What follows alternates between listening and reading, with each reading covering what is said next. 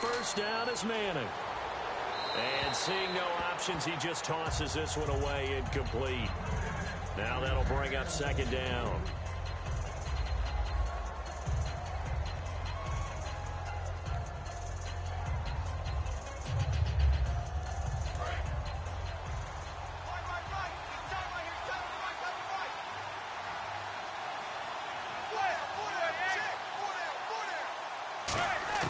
Manning again here on 2nd and 10. He's got time in the pocket. Nowhere to escape, and he goes down. Andre Branch in there to get him his second sack now of the afternoon. Now hold everything here. We're going to get a timeout by the offense. And with halftime on the horizon, they'll be out of timeouts from here forward.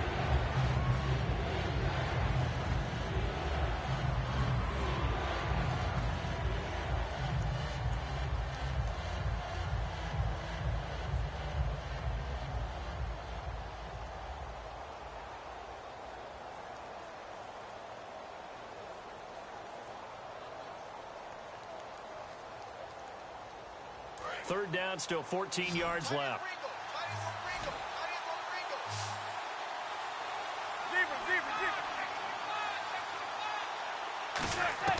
On 3rd and long, it's Manning. And that will be incomplete with a clock showing 18 seconds now to go. Well, they've had a pretty frustrating first half here offensively, and then just continued there with that incompletion. Yeah, definitely frustrating for them, but heartening for the other guys. Those stop troops, they're enjoying things right now because they made it very difficult for them throughout the half.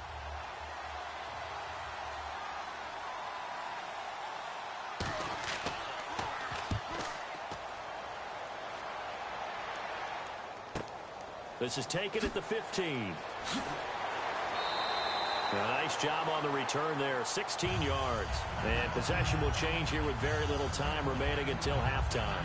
And the Dolphins offense now ready to go back out on the field. And from this spot in the field with the clock where it's at, you think we're just going to see a knee and that's it?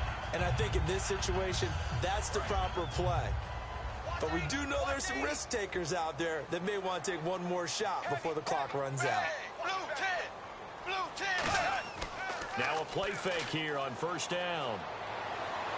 Toward the sideline, and look at that catch. Dragging the toes, and that's going to be a first down. Well done. Now that's the way you run offense. Understanding your clock situation. Excellent job getting to the sideline and getting out of bounds. That's the way to conserve time. And you see the clock almost empty, so this is likely the last play in the second quarter.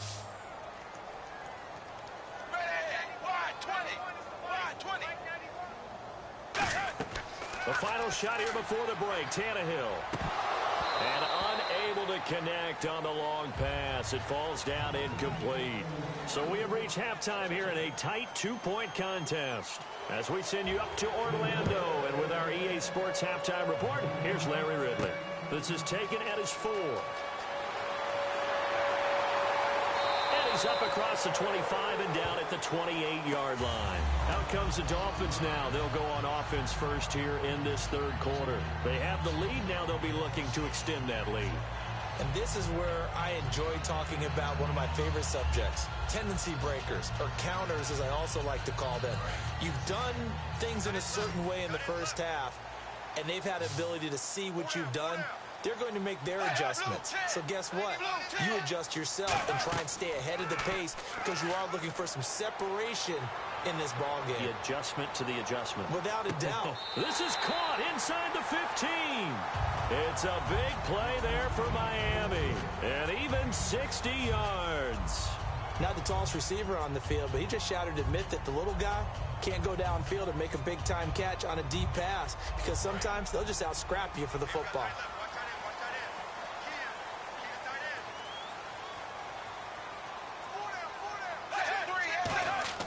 On 1st and 10, Tannehill. That's complete right around the 8. A gain of 6 there on first.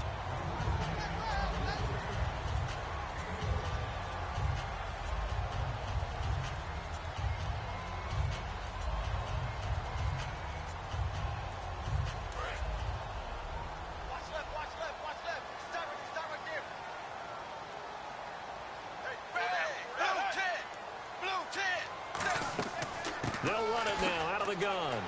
And he takes it into the end zone for the Dolphin touchdown. Jay Ajayi, a 5-yard touchdown run. And the Dolphins are able to grow their lead.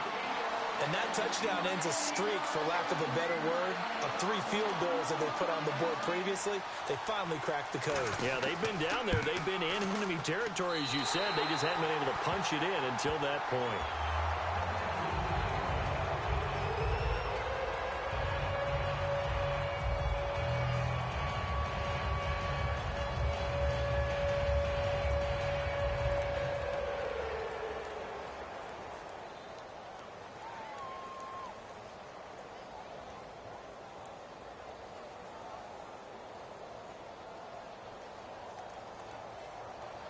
Frank's now on to kick it away after the touchdown. This will be taken in at the 1. And he'll get it up to about the 26-yard line, just across the 25. Now we take a glance at the offense as they work their way back out for their first possession of the second half. They're down in this game. A chance for the offense, though, to put something on the board, get some momentum here in half 2.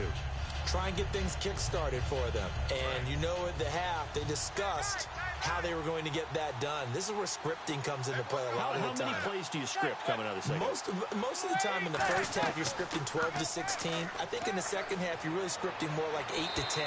Kind of a starter or an opener, whatever terminology they use. Just something to get you off to a quick start.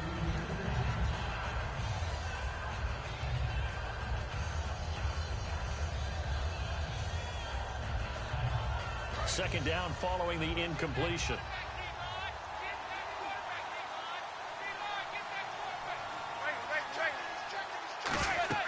They'll run it now out of the gun. And not a whole lot doing there, as he'll get it up to about the 28-yard line. Just a couple there on the second down run. Now they're staring at a 3rd and 8 situation.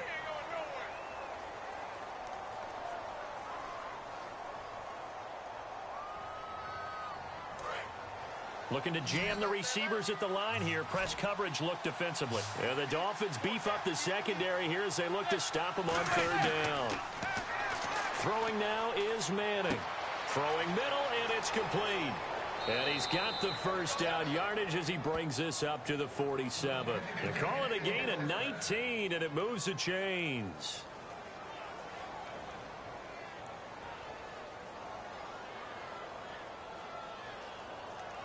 Fresh set of downs here.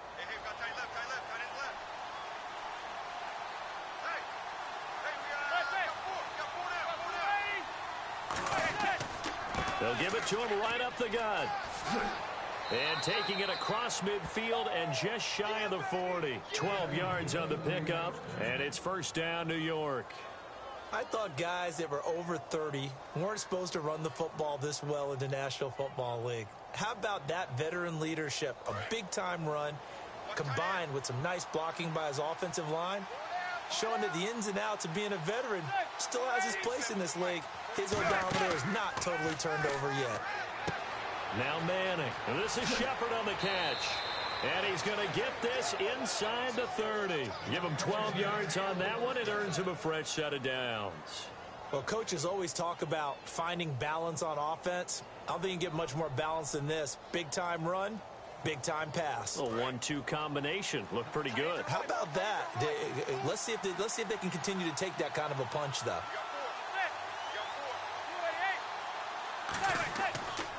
They'll give it to him right up the gut. And some room to work. And inside the 20 before he's brought down. It'll go as a gain of 12. And it'll be first down, Giants. And that's how you run the football and run it successfully. Big-time chunk of yardage picked up, but why? Offensive linemen won at the point of attack. Their leverage way better than the defenders. The low man wins when you're getting underneath and trying to move people. That's exactly what happened on that play. The offensive line moved the defensive front, created space, and the end result, a fantastic run.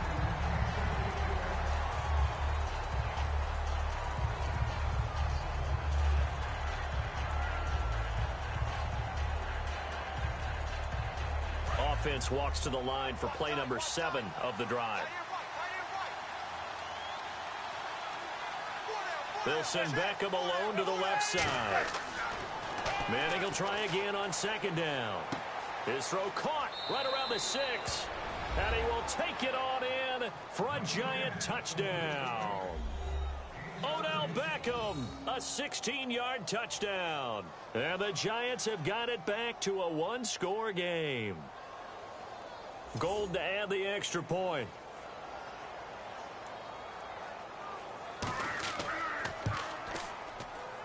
And it's good. It cuts it to 2. 16-14 our score.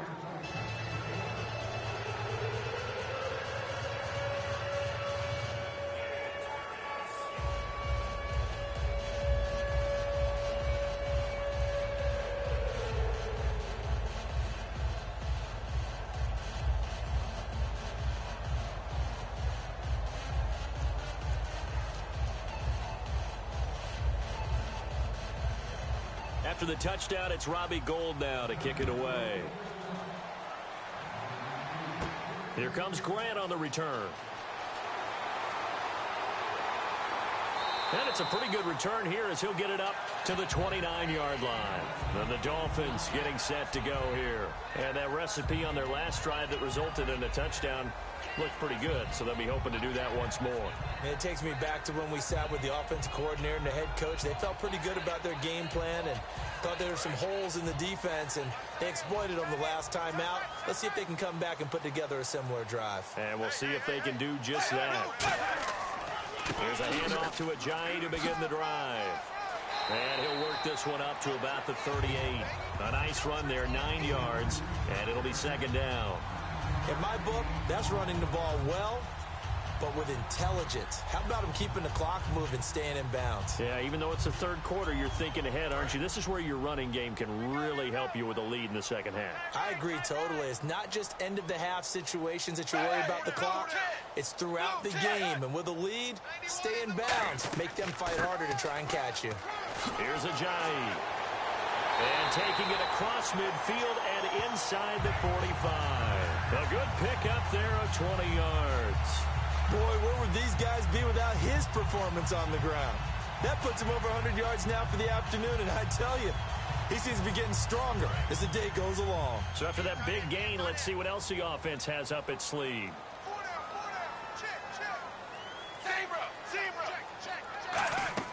They go play action here on first down.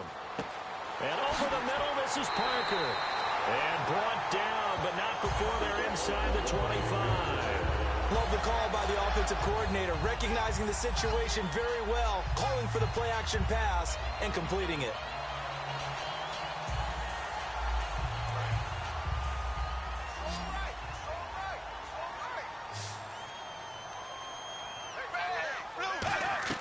Now a first down throw, Tannehill. Looking left side, that's caught by Landry.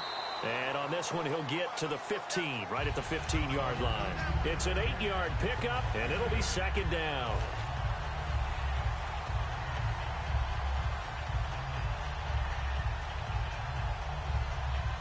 Completed pass play. Now let's see if they go back to the air or to the ground.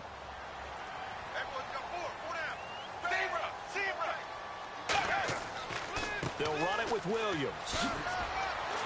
And able to get him down, but he does reach the 5. It's a 10-yard gain there, and it sets him up now first and goal.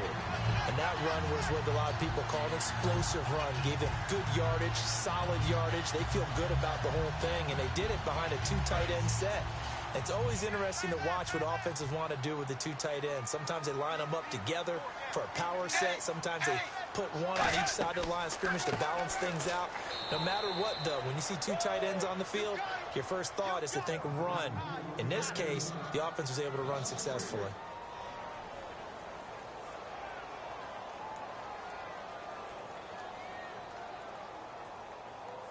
And here comes play number 6 on this drive.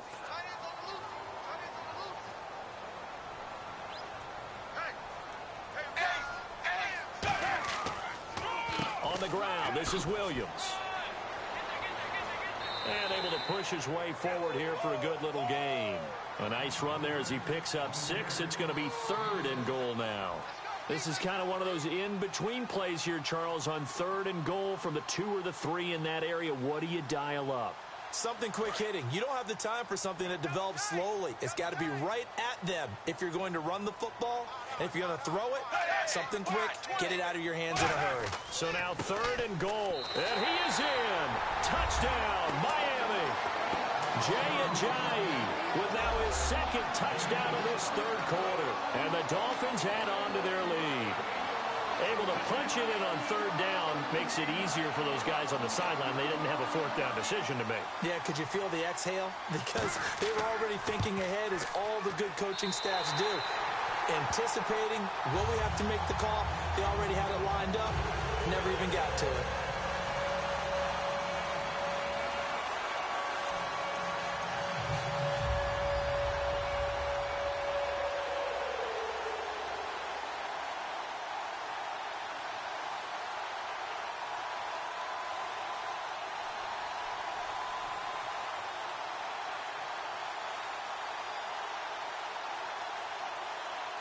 Frank's now on to kick it away after the touchdown. This is taken at the 3. And good starting field position. He'll get this one all the way up to about the 35-yard line. The Giants offense now, they get ready to head back on the field. Last time they were out, they scored. Still trailing here, though, so some work to do. But it's okay in terms of mindset. Because they scored the last time, they're not quite as worried about being down on the scoreboard because now their confidence is a little bit higher. They feel like they've got something going, and they feel like they can attack again and put more points on the board. Are you scoreboard watching if you're the offense, or are you just focused on this drive? We wouldn't be telling the truth if we said that they didn't scoreboard watch. Everyone does it to some extent, but you've got to set it aside right now and just focus on this series. That'll take care of the scoreboard if they punch it into the end zone. So here we go, 1st and 10 now.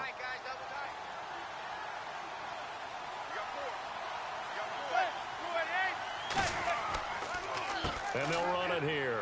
And he'll fight his way forward to about the 48-yard line. Give him a couple on the carry there, 2nd and 8.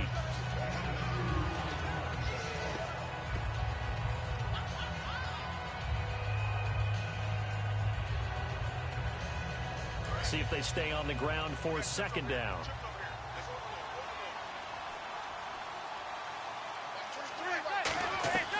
On 2nd down, here's Manning. Caught left side, it's Beckham. 6 yards is the pickup, and that'll lead to a 3rd down.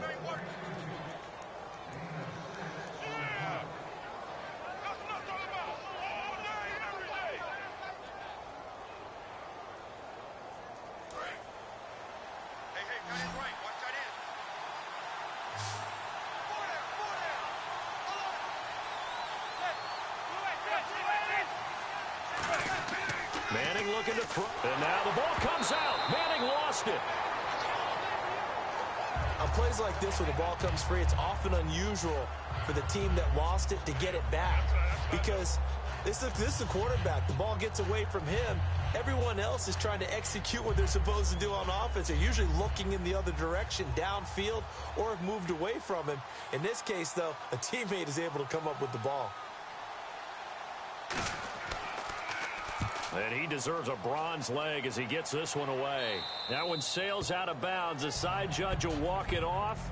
And he says it went out of bounds at the 9-yard line. Nice punt. Out comes the Dolphin offense now as they get set to take over here. And they'll just simply be looking to build off the confidence of the last time out where they scored a touchdown. That confidence is powerful, isn't it? When you've scored once, you feel like you can go back out there and get it done again. Doesn't matter what the defense throws at them. They feel like they're in a groove right now, and they want to get out there and show it. Yeah, hoping to stay in that groove here this go-around. And he just gets rid of it, throws it away. A wise move there, looked like nobody open, now 2nd down.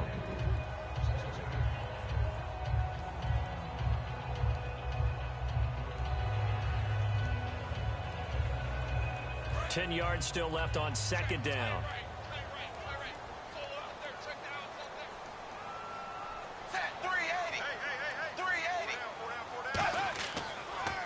They'll give it to him right up the gut. And some room for him there as he'll take this up to about the 15. It'll be a pickup of 5, and that leaves him with 5 more. 3rd and 5 now. But really, that was no surprise there. They've been running it well all game, and I know goals change all the time, but any team will take that type of run each and every time. Third down now following the run.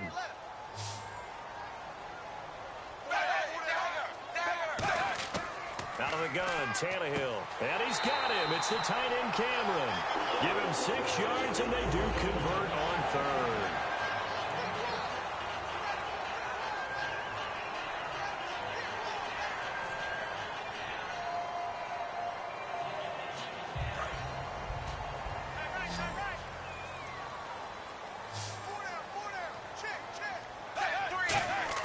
On first down, it's Tannehill. And Cameron has it over the middle. Give him 9 there on the first down completion.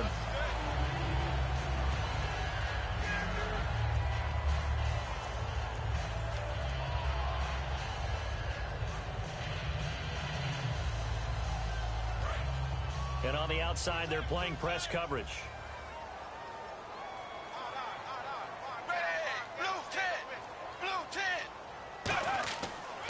Now they try the right side here. And he's able to take this one up to the 35-yard line. They get 6 on the pickup there as the drive will continue. And this is beginning to border on dominance. Another strong run that picks up a first down. You've got to wonder if the defense coordinator is wondering, will even go to goal line defense in any situation now to try and slow down this running game.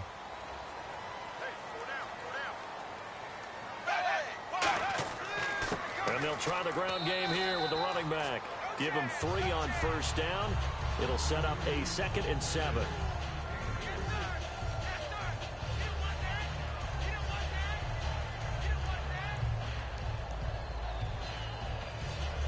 And after the play on the ground, that brings up 2nd down here.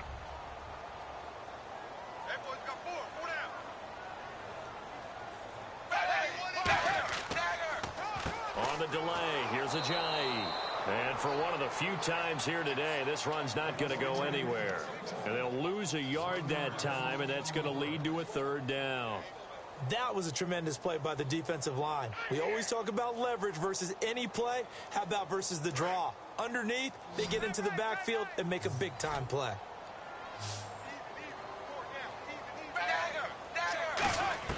Throwing on 3rd down, Tannehill. And he couldn't hang on to it through the contact. Incomplete. Now a stoppage here as it looks like we've got a Dolphin shaken up on the play. We'll get an update when we come back to Miami.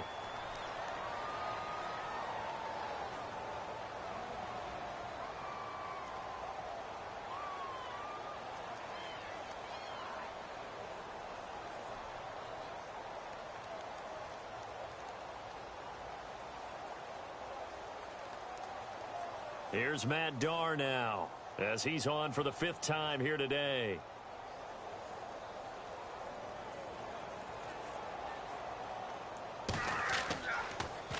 He's averaging just under 50 yards a punt as he gets this away. And a great job on special teams to down it, as this will be marked out inside the 5-yard line. And New York set to take the field. And down on the scoreboard, certainly needing to avoid what happened on the last drive, punting the football. Sense of urgency has to take over for them here. They know the score. They know the situation. And by the way, the punter no longer exists for their offense. That's how they have to treat this drive. They need points. Big time. They come up in an offset eye. They start the drive with Jennings. And he is going to lose yardage here. That's going to go as a loss of a yard, and it'll be 2nd down. And yet again, this run game just continues to be completely shut off. Completely stymied. I mean, they're trying to get some consistency, trying to find places to roam. They just haven't been there throughout this game.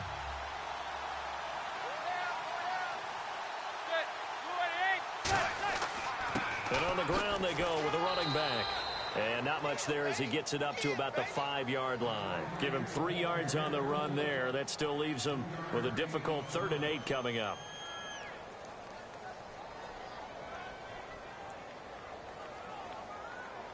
So a 3rd and 8. Looks like the defense in press coverage here.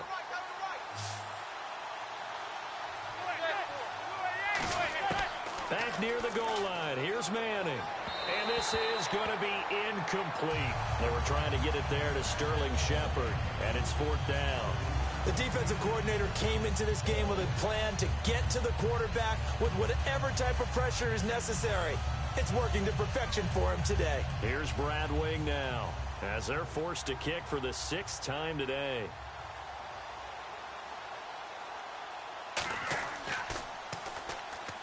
So a short drop, but he's able to get it out, and this is a good kick. Returnable here from the 38. So a change of possession here on the punt. And possession will switch hands, 1st and 10. The Dolphins offense now heads back on the field. They've got the lead. Last time had to punt it, though. What's the key to this drive? I think it's leverage. Leverage. Big guys up front. You know the motivational speech on the sideline is, guys, give us an opportunity. Protect the passer, create space for our runners, and let's go ahead and give these guys. Low man wins. Let's go do it on this drive. We'll watch that leverage on this drive. And taking it across midfield and inside the 45. A nice pickup there of 11 yards, and it'll move the sticks. Really good, skillful, tough running throughout this contest. Picked up 1st down after 1st down. He's got to have a nickname, doesn't he? How about the human 1st down machine? I think that fits.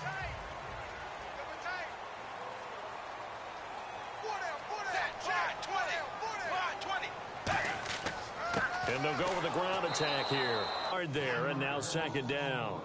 They've been giving up big gains throughout this game. Finally, they bottle him up. Perhaps this is the spark they needed moving forward.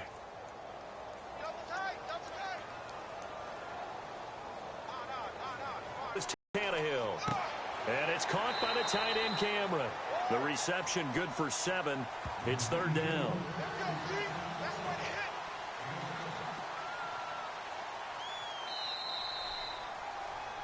Back now in Miami. It's Dolphin football. It's also Dolphin lead to begin quarter number 4. Looking to jam the receivers at the line here. Press coverage look defensively.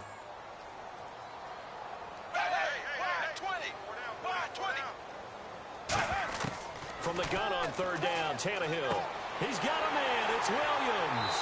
And he's able to pick up the first before he's taken down at the 27. He's played a great game. It continues right there, even with this lead. Confident to throw the pass and have the reception made. There's no doubt who the leader of their team is there? There's no doubt who they want to ride all the way to the finish. The strategy would tell you run the football, run the clock down. Instead, they're letting him throw it because they feel that confident in what he's getting done.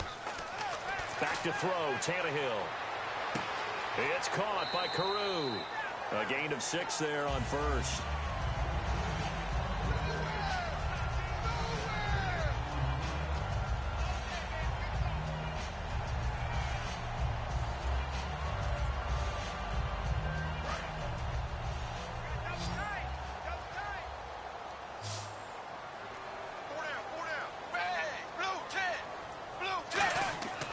They'll give it to him right up the gut. And not much to speak of there. Maybe a yard down to the 20. Damon Harrison, the one on the stop.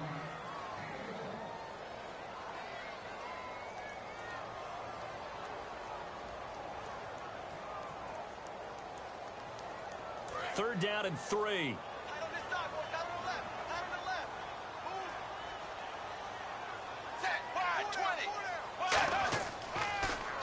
They'll give it to him right up the gut.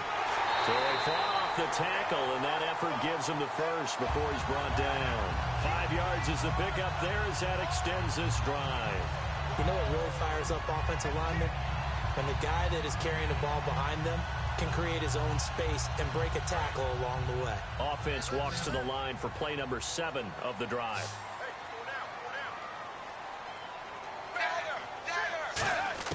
On 1st and 10, Tannehill. And his throw's going to be incomplete. Devontae Parker, the intended receiver. That'll bring up 2nd down.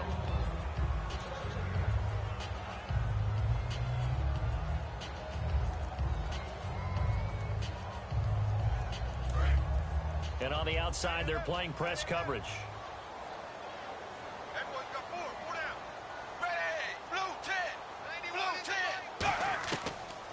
They'll run it now out of the gun. And he's going to fight his way forward here for a modest gain.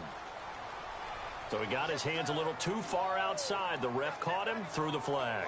Well, so much for all the time that you spend in practice. Backs to get in sync. That requires a ton of practice time, a ton of watching tape together, a ton of really getting to where you're thinking with one mind on every single play that's called, every single run, because you want to know how your guy's going to block it. They want to know how he's going to run it, what kind of cuts he's going to make, and it's really anticipatory. And when you're really locked in together, you know what he's going to do before he actually does it. On this play, that didn't happen at all, and that turned into a big loss.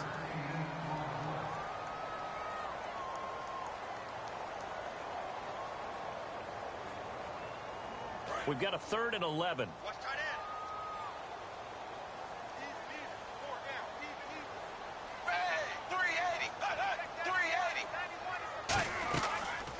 They'll run the option left. He can run for it, and he will. Call it a gain of 5. 4th down now. That's one the defender will hear about later from his teammates. He's got the quarterback in his grasp, but lets him break the tackle.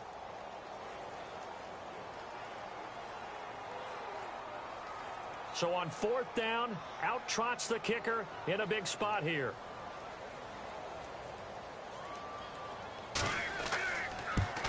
And Frank's kick is good. And the Dolphins will add on to their lead. So they settle for just the 3 there, but clearly anything helps when you're trying to salt one away here in the 4th. Without a doubt, I think a touchdown would have been the final nail. But 3 does give him some breathing room and lets him build up a little cushion.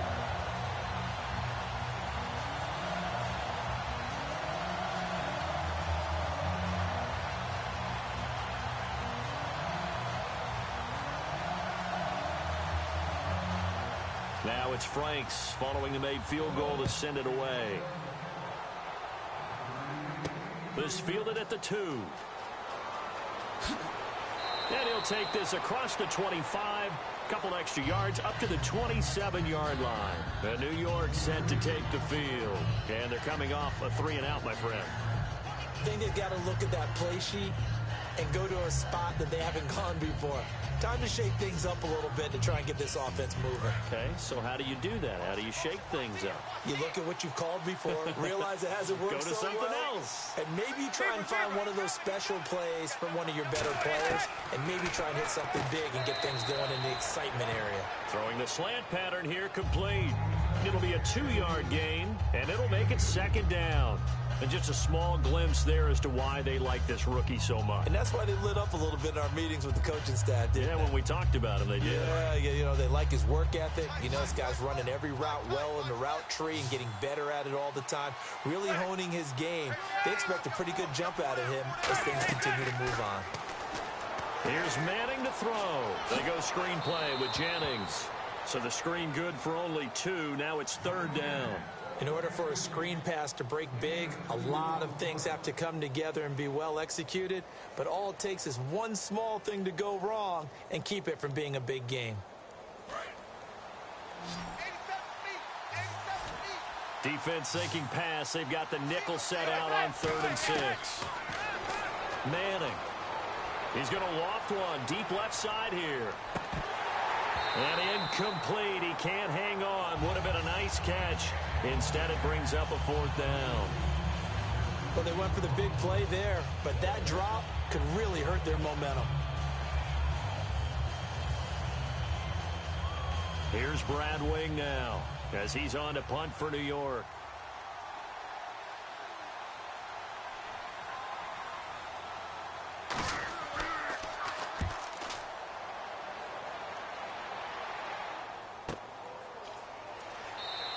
A big kick that time, 52 yards. And the Dolphins' drive will start deep in their own territory with a 1st and 10.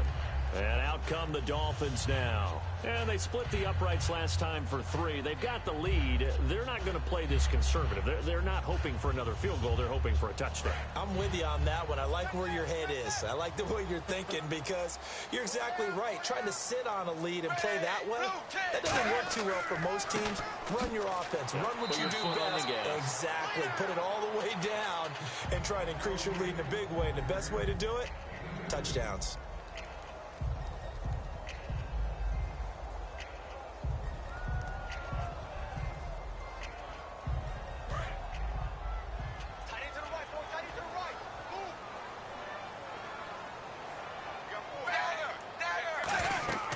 Play fake to Ajayi. It's Tannehill.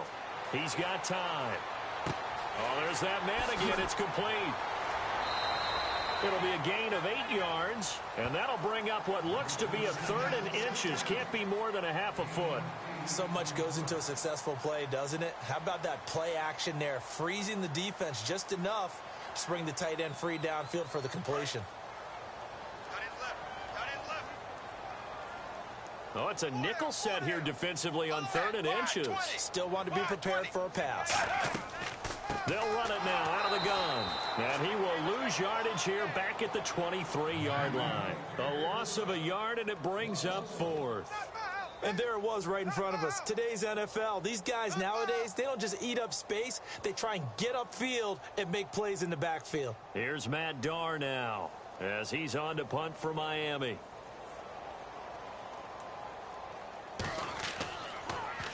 Averaging over 50 yards a punt so far as this one's away. Here's Beckham. Oh, nice move. Well, he wasn't too far from breaking that. Officially, give him 15. And the offense will come back onto the field for the 1st and 10. And New York set to take the field.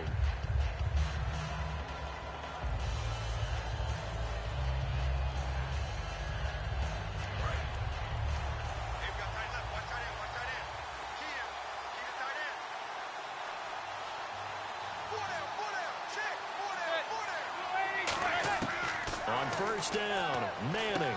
Oh, he's got a man wide open, complete.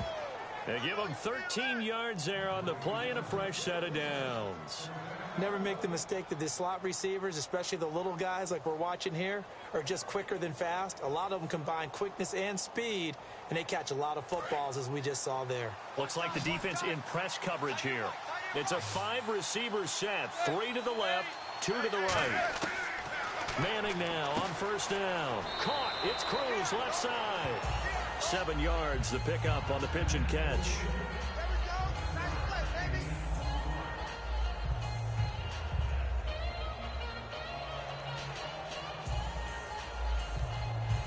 So 2nd down, 3 yards to go now.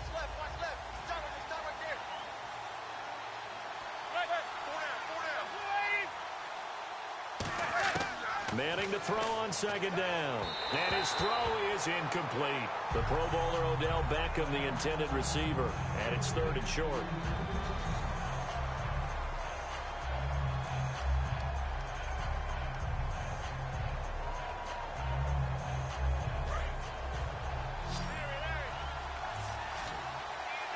So they brought in an extra defensive back here, so probably not expecting a run on 3rd and 3. A good call. Throwing is Manning. He's got Cruz complete. Touchdown, Giants. Victor Cruz, 45 yards. And the Giants able to get this back within a touchdown. I know these wide receivers are about flash and dash and high-flying plays, but a good number of them played running back at some point in their career, and that's how they finish off a lot of their big plays, run after the catch. And this time he finishes off the big play in the end zone.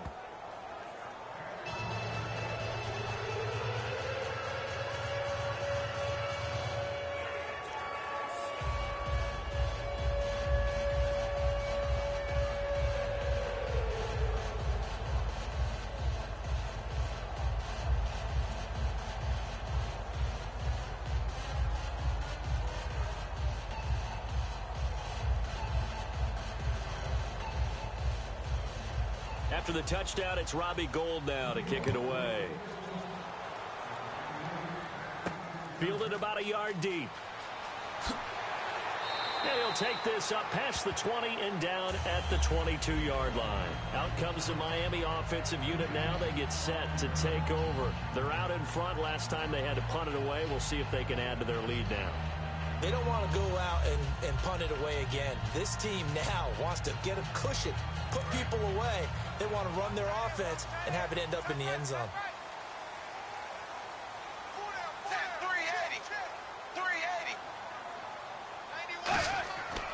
They'll start out on the ground with Ajayi. 2 yards on the carry there. It'll be 2nd down.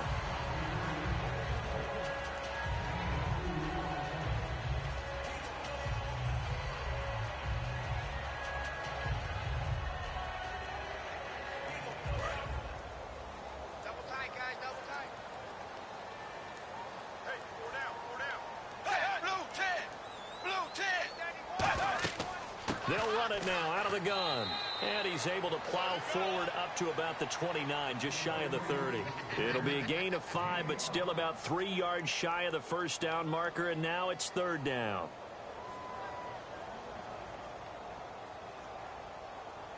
Let's see if they can convert here on 3rd and 3.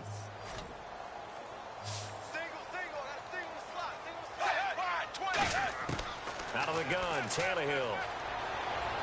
And caught by Cameron right side. And he will have a first down here at about the 40. It's a gain of 11 yards that time, and it produces a new set of downs. And that pickup of a first down, that's going to leave a mark because they really needed to stop them there, didn't they? So frustrating. Defensively, you're a play away from getting that football back here down late. Tough. Now they've got to find a way to create a turnover or a takeaway. Otherwise, this one will probably get away from them. Tannehill finding time. And he'll toss this one incomplete. Seeing no options, he throws it away.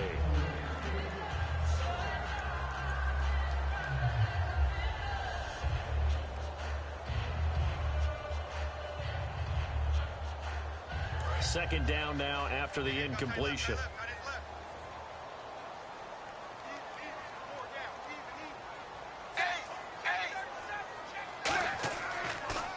Now they'll run on the draw. And he's going to take this one up only to about the 44-yard line. Calling about a gain of 3, and they'll be looking at a 3rd and 7 coming up.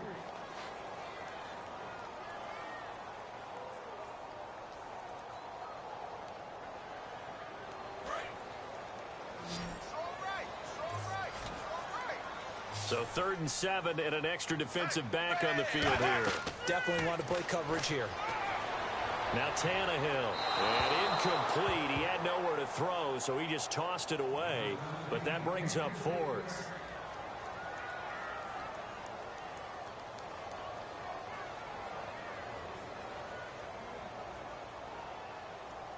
Here's Matt Darr now, as he's on to punt for Miami.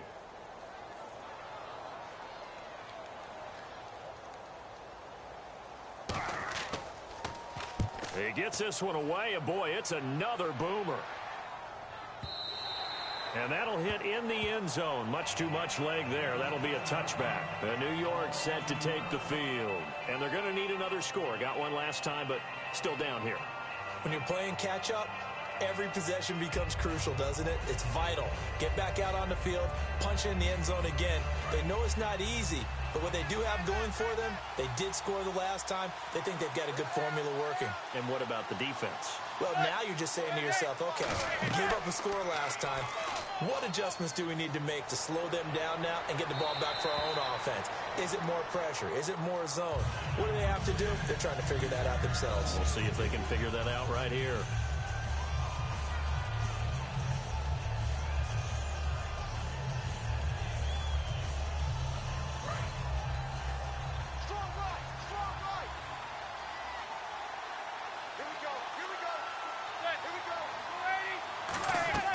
Manning will try again on second down. Trying to set up the screen, and it's intercepted. Picked off by Kiko Alonso. And his guys will take over at the 14-yard line in the red zone. The Dolphins offense now working their way back onto the field. And they'll be looking to avoid what happened last time, which is punting the football. But when you look at how teams play the game, that complementary football comes into play. How do I take care of my defense? How do I take care of my offense? Well, the defense is taking care of them in a lot of ways. Now it's time for the offense to jump things up and help their defense out. Give them a little bit of rest. Yeah, time for them to give them a rest. You took the words right out of my mouth.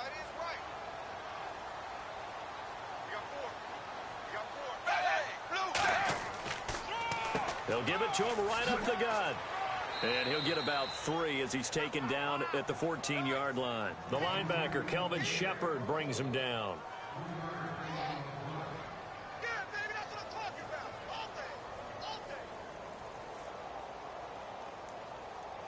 So following the run, we'll see what they do here on third down.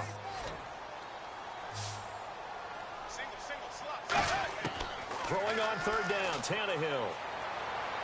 It's caught, Stills, right side. And he'll get it here to the 10-yard line. Just a 5-yard pickup, and it leads to fourth down.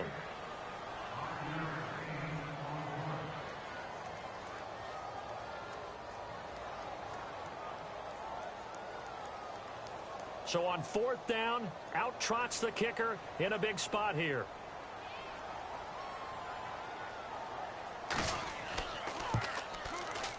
And Frank's kick is good. And that'll push the lead up to 8. So, Charles, I think from a defensive perspective, you have to look at that field goal there and consider it a win. You were able to keep them within a touchdown, so no question about it. That was the kind of stand that keeps you in ball games.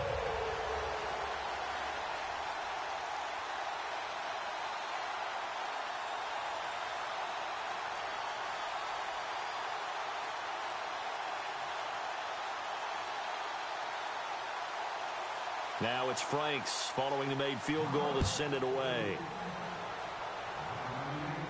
Rainey to return it. Ooh, with a juke. And he'll get it up past the 20 to the 22-yard line. New York set to take the field. And following the interception, just any interception, are you a little bit more cautious when you start that next drive, or no, you just throw that out the window? I think you are. I don't think that there's any way you can run back out there and go, totally didn't affect me. Let's just go ahead and be loose with the football again. You're going to take care of it, but you have to be careful about being too cautious because now you can't run any offense at all. Don't want to attack. We'll see how they attack him here. He's going to leave this for his running back. It's complete. And he'll wind up losing yardage here back at the 21-yard line. That's going to go as a loss of 2, and it'll be 2nd down. Really good defensive effort. They were all over that little swing pass out to the right side, but for lost yardage. Terrific read, better execution, and done with a lot of enthusiasm, wasn't it? Absolutely. They saw it all the way, ran to the football, and caused a nice play for lost yardage. It's hauled in by Shepard. They'll wind up getting 10 back as that sets them up for 3rd down. And the Giants' all-time leader in passing yards and completions and touchdowns, just another connection. No doubt about it. That's the Eli Manning we know, pushing the ball downfield and with proficiency. So here we go, a 3rd down after the 2nd down pass completion.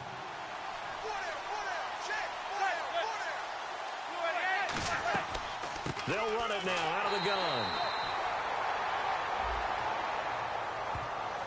And the dreaded face mask penalty, that's going to cost him 15 yards. And it's such a dangerous play.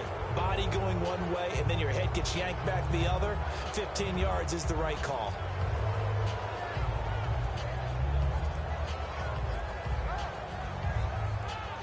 And the offense lining up 1st and 10.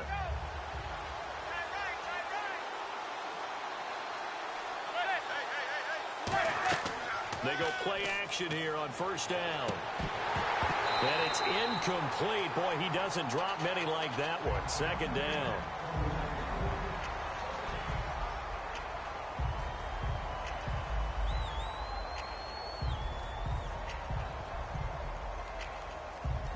Unable to connect on the 1st down pass play. Now it's 2nd down.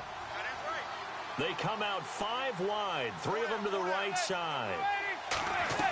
Manning again here on 2nd and 10. And his throw's going to be incomplete.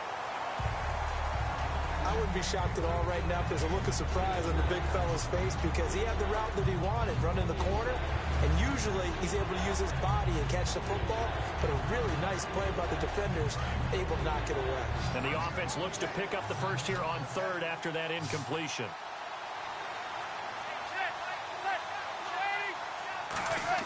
Throwing is Manning on 3rd down. Surveying the field. And he'll just toss it away. So he throws it away, and that brings up 4th down.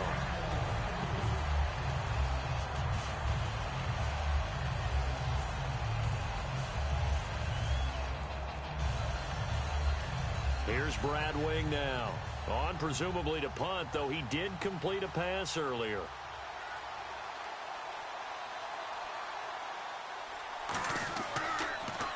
He gets us away. It's a good one. Drawing toward the sidelines. No returning this one. It sails out of bounds, and they'll spot it right at the 20. So now here come the Dolphins. And they had 3 points last time, but they didn't want 3 points because they were well within range of scoring a touchdown. We'll see if they can do better now. I'm with you on that one. Let's just go ahead and be frank about the whole thing. The only one happy about the 3-point. The kicker. Exactly. He put it through the post. That's going to help him in contract time. But that offense, they're thinking, let's get in the end zone this time. I don't know if that helped him in contract time. You could have kicked that one through. I don't know Toe bash. I don't know about toe that. bash. Super toe.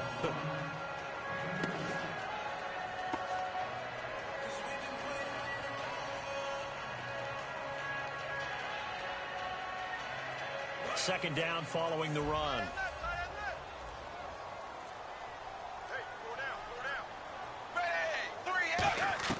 Out of the gun, Tannehill.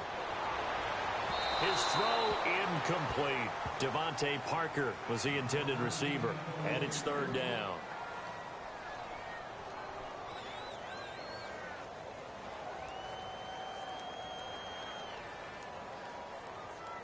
And the offense here just looking to stay in bounds, complete the short passes, and put this game on ice. From the gun on third down, Tannehill. He's going to float this one deep right side. And a shot taken on third down, unsuccessful. Fourth down now. One of the toughest things about playing defensive back is pattern reading, trying to figure out what they're doing. And on that one, they had the fly, just sending a guy downfield with the in route accompanying it, what people call a dagger route, trying to hit the guy underneath after the clear out. In this case, though, they're not able to get it done. Yeah, they said forget the underneath route. They went for the guy on the pressure. Comes and the Giants block it. This will be, and he will score. Touchdown, Giants. Partners, you well know every block punt wasn't necessarily a called block. Sometimes the guy just finds his way back there. Doesn't matter. The play happens, and that one turned into 6 points because they handled it so well after the block. All right, now a big two-point conversion attempt still to come.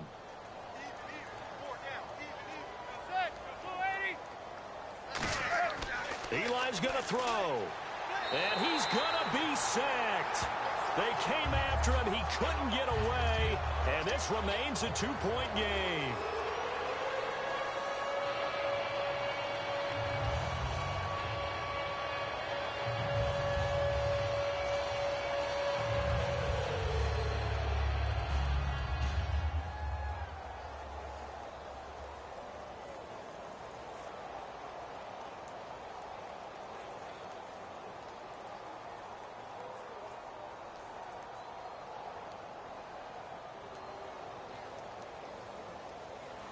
So after the punt return touchdown, let's see what their opponents can do with this kickoff.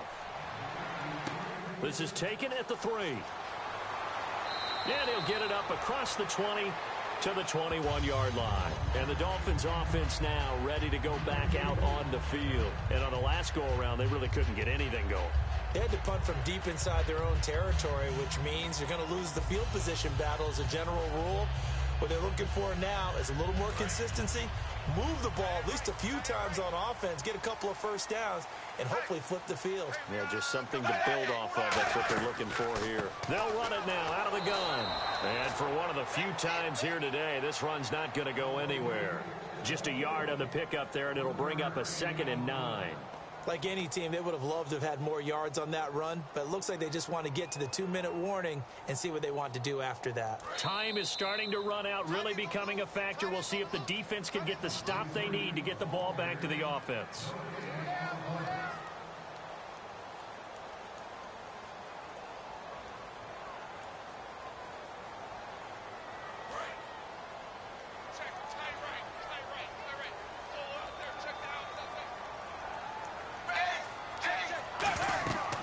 They'll run it now out of the gun.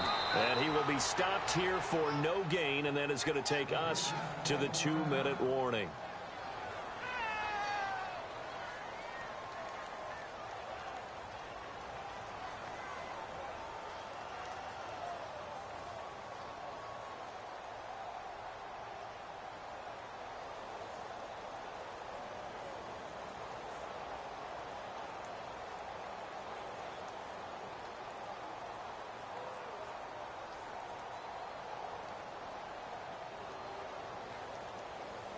Third down at 8 now.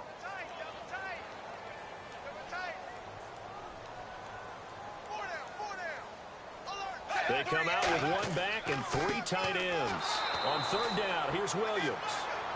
And now the Giants, they get the officials' attention and take another timeout. That'll be their second, so one more chance to stop the clock here, and we'll be back.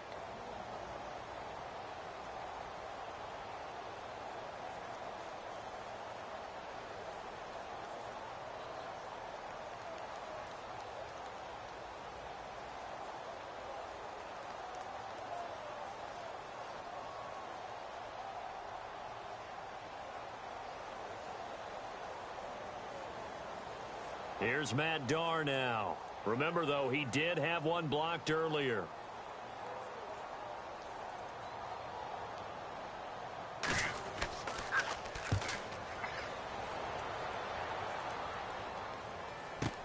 Beckham, the return. Officially, that'll go as a 52-yard punt. Not too shabby. And it'll be Giant football 1st and 10. And New York set to take the field.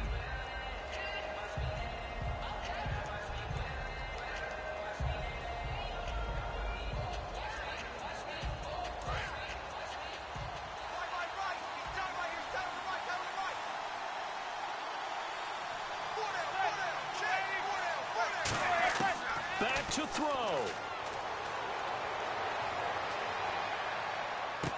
Wide open receiver complete. And he's taken down, but not before he gets this into enemy territory across the 40. They're going to hurry back to the line now. Back to throw.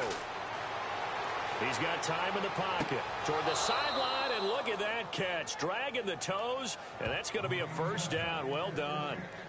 They got exactly what they wanted there. Out route, catch, get out of bounds, stop the clock. And I have to criticize defense here because you know the situation. You want to keep them inbounds and have the clock run.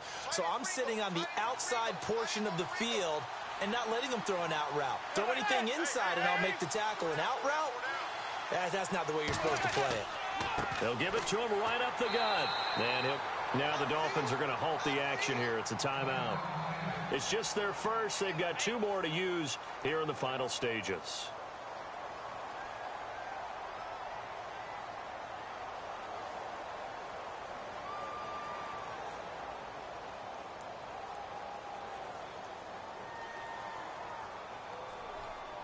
Nine yards still remaining here to pick up the first on 2nd down.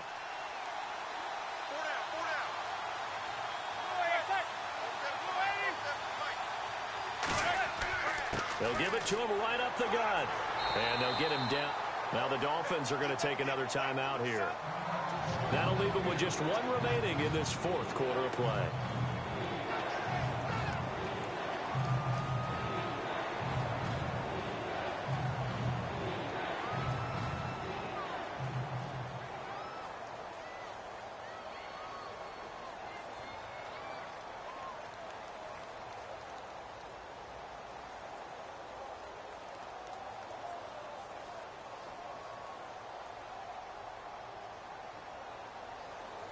Defense looking to hold serve one last time here on 3rd and 7.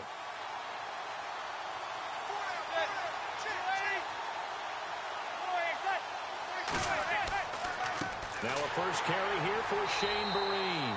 And he is going to lose yardage here. Losing 2 yards that time, and now it's 4th down.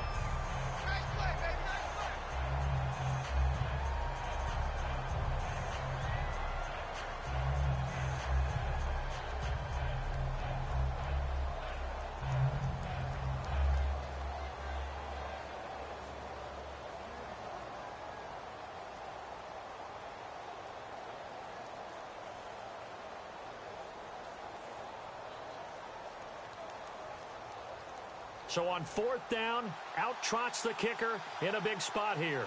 This for the lead in the final stages. And the 11-year veteran bangs it through. And with a little over a minute to play, they have taken the lead. Now then, it's a big kick right there to give them the lead in the 4th. But, Charles, there is still time left for a final drive. Brandon, you know they would have liked to take the clock down just a little bit further, at least under a minute or so, but this was not over yet, especially since they just need a field goal.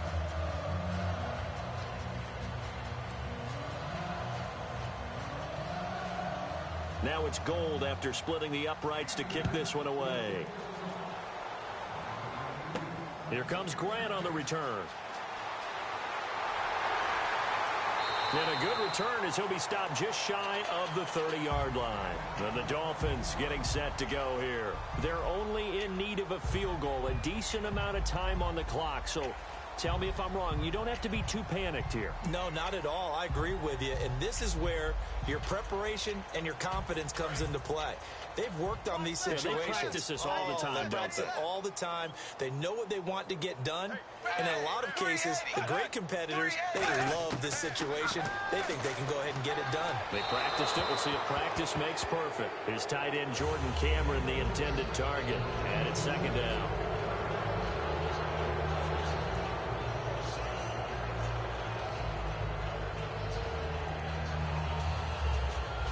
Offense still needing 10 yards. Second down. They come out 5 wide. 3 of them to the right side. They'll look to throw. Looking sideline, incomplete. They were looking that time for Leonte Carew. And now it's third down.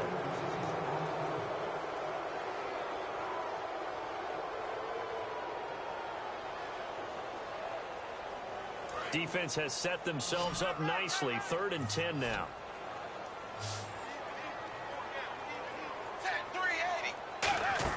He's back to throw. And he can't get a throw away. He's taken down. 1 score down. Here we go. They're going to go for it here on 4th down. He'll look to throw. He's got time. And no, it's incomplete. They had to go for it with such little time remaining. And the Giants are close to finishing off this football game. And New York set to take the field. They're up by 1. They have the football. The key here, just don't do anything silly, right, Charles? That's exactly right. You know, all the admonitions as they ran out there. Take care of the ball. Secure everything. Be tight in everything that you do. No let up, no crazy plays, and they can go home with a victory. Let's see here if they can do all those things and hang on to this victory. That's going to go as a loss of a yard, and it'll be second down.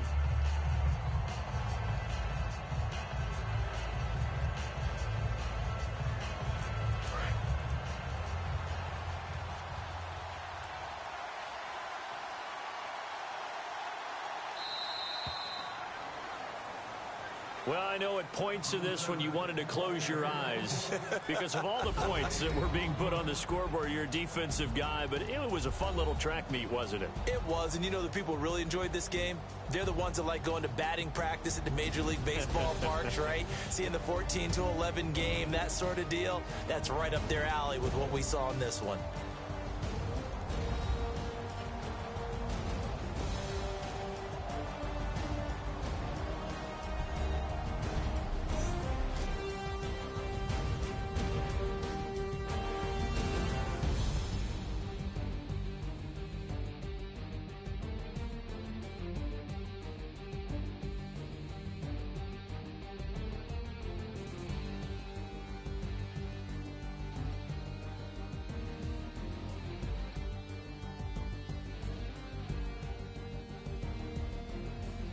So that'll do it for us. For Charles Davis and all our crew, I'm Brandon Gaudin. You've been watching the NFL on EA Sports. And with that, we sign off from Miami.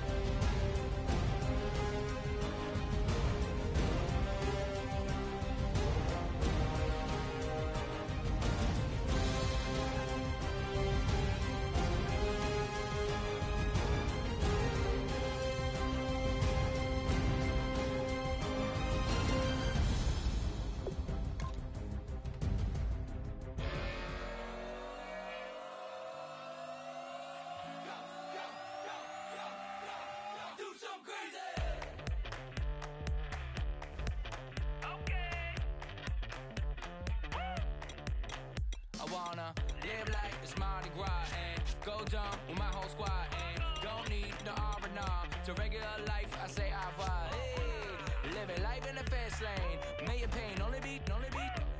So please come join me. One thing, good vibes only. I just tapped. I'ma fill my cup. Got fireworks. Let's blow some love. Tonight I'm going stupid. Doing things I've never done. We all got one thing in common. We just wanna have fun. Hey. Do what you wanna do. Do what you wanna do. I think I'm gonna do something crazy.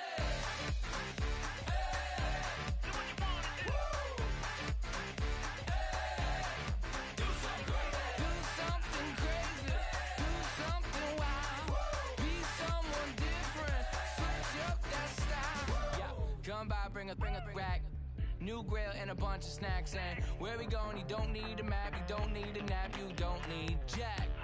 Except lots of people, some very loud speakers, cold drinks and good. Hello, everybody. I'm Larry Ridley, and this is the NFL on EA Sports.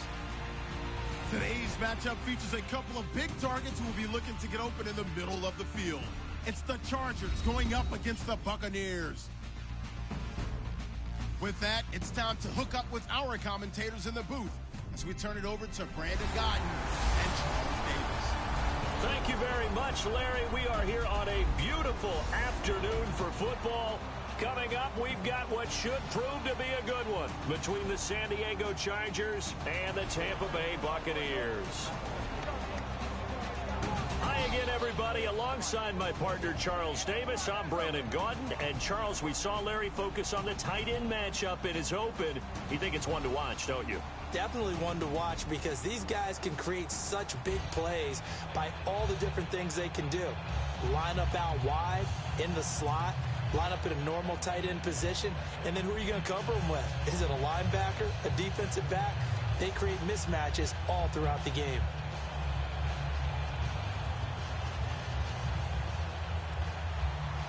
And set to go with the ball on the tee is the rookie from Florida State, Roberto Aguayo. And off we go from Tampa. This one fielded at the 5. And not a bad return here. He gets it out to the 25-yard line. And out comes a San Diego team that finished the season at 5-11. Phillip Rivers, he led the NFL in a bad stat. Interceptions thrown. Second time in his career that he's thrown at least 20 interceptions. Now, look, he's had a great career, but a little wild with the football this season. A little wild with the football, I think, in large part because he's trying to create plays that maybe just weren't there. Remember, Keenan Allen, his top receiver, went down early in the season. Can you name the rest of the guys? That's where it got tough for him. I thought Tyrell Williams did a nice job stepping in, but all in all, he didn't have Antonio Gates for an entire season. Give Phillip Rivers those weapons around him. I think we'll see the Phillip Rivers of old one more time. Now a first carry for Melvin Gordon. A gain of 3, second down. This offense has talent, and certainly Keenan Allen, he has a lot of talent. And he plays so hard each and every week. He's a guy who demands the football.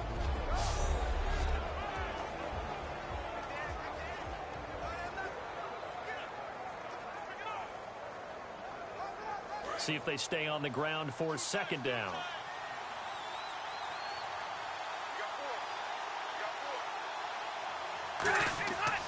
They keep it on the ground. Again, Gordon. And he'll get about 4 across the 30 to the 32. The Pro Bowler, Brent Grimes, brings him down. On the defensive side of the football for the Bucs, here's the lineup. You know, you look at last year, 2016, 23 points a game, right in the middle of the league, but improved, I think. How do they look going forward? Well, they did improve, and they improved throughout the second half of the year. They focused on communication. They cut down some of the stuff they were doing defensively, made it simpler, and they played a lot faster. And look, Gerald McCoy is a terrific player on the defensive line. You got linebackers that can run in Levante David and Quan Alexander. And I thought that Keith Tandy really emerged as a safety for them down the stretch and made some big-time plays. to throw. Looking for his tight end Gates, and it's intercepted. Picked up by Quan Alexander. And this one will be returned to right around the 38-yard line. Certainly not how they envisioned ending their opening drive here in the first quarter. Too many ones in this play. First quarter, first drive, first interception thrown. And that last one, that hurts.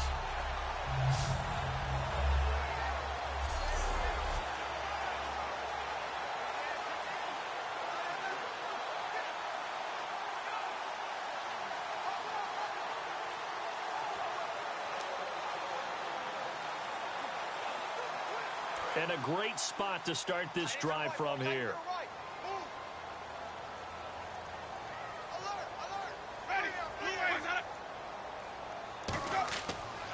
And a first carry here for Charles Sims. Oh, look at that. Oh, look at him turn. And brought down, but not before they're inside the 25. Every now and then when we see a really good run, we really tend to focus on what other people did in order for that run to happen. What the offensive line did, what the receivers did to help. Sometimes the running back's pretty good too. And on that play, he picked up a lot of good yardage and made it happen with great effort.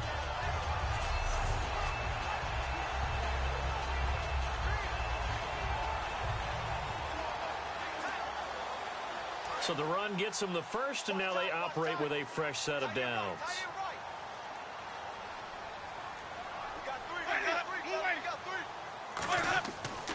Again, they run with Sims. And able to push his way forward here for a good little gain. He'll get a nice chunk there on the first down run, and it's 2nd and 4. Playing against a 3-4 front is really challenging for offensive linemen because they can do so many different things. But when you're running the football, if you can handle the nose tackle up front, and it may be a guard can slide up to the second level and block a linebacker, that's when you have success running the football. Now Jameis on 2nd down. And he takes a shot on the release as this will be incomplete. Charles Sims, the intended target, and it's 3rd and 4. They got pressure there and only rushing 3. And there's a defensive coordinator right now who is celebrating not just getting home with 3 there, but realizing if that's the type of pressure he can get in the entire game, then his pass defense is going to be excellent. You're dropping 8. Where are you going to go with the football? Winston from the gun on 3rd down. He's got Evans. It's a 10-yard gain there, and it sets him up now 1st and goal. When Mike Evans sees man coverage, I don't think he's the only guy who gets excited. I'll guarantee the guy throwing the ball does, because guess what? He's got a lot of options about where to place it because of Mike Evans' size and frame.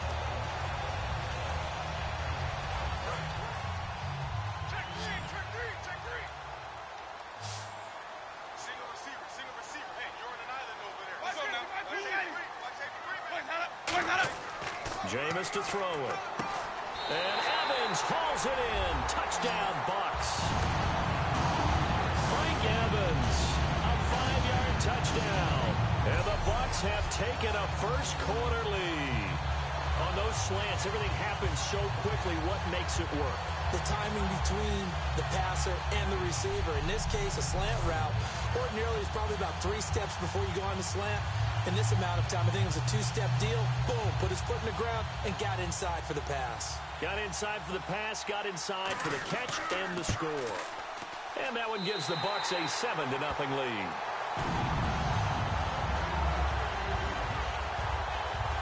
The drive summary that time, 5 plays. And it ends with a touchdown for the Bucks.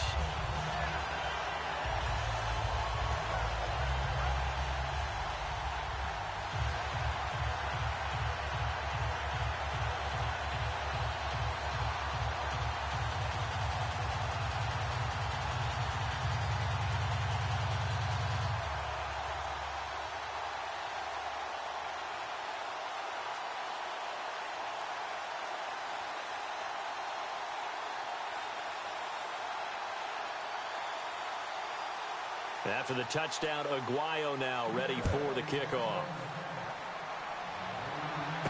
This one fielded at the 5. And not a bad return here. He gets it out to the 25-yard line. Now the Chargers offensive unit ready to see what they can do here. And following the interception, we'll see what they can put together on this drive. I can hear my old college coach right now. He always used to tell us before every game, the team making the fewest mistakes will win. What they're hoping is that that last mistake is their only one of the game. Coaches, that's all they talk about, turnovers, right? Minimizing those and maximizing opportunities.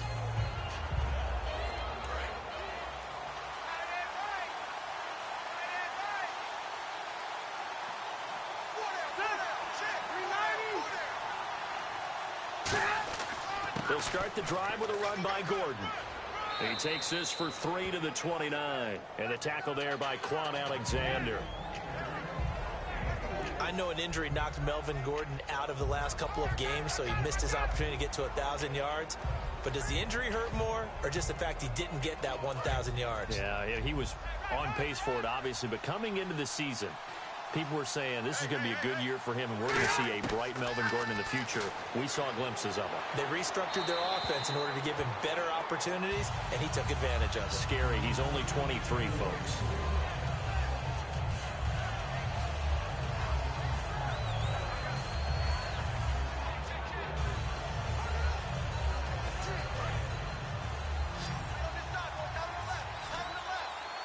And the Bucs with an extra defender in the secondary now on third down.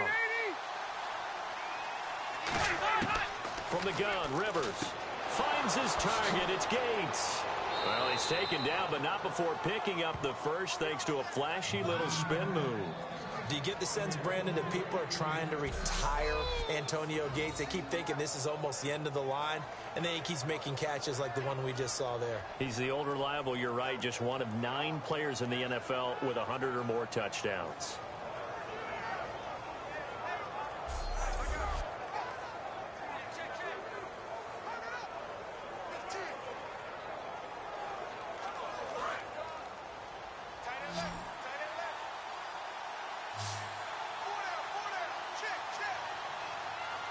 One man in the backfield is Gordon.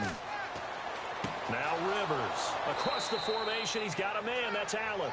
And a nice gain of 21 yards. Well, Brandon, when I watch Keenan Allen play, I actually shake my head in amazement sometimes. ACL tears in each leg the last 2 seasons, and now he's back in 2017 sprinting around. And he'll be 25 at the start of the 2017 season. A lot of people rooting for this guy. You just always worry, though, don't you, when you have an ACL tear, especially in both knees? You do worry about it, but you also have seen guys who have come back from multiple tears and have had really big-time careers. You know, Frank Gore has done that, and now with the Indianapolis Colts. And then you look at Thomas Davis with the Carolina Panthers, 3 times in the same knee, and has come back and had an extraordinary career. So I like the odds for Keenan Allen, and Phillip Rivers really wants him back in a big way. He's his #1 target. Holding offense. So a little grabbing there, but this time it goes against the offense for holding.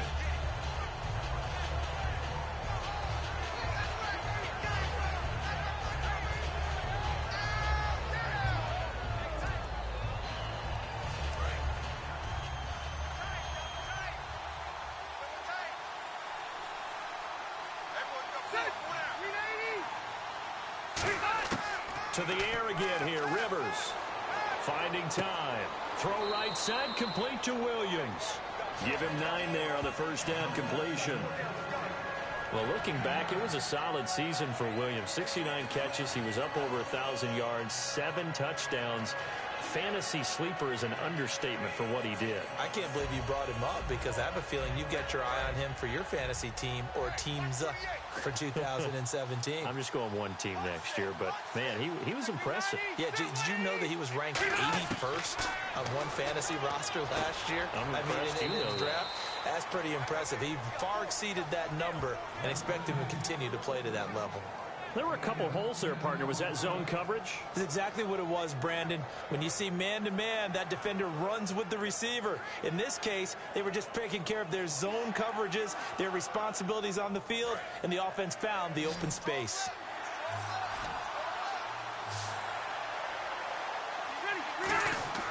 Third and short yardage, Rivers. Toward the sideline. Did he keep the feet in? Yes, he got them both down, says the side judge, and that's good enough for a first down. A nice little completion there by Phillip Rivers. And you and I were reading the article yesterday, 5th grade. Rivers had to do a project where he had to make a poster about his dreams and aspirations. So he clipped out a football player from a magazine article and pasted his face on the helmet. That's what he wanted to be, and it turned out okay. Not so bad at all. Remember, he's the son of a coach. And on that play, I think he made the old coach proud with that completion. Red zone opportunity. They come out here in the eye. So the offense has it, 6-yard line, 1st and goal. They'll say no gain on the play, and it'll be 2nd and goal.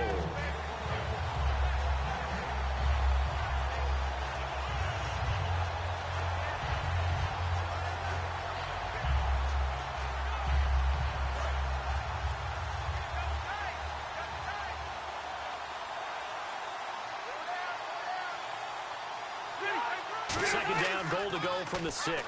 They'll keep it on the ground. This time it's Gordon. And he goes backwards on this one. Losing yardage to the 7. He lost 2 there, and it's 3rd down. Not only was that a terrific play, but that loss of yardage they created this close to their own goal line, that gives them a little breathing room now as they move them back. And they're breathing fire a little bit right now, aren't they? A lot of confidence being shown by them at this point of the game. So they're back at the 7 now for 3rd and goal.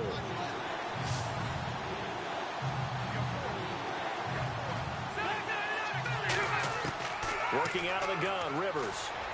And Gates has got it. And the Chargers' all-time touchdown leader has another one. Antonio Gates, a 7-yard touchdown grab. And the Chargers are an extra point away from tying this thing up. And he is a reliable target. They like to get him involved. They got him involved there for the score. And they should. He's a very good player. Remember, they can use him in certain positions, so many different spots, and he usually comes through for them. Josh Lambo now for the point after. It's good, and we're all tied at 7 apiece. So that one a pretty time-consuming 10-play drive. And it ends with the Chargers getting into the end zone.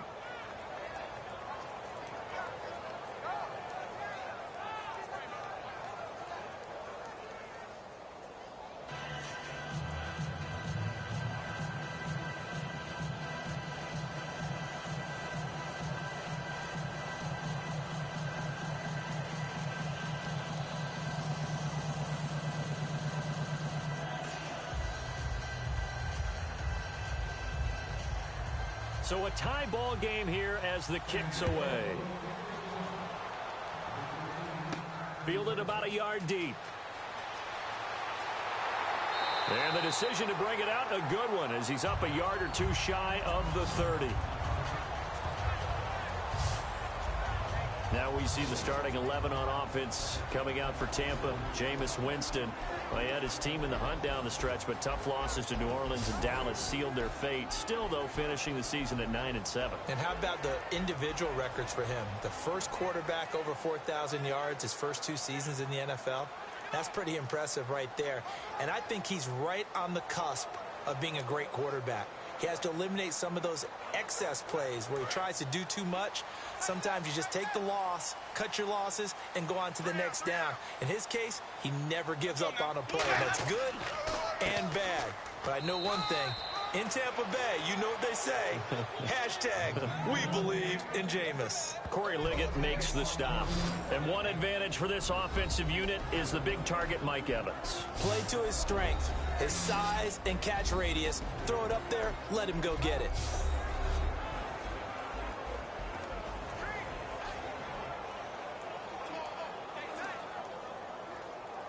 Clock rolling as we hit the midway point of this first quarter.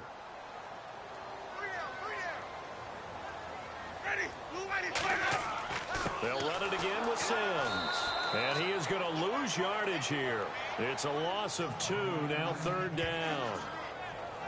One thing that really impressed me about Joey Bosa is that he doesn't sacrifice the run game trying to get sacks. This guy really knows how to hold the point of attack, great leverage, and then goes and sheds people and makes plays. And at 6'5", 270, just a monster. Absolute monster with a really high motor.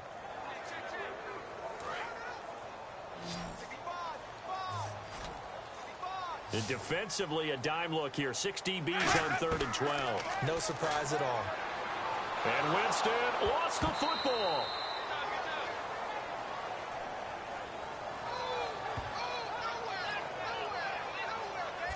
So they escape, so to speak, maintaining the football. Defensively, though, opportunity miss. It definitely was, because that's all defenses talk about. Getting the football and either advancing it the other way or just getting possession and turning it over to their offense.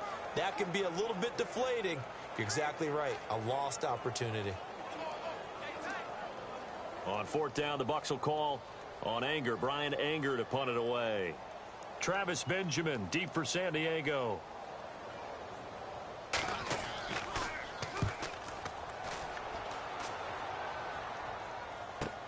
Now Benjamin. That'll go as a 46-yard punt with a return of 7. And it'll be Charger football here as they take over. And now San Diego getting set to go. And they were able to punch it in the end zone last time. They'll be looking to do that again here for the defense.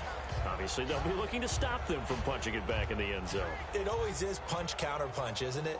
And which team has the advantage? Well, let's just go back. Last time on offense, they rolled downfield, got into a good rhythm. You can see a little more bounce in and out of the huddle. You can see the sideline really get into the game. So defensively, you're thinking to yourself, how do we take that away from them? How do we get the advantage back? Let's see what they come up with. I think pressure is always the first way to go. You love pressure. I love it. We'll see if they dial it up this drive. Offense.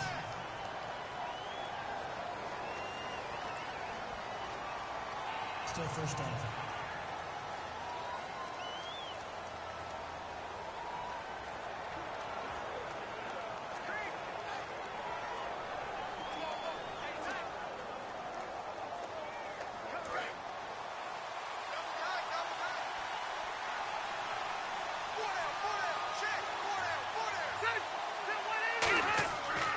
Following the penalty, here's Gordon. And he'll get this up only to about the 33. 4 yards there on the carry, gets it back to 2nd and 11. Well, so far, this game has gone the way the defensive coordinator had hoped. They've dictated things. They've not let them run the ball very well at all. They gave up a nice game there. I doubt it'll back off their confidence. They've played so well throughout this entire game. One receiver left, that's Allen. Rivers now on 2nd down. Benjamin with it over the middle. And he'll get up near the 45. They'll spot it at the 44.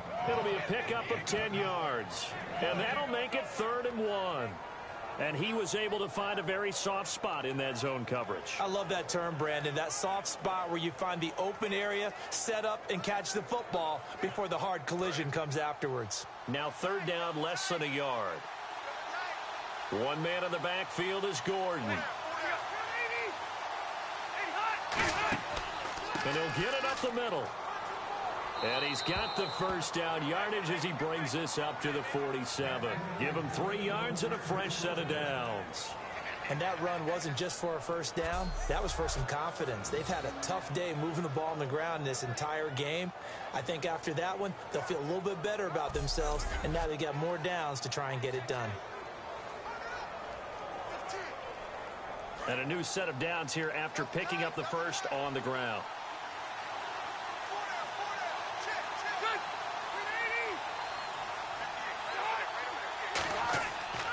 This is Gordon as they go to him again.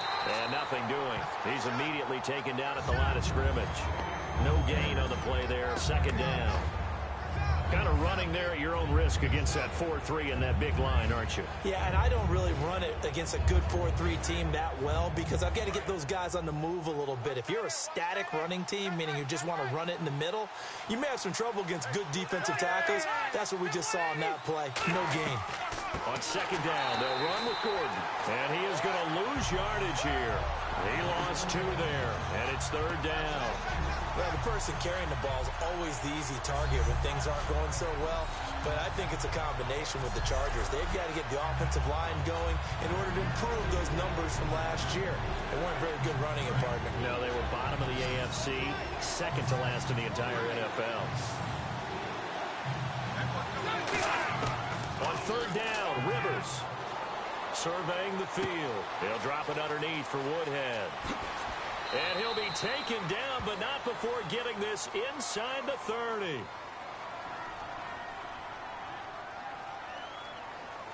Holding offense. So oftentimes you see defensive holding. Here it's offensive holding for the flag.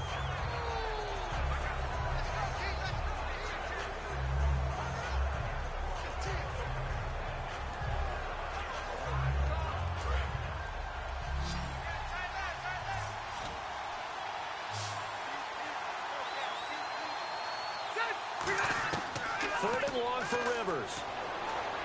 Dumps it off to Woodhead. And he'll be taken down at the 46-yard line. It's a gain of 11, but they're still well short. It's fourth down. And at his size, he's a smaller back. He can get into football. He can kind of get lost, make someone miss. It's good for him. Yeah, it's great for him. I like what you said there. Sometimes he gets lost in the traffic a little bit, but get him out in the open field into some space. That plays to his strengths the best and keeps him out of it where all the big boys are, you know, make someone miss in the open field. This is away and a very good kick angled for the sidelines. Now the Chargers, their defense heading back out there. They have a little something to build off of from last time with a 3-and-out. And what they have to build off of? Great confidence right now. Being able to stuff someone on a 3-and-out. You feel like you're in control now. You're doing the dictating. They want to see if that can continue as this game progresses. Will it continue? We'll see.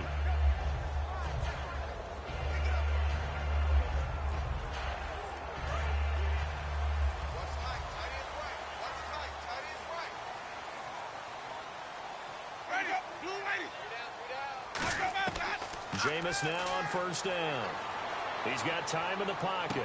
And Brate, the tight end's got it. They pick up 12 on the play there, and they move the chains.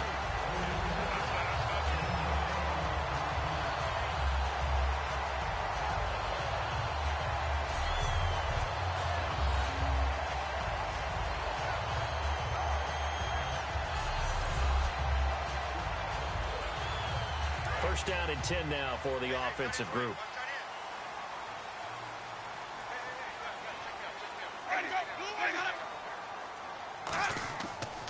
Now Sims. They juked him. Oh, a heck of a move. Man. 3 yards on the pickup there, and it'll be second down.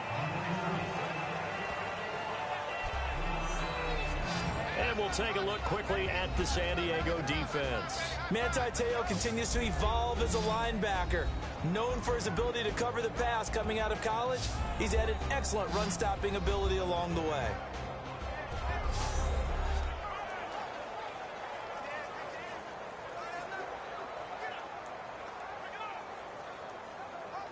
Here we go with 2nd and 7.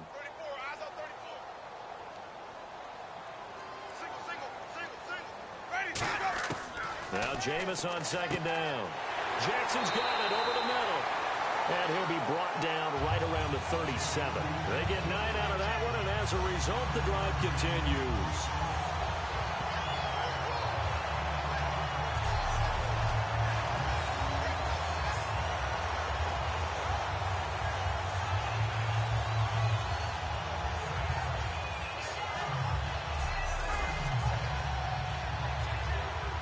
So the offense has it 1st and 10.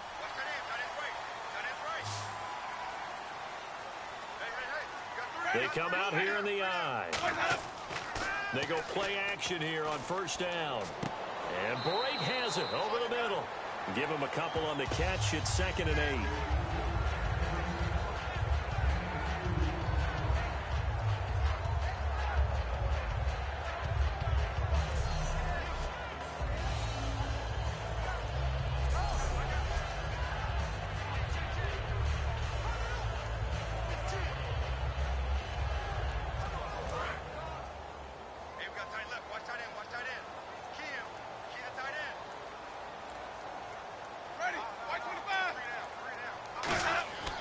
Now they run with Sims. And he stopped immediately there. Officially no gain on the play, and they're left with a 3rd and 8.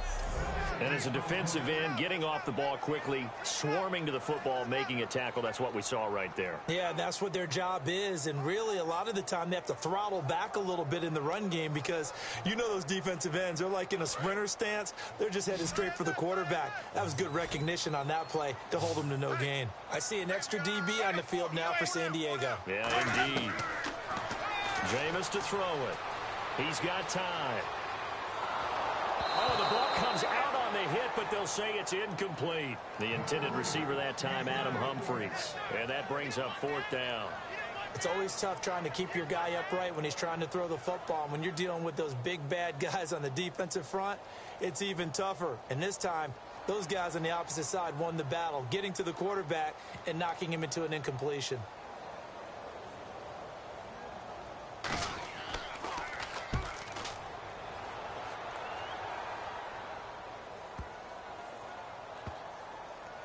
And a great job on special teams to down it, as this will be marked out inside the 5-yard line.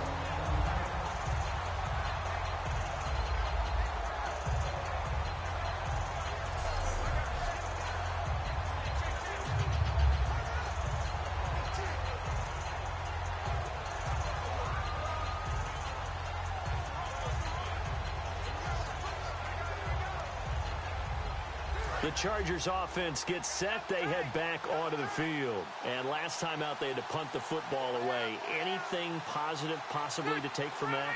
There always is when you're punting the football away. It doesn't sound like it because you're giving it up, but you've avoided a mistake. At least you didn't turn it over, You didn't turn it over, right? You're giving your defense a chance because you're punting the ball away, and they're set to go on the field as opposed to sudden change after a turnover, and wow, now we got to go out there and stop people.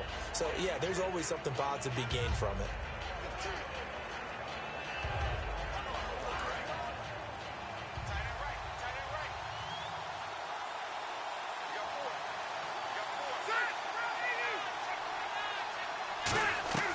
Now a 10th carry for Melvin Gordon. And he'll be about a full yard shy of the 20 at the 19-yard line. They get 5 out of that one, and it moves the chains. 2nd and inches is oftentimes an invitation for an offense coordinator to take a big shot downfield because he feels like he can come back on 3rd down and pick up the 1st down. But sometimes you just don't want to break tendency. Stay with what you are, stay with who you know, and go get the 1st down. That's exactly what they did. So they pick up the 1st down after the run, and now they approach for the fresh set. A first carry for the vet, Danny Woodhead. It'll be a gain of 3, and it also takes us to the end of the first quarter of play. A touchdown apiece here in this first quarter of play. 7-all is the score. We'll return to Tampa after this message. You're watching the NFL on EA Sports. Back now to begin the second quarter with Charles Davis, Brandon Gaudin. It's the Chargers here with a football. They face a 2nd and 7 to start things out.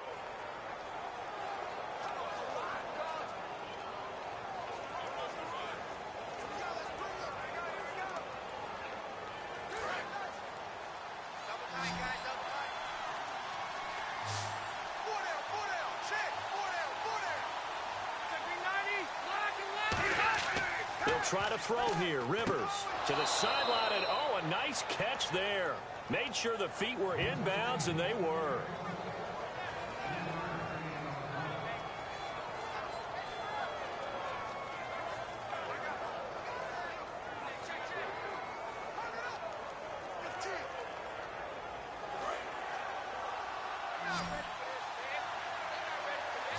They'll put 2 receivers left, 2 to the right. 3rd and short yardage, Rivers. And that is incomplete. He was looking for Travis Benjamin that time. And it's 4th and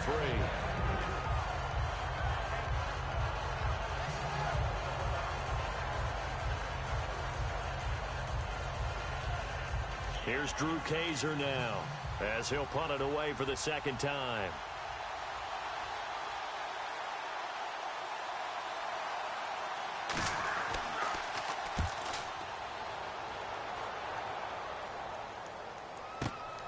And this will be taken at the 13.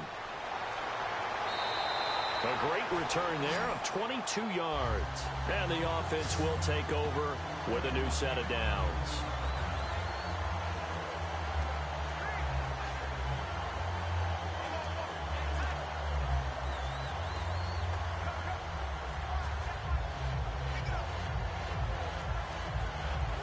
So the ball switches back over to Tampa Bay, and as they get set in place on offense, Charles, let's talk about the running game and the O-line, where they stack up going into next year, because Doug Martin was only active for 8 games this last season. Rushing total dropped down to 400 yards, basically. Yeah, they were fortunate they picked up Jacquizz Rodgers during the year, and he gave them some nice games throughout, but I start with the offensive line. They've got some good building blocks. Left tackle Donovan Smith, guard Ali Marpet. Great places to begin. I think they'll continue to try and fortify that offensive line because that will help whoever becomes their primary ball carrier. Offense comes to the line now, 1st and 10.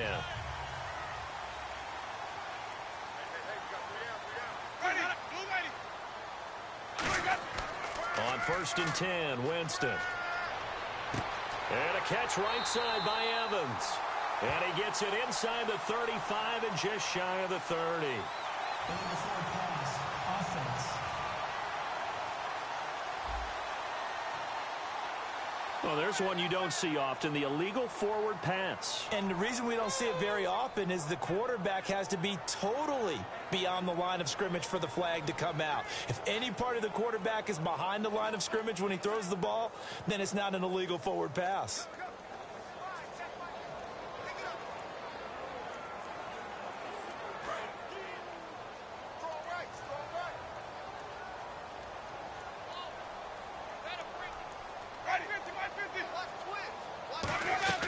They'll run it now out of the gun. Takes to midfield, but no further. Just a yard there.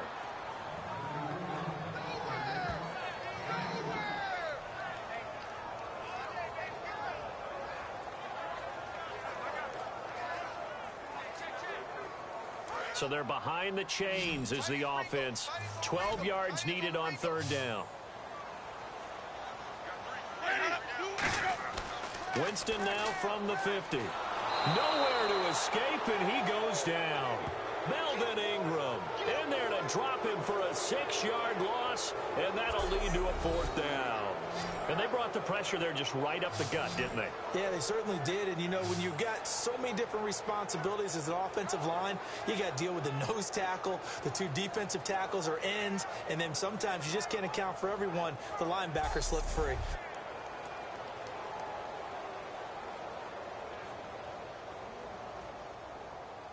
Here's Brian Anger now as the drive goes backwards, so he's on to punt it away.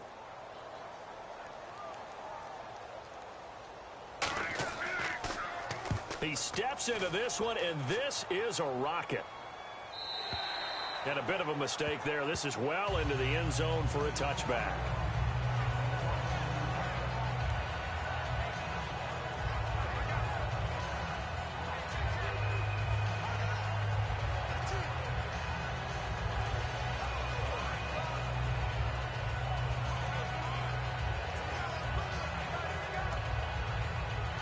So out come the Chargers. And a tight game after punting last time. See if they can get something going on this drive. As they head to the field now, with the game this close, you've got to feel there's a sense of urgency for them going on offense right now. But they have to do it without letting panic creep in and affect their play.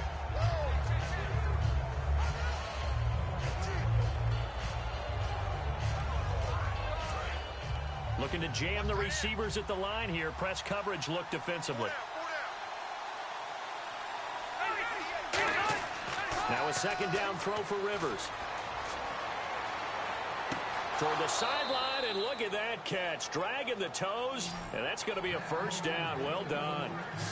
As if he didn't have enough to think about on that route, the comeback route, coming back to the football and catching it, decided to make sure he toe tapped and kept himself in bounds. And that was spectacular, but on the comeback route, maybe a little easier to deal with the sideline since you've got better vision of it? I think that's a great point because you should know exactly where you're going and know how much space you have and make sure you get your feet down. But, yeah, coming back to the football, I like it. Good vision. Now Gordon on 1st down. Look at the spin. And he is met at the line of scrimmage, and he goes down right there. Officially no gain on the play, and it's 2nd down. And if you're the defense and those D tackles, you like that they're trying to run the football here against your 4-3, don't you? Yeah, because they tend to eat things up because they are so strong and physical, and especially when they play with leverage where they get lower than the offensive linemen and control them. And what I love about the good defensive tackles, they can play over the guards, they can slide and play over the center. Nobody in the offense likes that day when they have to deal with those guys. The reception good for 7. It's 3rd down. And partner Antonio Gates coming back for another year. It'll be his 15th season in 2017. And how about, let's just talk about not just the longevity, but he's in a position now where he can break a tie with Tony Gonzalez because they both have 111 touchdowns at the tight end position. Antonio Gates' first touchdown of 2017, that'll break that tie, and he'll be number 1. That's pretty impressive. Probably going to be playing behind Hunter Henry, second-year man, but just the sustainability, how long he's lasted in the league, impressive. And think about this, Philip Rivers, so excited to have him back because Hunter Henry's playing well, but Mr. Reliable is Antonio Gates.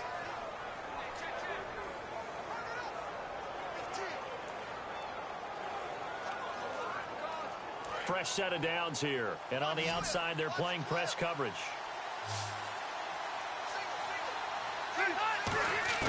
Rivers on 1st down.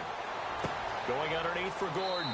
And taking it across midfield and inside the 45. A nice pickup there, 10 yards, and it'll move the sticks.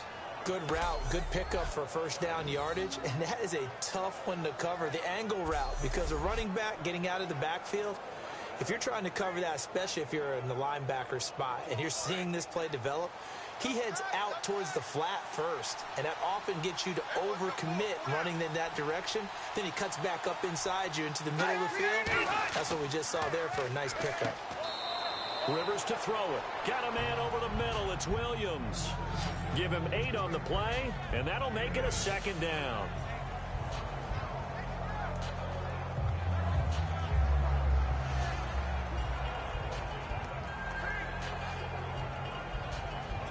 Just 2 yards to go here on 2nd down for the offense.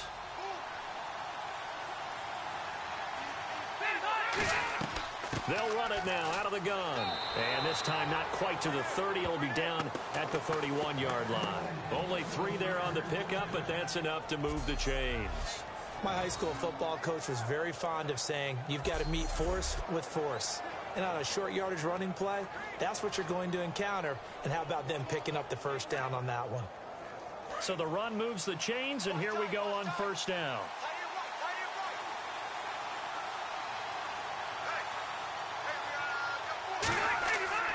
They run again with Woodhead.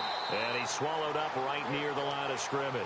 Credit him with a 1-yard gain there to make it 2nd and 9.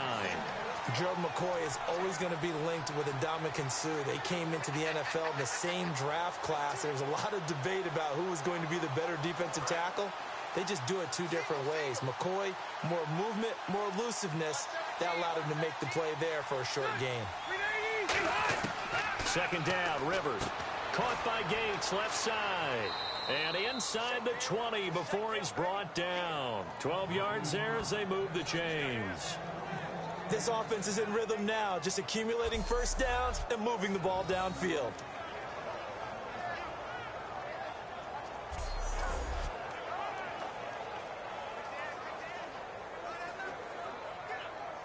Long drive. The defense just cannot seem to catch a break and get off the field.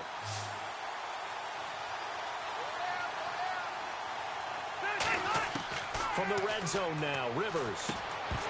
And it pops free. The collision there jarred the ball loose and brings up 2nd down.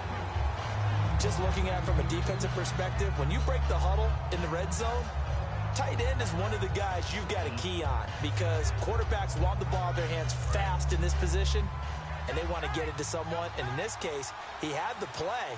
They just didn't complete it. Back to the ground now with Gordon. And he is swallowed up right at the line of scrimmage. They'll lose a yard, and it brings up 3rd. On offense, a guy that you want to have the best eyes on the field are your quarterbacks. So you can see everything pre-snap, and then, of course, as the play develops. On defense, oftentimes it's the linebacker. And on this play, his eyes took him right to the ball. Then he made a nice tackle. And a really long drive here, and it goes on and on. One receiver left, that's Allen. On third down, Rivers. Can't find anyone open. And probably the wise decision there. No one open. He just throws it away. And that keeps the field goal on the table as it's fourth down.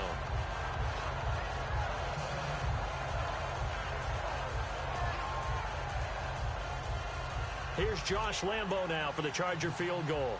This just a 35-yard attempt from the left hash.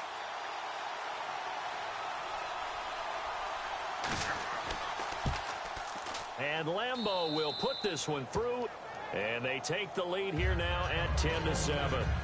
So they get the field goal, but part of that was a 14-play drive to get the 3. Normally when you hold the ball that long, run that many plays, you end up in the end zone. There's a breakdown on the defense. Something happens. In this case, that didn't, but really good ball control by the offense. They're hoping that they can wear them down if they keep having drives like that.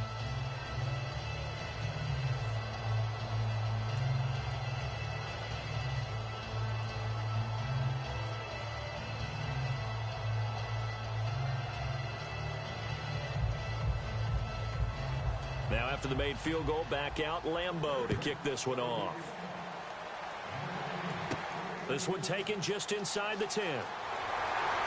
Solid return, pretty good field position. They'll start at the 32-yard line.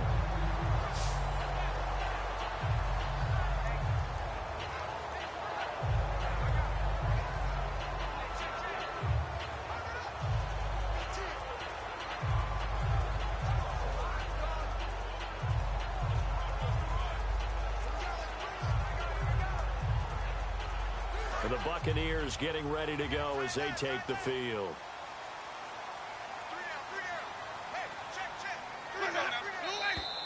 Now whistles here before the snap. Looked like one of the Bucs may have moved. False start, offense.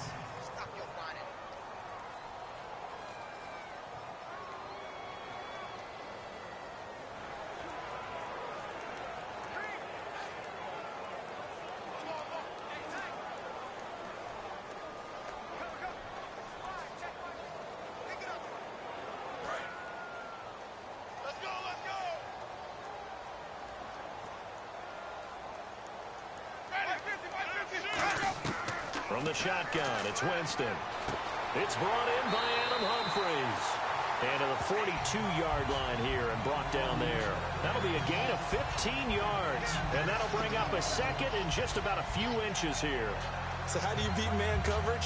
First of all, you want to be a superior receiver, but you know something, that guy who's covering you, he's usually pretty good too. So the corner route is usually a great spot to get it done.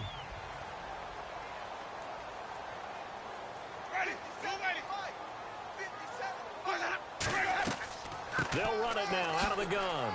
And he'll get up near the 45. They'll spot it at the 44. 2 yards on the pickup there, but it's enough to give him a new set of downs.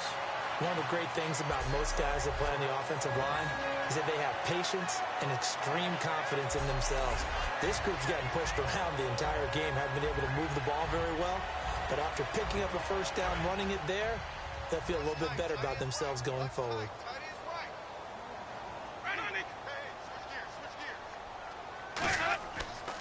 They'll run here with Sims.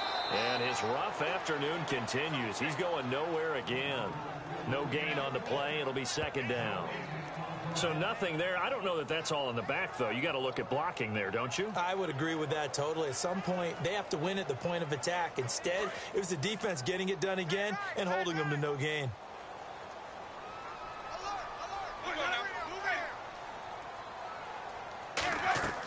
They'll run it now out of the gun. And this one's going to go the wrong way. Losing yardage back at the 42. It's a loss of 2, now third down. Joey Bosa with the tackle for loss. How about that pedigree in his family? Yeah, some good pedigree. Tell us about it, Mr. Davis. Dad played in the NFL, first-round draft pick. Uncle was a first-round draft pick. He's got a brother coming behind him. But Joey Bosa, guy plays really, really hard and plays all aspects on defense.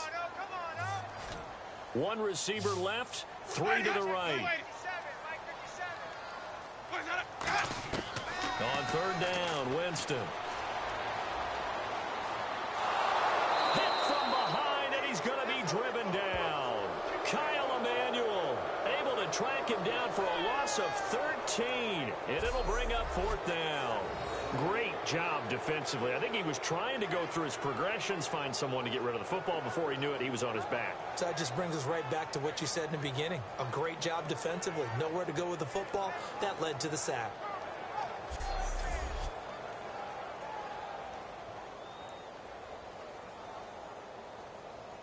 Here's Brian Anger now. He's been terrific so far.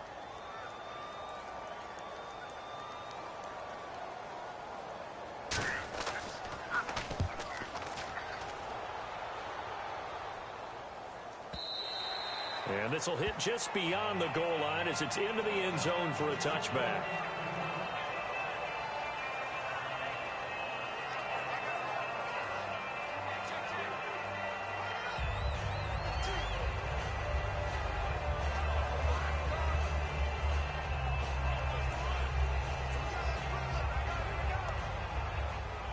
And the Chargers coming out on the field now. And they're not going to play this conservative, I don't think. They had the field goal last time, and they're up, but they're looking to put a drive in the end zone. Oh, I agree with you totally.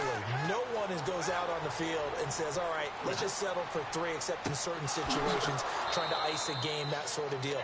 Most of the time, it's end zone, and that's what you're thinking, and I believe that's exactly what they're thinking as they begin this one. Yeah, no quarterback ever goes out there saying, hey, let's get 3, right? Not one that I've ever met. In the completion, nice throw, nice catch, but Charles, big thanks goes to the men up front. They allowed the quarterback to throw out of the rocking chair, so to speak. Plenty of time to survey the field and find an open man.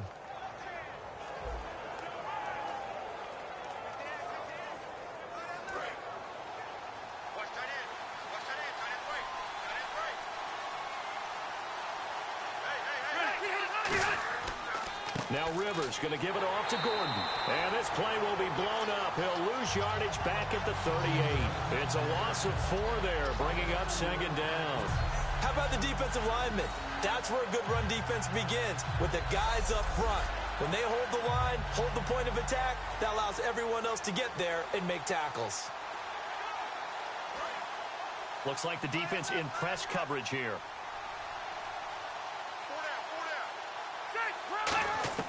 Rivers now on 2nd down. Allen's got it over the middle. The reception good for 7. It's 3rd down.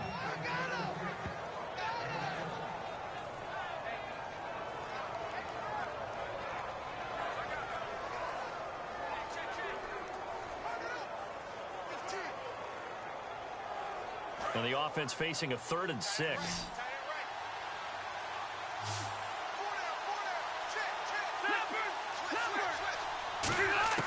From the gun, Rivers finding time, and he took the contact as he was throwing it, and the ball drops incomplete. Well, the great coach has said football is really a simple game. Rush theirs, protect yours. And he's talking about those guys throwing the football. In this situation, the rush one, hitting the quarterback and forcing him into an incompletion. Here's Drew Kaiser now as he's on to punt for San Diego. And he's been a busy man here in this first half as he gets it away.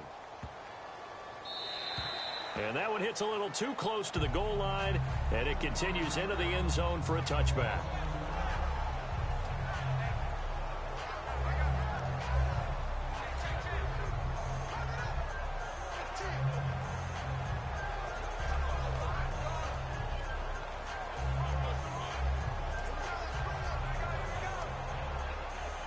Here comes the Tampa Bay offense now heading back out onto the field.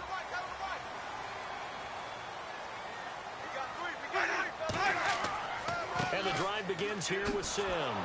And there just continues to be nowhere to run. He's bottled up again at the line of scrimmage. Well, they know how to protect the pass, but sometimes cornerbacks, they can also stop the run, can't they? Is that what we call a complete corner? Yeah, because we're so used to these guys just being defenders in the pass game. How about the guys who can come up and make the tackles? That's what we just saw there for no gain, too. Sims. And he is going to lose lose yardage here. They'll wind up losing 3. And now it's 3rd down. I'm not sure they could have had a better call there for the defense. Blitz was called, and they're setting up for a draw. When you're blitzing, you're likely to beat them to the punch because they're going to take a little extra time to set up. Talk about the offensive line. In this case, you'll get into the backfield before they can get set up.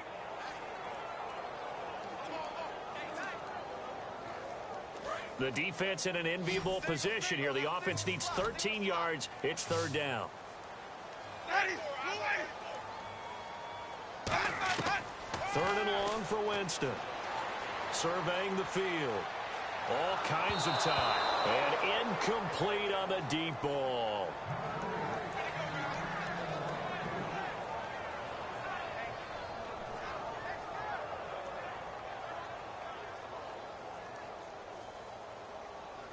Here's Brian Anger now, standing just outside his own goal line.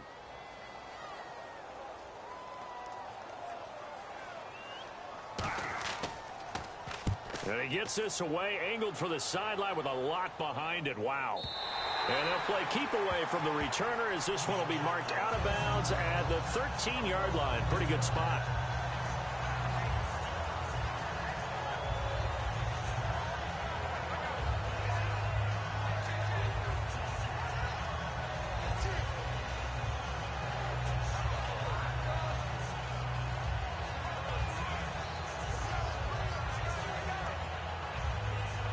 Comes the San Diego offense as they get set to see what they can do here.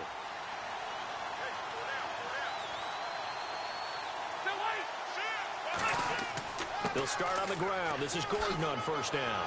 And good yardage as he gets this one up to about the 23.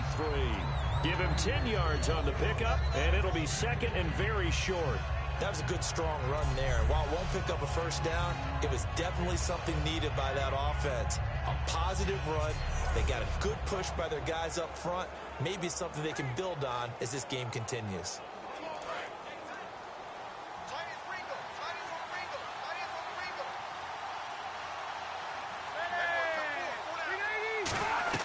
Another toe for Gordon. He's been busy this afternoon. And down he'll go at the 25. 3 yards there, good enough to keep the drive moving. Well, partner, I haven't seen a vote for most popular player on the team. This guy's got to get a lot of votes. He does not care, does he? Totally unselfish, physical runner, doesn't worry about yardage, just keeps moving the chains, being a team player. So here we go, 1st and 10 now. 2 minutes to play here in the 1st half. We'll come back to Tampa after this timeout.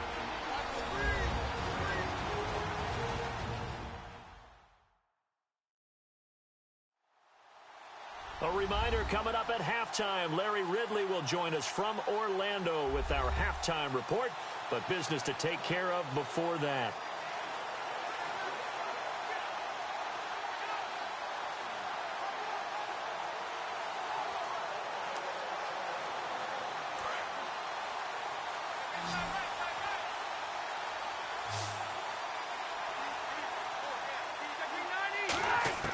A 1st down throw here for Rivers. And seeing no options, he just tosses this one away incomplete.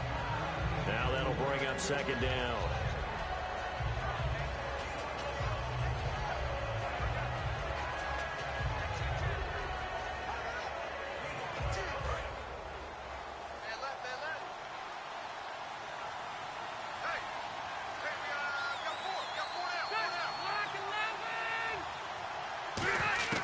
Throwing again, Rivers on 2nd and 10. And his throw here's incomplete. He was trying to hit Melvin Gordon there. And it's 3rd down.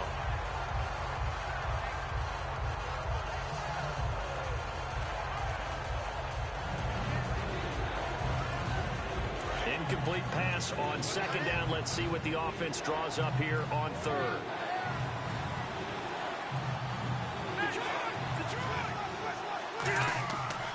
Rivers now gives to Woodhead. And he's able to get... And now the Bucs deciding to take a timeout defensively. It's just their first, so they'll have 2 remaining here before we get to halftime.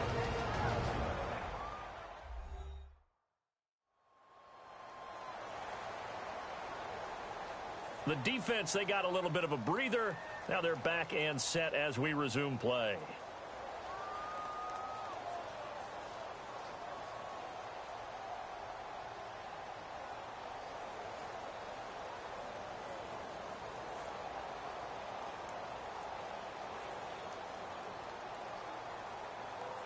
Here's Drew Kaiser now, as he'll punt it away for the 4th time today.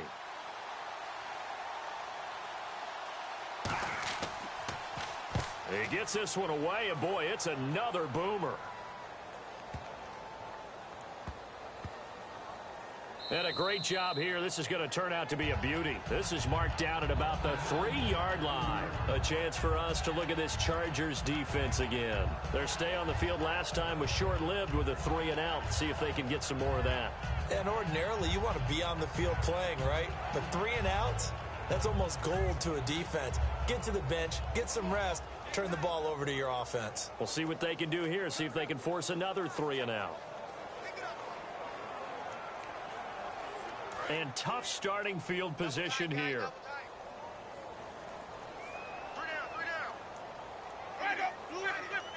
A handoff to start the drive to Sims. They'll try to get forward, but he's going to be stopped in his tracks at about the 3. No gain on the play there. It'll be 2nd down. So nothing there, but maybe you blame that on the blocking. Yeah, at some point, you've got to win at the point of attack. And on that play, that was all the defense. They made it happen. Offense looking to avoid a 3rd and long. It's 2nd and 10. Ready. White 25. Now a handoff looking right. And he was able to shoot. Now the Chargers are going to look up here and signal for a timeout. It's just their first, so they'll have 2 remaining here before we get to halftime.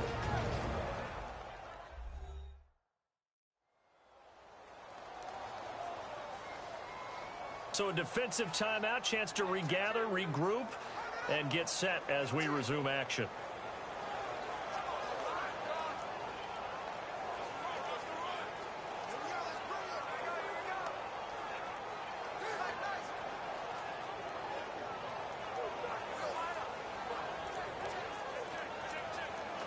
So they run it on 2nd down. Now let's see what 3rd down brings here for the offense. They'll put 2 receivers left, 2 to the right. Back near his own goal line, Winston. And he's going to go down for a 4th time today, and this time the result is a safety. Well, this whole line, they've had trouble with a pass rush all game long. This time it cost them 2 points. I mean, you've got a quarterback back there who's running for his life, and he's had no time to throw the football. They've sacked him time and again, and this time they do it in the end zone. You said it, partner. No time, none whatsoever.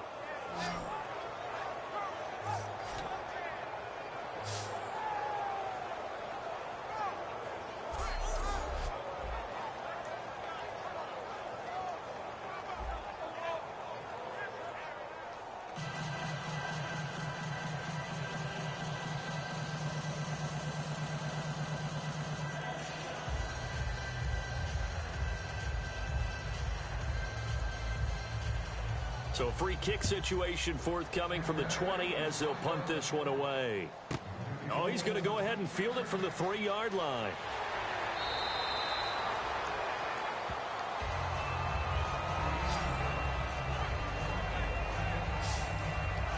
Phillip Rivers now gears up to lead the offense on the field. He's got the lead here in the 2nd quarter. He's thrown the touchdown, but also an interception.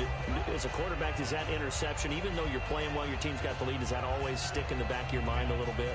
For the best ones, it just upsets them that they did that because they don't think there should be any blemishes on their record. They think that they're way better than that. So your confidence gets tested a little bit.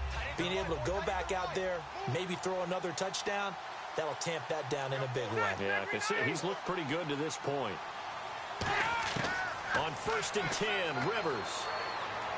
Looking for Allen. He's got him on the slant. Now whistles come in. We're going to get a timeout here by the offense. So that means they're down to 1 remaining here as we head toward halftime.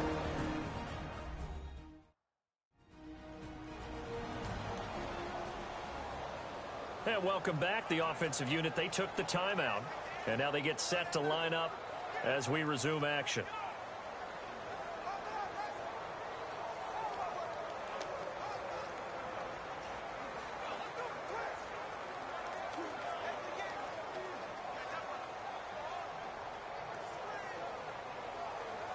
And the offense lining up 1st and 10.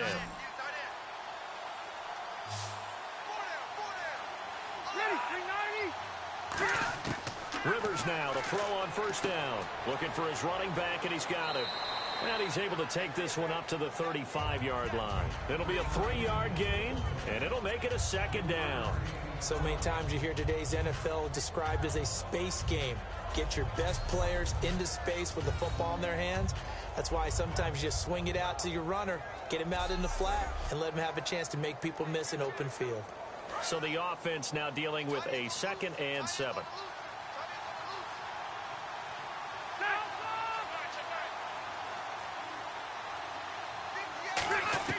From the shotgun, it's Rivers.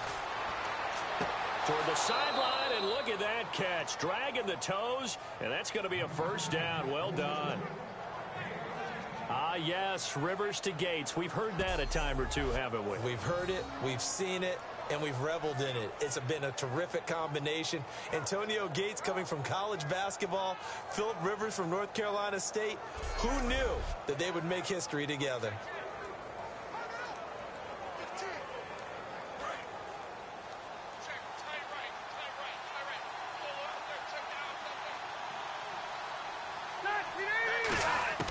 First down, Rivers. He's got time in the pocket. Still back there.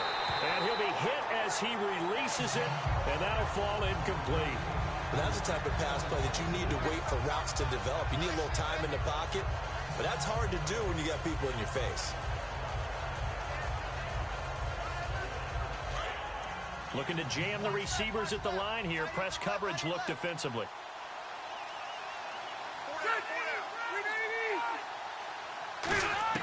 On 2nd down, Rivers again. He's got time. And this will be incomplete. 1 second left to go.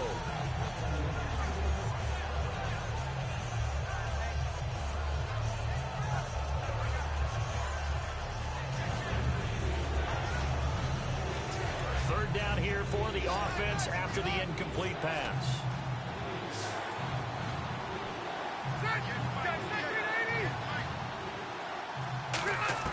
Final play of the half, Rivers.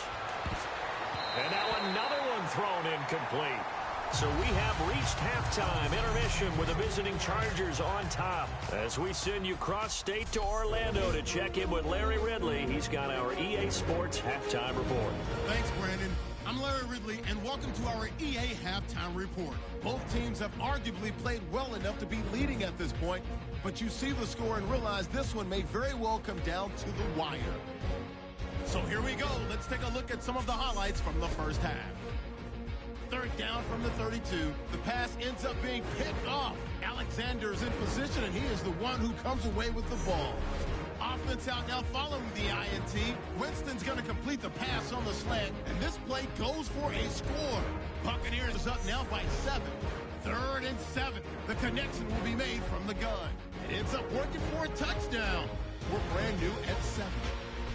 3rd and long. They're going to come away with another sack. This ends up as a huge loss in yardage.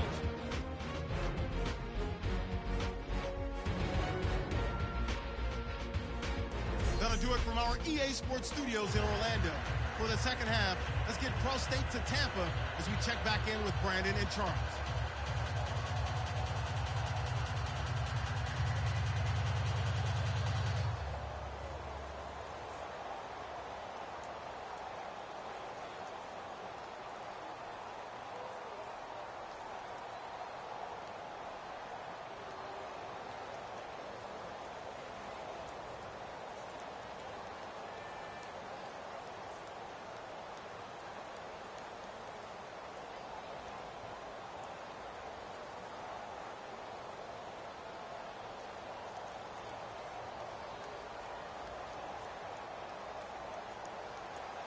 Both teams appear ready for the fight ahead, and we resume action here in quarter number 3. This is fielded a couple yards deep. And he'll make it across the 20 as his guys will set up shop at the 23-yard line. Out come the Buccaneers. They'll have it first to start in the third quarter. They're close game, but they're going to need to do a little bit better probably here in half two, no? I would agree with that totally. I would guess it in the locker room. They talked about cleaning up some of the errors, but overall, I think they wanted to be positive with them. Guys, we're right there. Just not playing as well as we need to.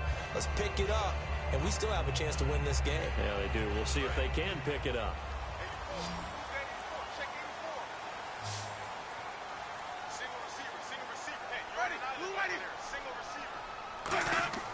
Jameis now on first down.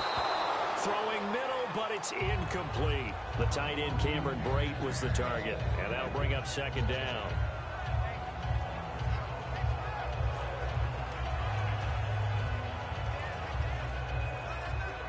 So they're still at the original line of scrimmage here. Second down and 10.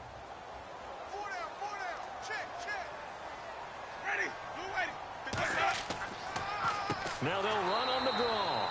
And he is going to lose yardage here. So he loses 3 yards there. Now third down. Oftentimes when you're not winning at the point of attack for an offensive line, maybe they're getting out physical. Spread things out a little bit, make it more of a one-on-one blocking scheme. Then you don't have to win it physically. You just have to win it by position. That may open things up for your running backs.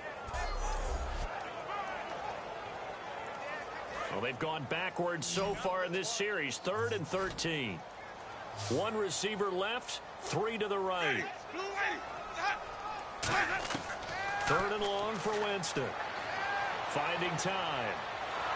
And that one drops incomplete as he got popped as he was throwing it.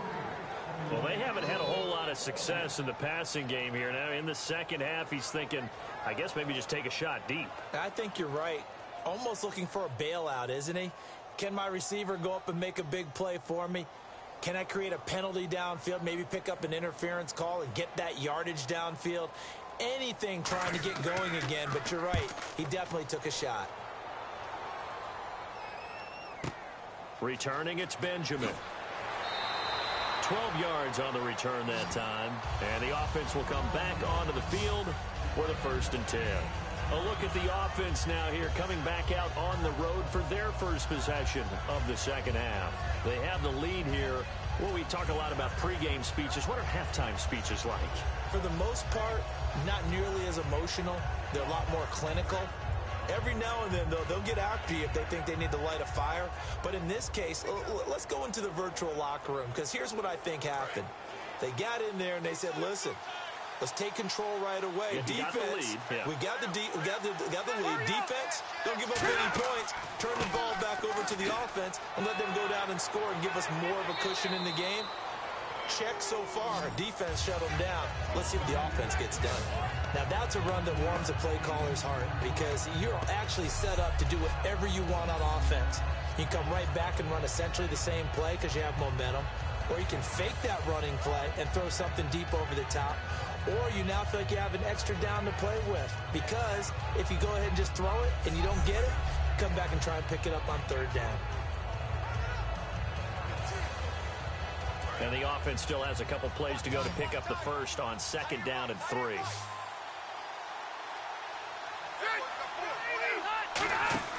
Play fake to Gordon. Now Rivers surveying the field. Looking left sideline, incomplete. He was looking for Antonio Gates that time. And it's 3rd and short. Good job by the O-line. Quarterback had time to go through his checks. That's one you need to take advantage of. A perfect situation, and they're unable to take advantage of it. When you have that much time to scan the field, you have to find an open receiver. 1 receiver left. That's Allen. 3rd and short yardage. Rivers. This is Gordon on the dump off. And he's got the first down yardage before being taken down at midfield.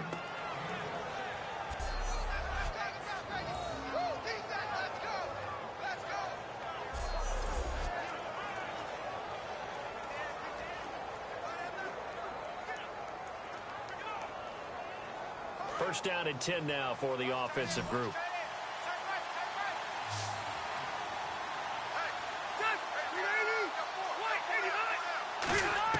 Rivers now from the 50. Benjamin with it over the middle. And he'll get it down here to the 43. A good pickup there. 8 yards on the first down completion.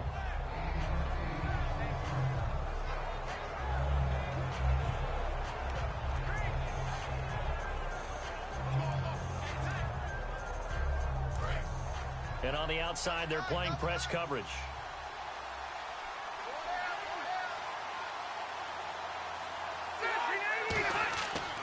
Rivers going to turn and give this one to his running back, Gordon.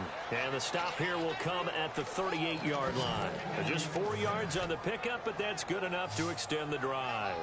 Let's face it, when you have a guy who can pick up those types of runs and keep the chains moving or stay ahead of the chains, you're making everyone else on offense happy because you're opening things up to allow for a whole lot of different play calls. And a new set of downs here after picking up the first on the ground.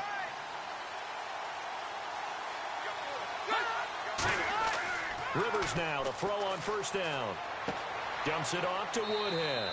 And he's going to get it down to the 33-yard line here. It's a gain of 5 on the play, and that'll make it second down. Now that's the type of play that gives you a chance to win. Nothing forced downfield where you don't have a guy open. Swing it out to the back, maybe even check it down, whatever you want to call it. Gain of 5.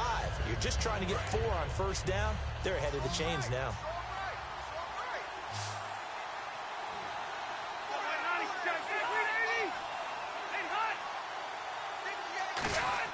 Now a second down throw for Rivers. And that one got tipped, kind of threw everything off. It brings up third. Well, sometimes you just have to take things into your own hands, don't you? I mean, the offense is really struggling in this game. They're the ones keeping things going. They have to continue to play at that level. Play number 7 now coming up on the drive. 3rd and 5.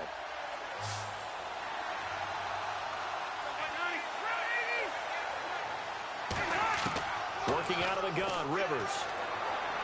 He'll drop it underneath for Woodhead. And he will have a first down at about the 21-yard line.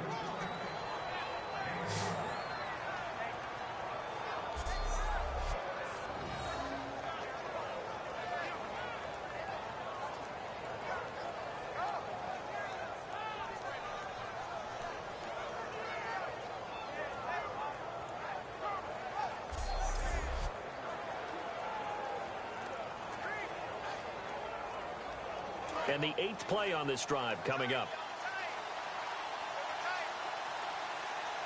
One man in the backfield is Gordon.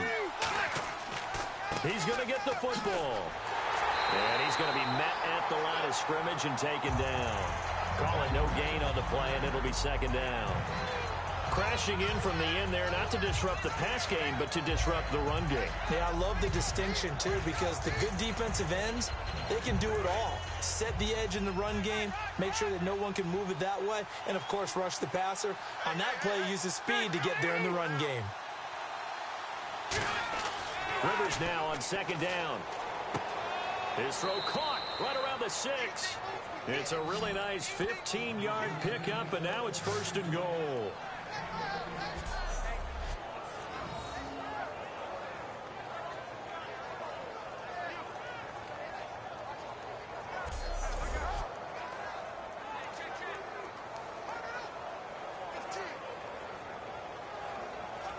And the seemingly endless drive continues.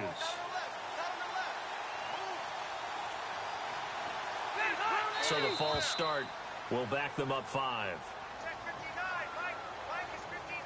False start, offense.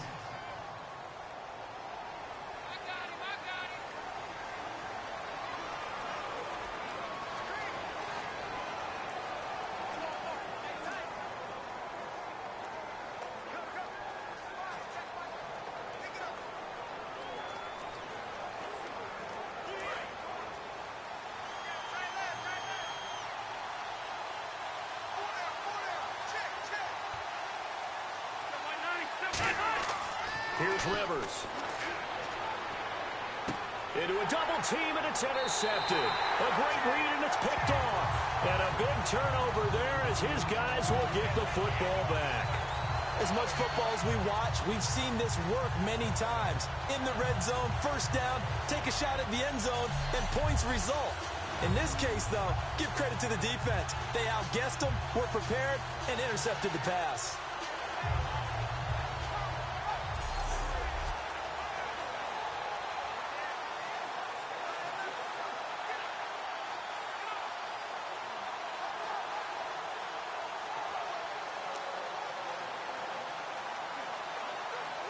And Tampa Bay trots out there now.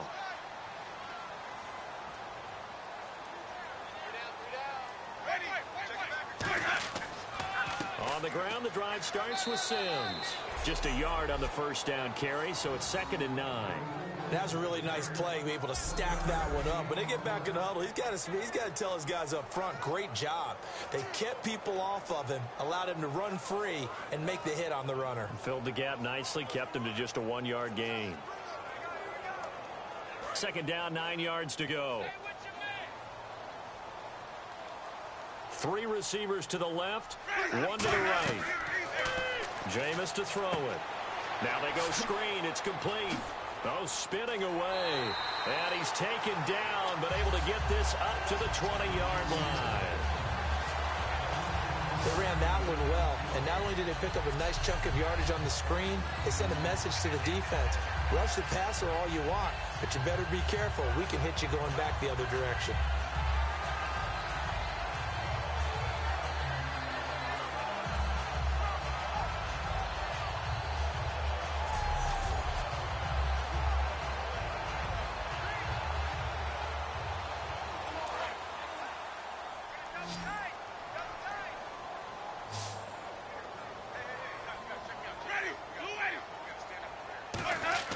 Now a play fake here on 1st down.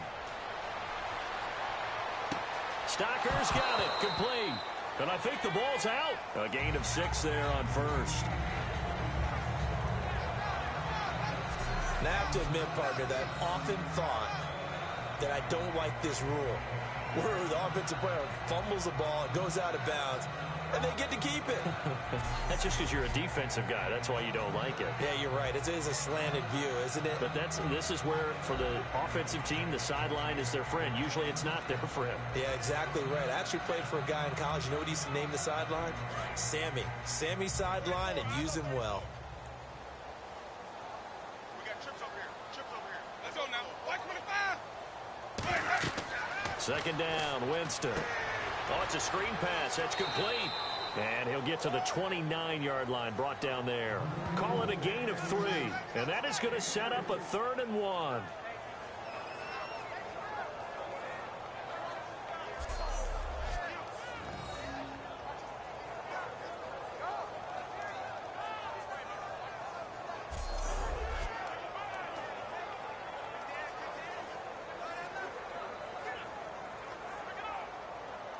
Completed pass on 2nd down. Now it's 3rd down as the defense looks for the stop.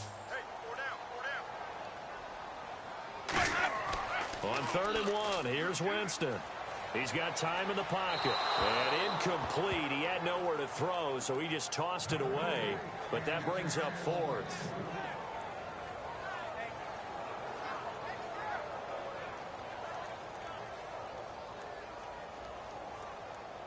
Here's Brian Anger now as he's on to punt for Tampa Bay.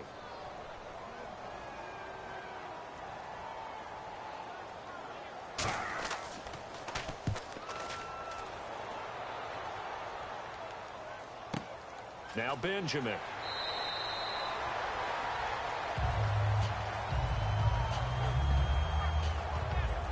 Now it appears we're going to get whistles and a stop. A man down on the return. While the training staff works on him, we'll step aside and be right back.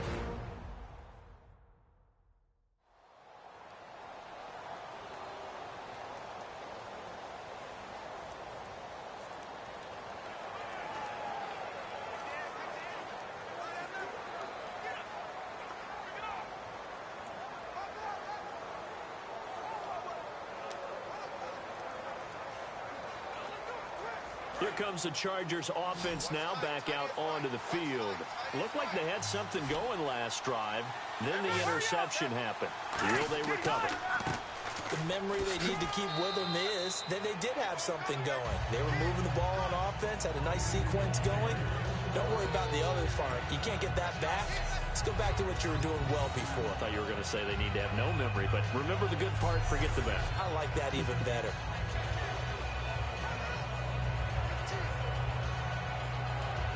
And after the play on the ground, that brings up 2nd down here. They'll come out in the pistol. Now the handoff comes to Gordon. And he'll get it up to the 33-yard line.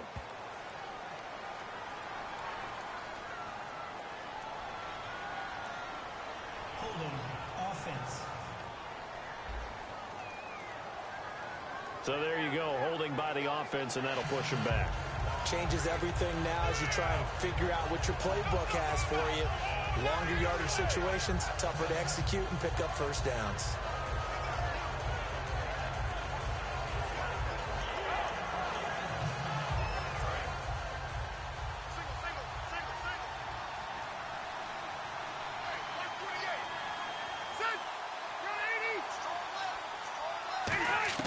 Second down, Rivers. Right side catch. This is Gates. 8 yards on the completion, but now they face third down.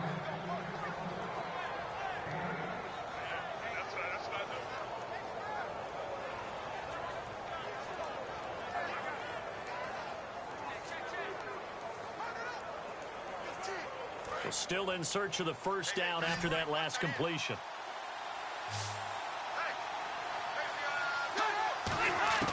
Rivers from the gun on third down. He's got time. And no escaping this time as he'll go down. They got him for a sack.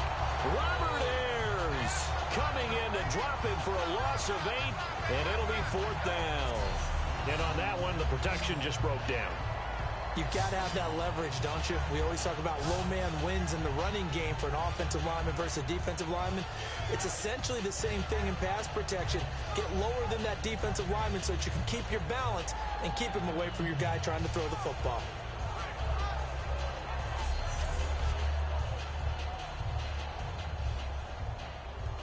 Here's Drew Kaiser now as he's on for the 5th time here today.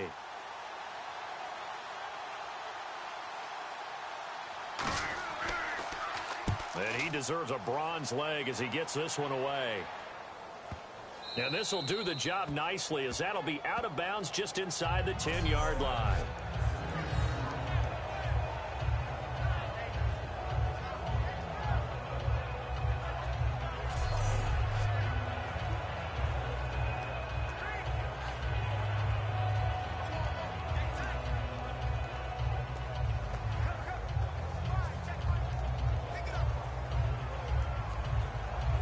And Tampa Bay trots out there now.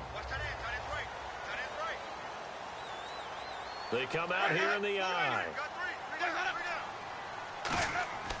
Jameis now on first down. He's going to hit his man out of the backfield, complete. And he's going to get this one all the way up to the 30. It's a pickup of 21. And it's good enough for a Tampa Bay first.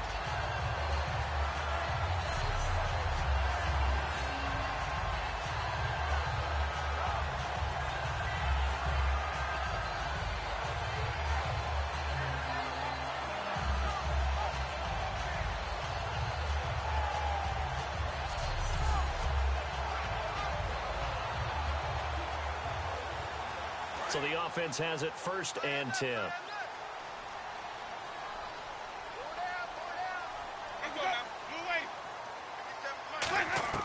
First down, Winston. And they're not able to hook up there. Incomplete.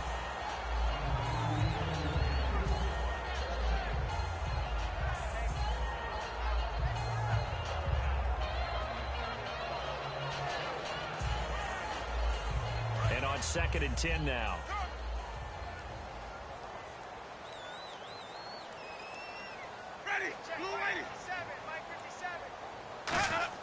A second down throw for Winston. And this time he's got the hookup. It's complete. And he's brought down after a good gain. A good pickup there of 20 yards. Really nice little connection there. They go with the corner route, and it works out well. And the best way to set up the corner route is to throw slants throughout the ball game so that when you're able to get back outside, the defender has to respect the inside game.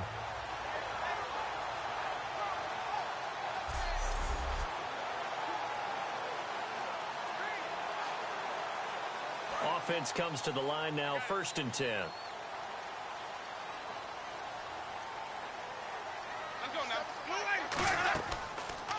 They'll run the option left.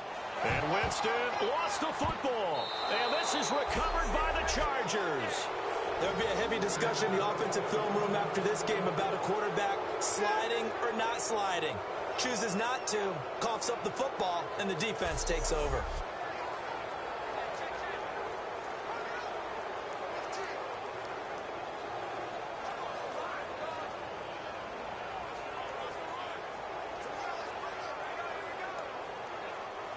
The Chargers offense now, they get set to head back on the field. They've got the lead. Last time had to punt it, though. What's the key to this drive? I think it's leverage. Leverage. Big guys up front. You know the motivational speech on the sideline is, guys, give us an opportunity. Protect the passer, create space for our runners, and let's go ahead and get these guys. Low man wins. Let's go do it on this drive. We'll watch that leverage on this drive.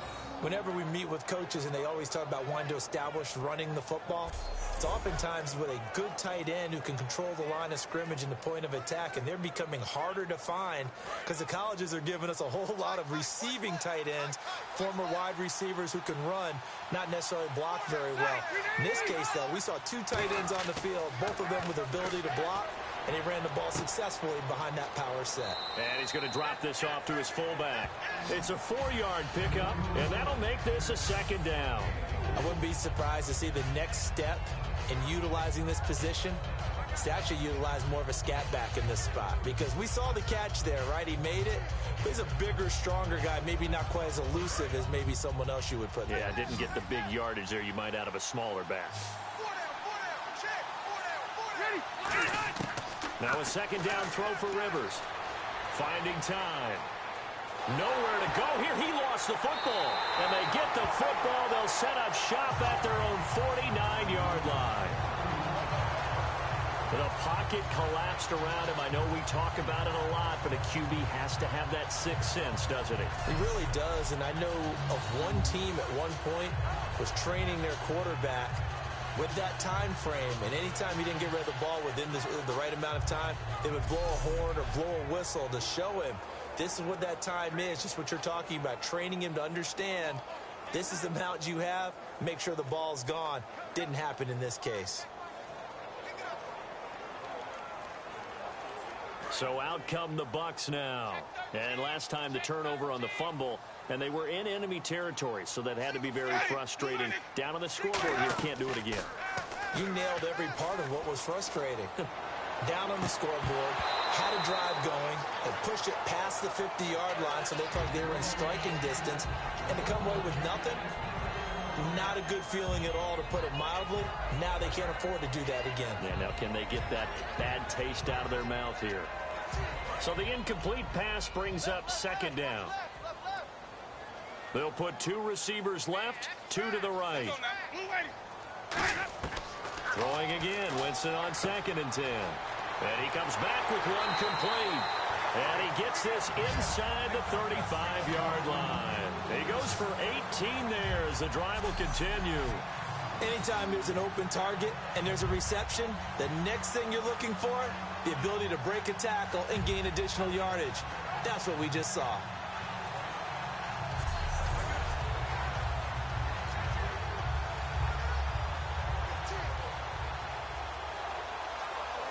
Fresh set of downs here.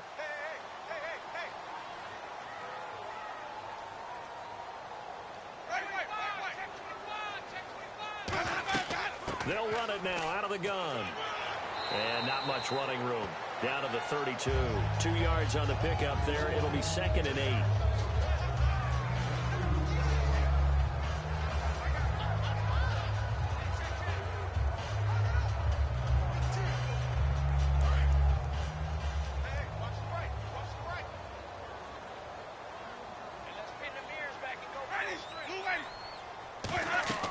Now a second down throw for Winston. And seeing nowhere to throw, he chucks this one away from harm. Incomplete. Now it's 3rd down.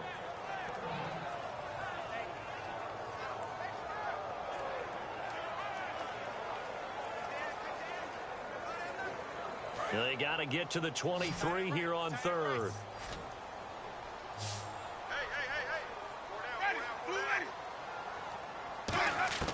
On 3rd down, Winston. And down he goes.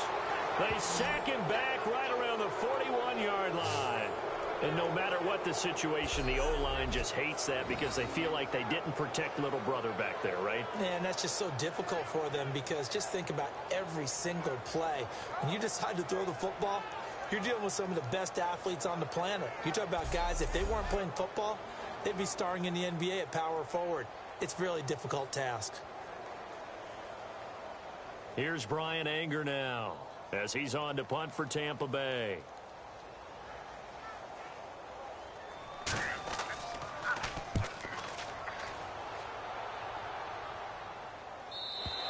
And this is going to carry well into the end zone for a touchback.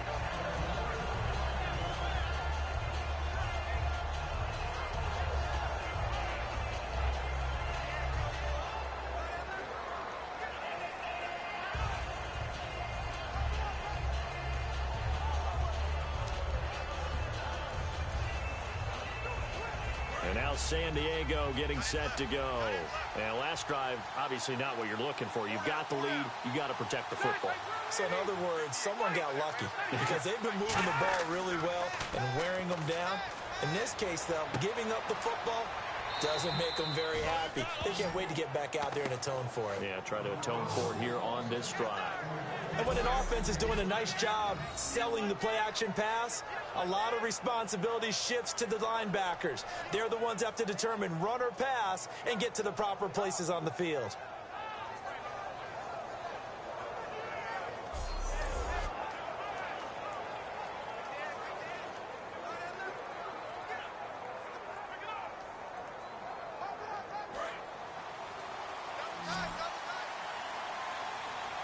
Again, we'll see the pistol here. Rivers on first down. Now a hit, and Rivers lost the football. And his guys will take over at the 30-yard line. That's a helpless feeling as a quarterback. You're looking downfield for an open man, only you get hit and stripped. Sometimes you just need that sixth sense. Take the sack and avoid the fumble.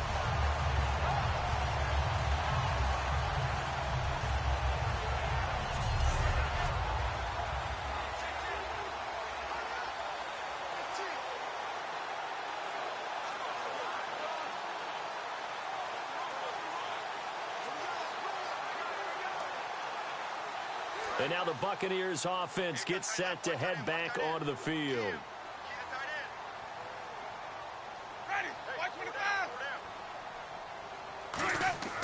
Winston now after the fumble recovery. He couldn't quite hold it. Got hit. Ball pops out. Incomplete. Whenever I see a drop like that, I have to kind of take a step back and check myself a little bit. So used to seeing those big guys make big-time spectacular plays that when they drop one, I have to remind myself, we ask a lot out of these guys. Block and catch the football, not easily done in today's NFL. On second down, Winston again. It's caught. Humphreys. No gain that time on the completion, and it'll be third down. Now, the old pass completion for no gain, not something you want to call up out of the playbook too often. Yeah, most offensive coordinators don't have that on their play sheet, so they've got to go back and scramble after this one. But right now, with what they're telling receivers about making sure you take care of the ball in open field, sometimes the fighting for extra yardage doesn't come as a result. That and good tackling can lead to no yards gained. So here we go now. An extra defensive back in there on 3rd and 10. Now Winston. A dump off to Sims. And he'll be brought down at the 21, just shy of the 20 in the red zone. Well, it looks like they got what they wanted. They got the completion, but they weren't able to break any tackles or gain nearly enough yardage to pick up the first down. Now to be 4th and short. So on 4th down, here's the Buccaneer place kicker, Roberto Aguayo now. On the left hash mark, this a 38-yard attempt. And Aguayo able to knock it through. And that will cut the lead down to just 2. So they recover the fumble but could not take advantage of the short field. They do get 3. And no one ever turns down 3 points going up on the board. But the offense will go to the sidelines wondering what if While the defense on the other side, they'll celebrate holding them to just a field goal after giving up such bad field position.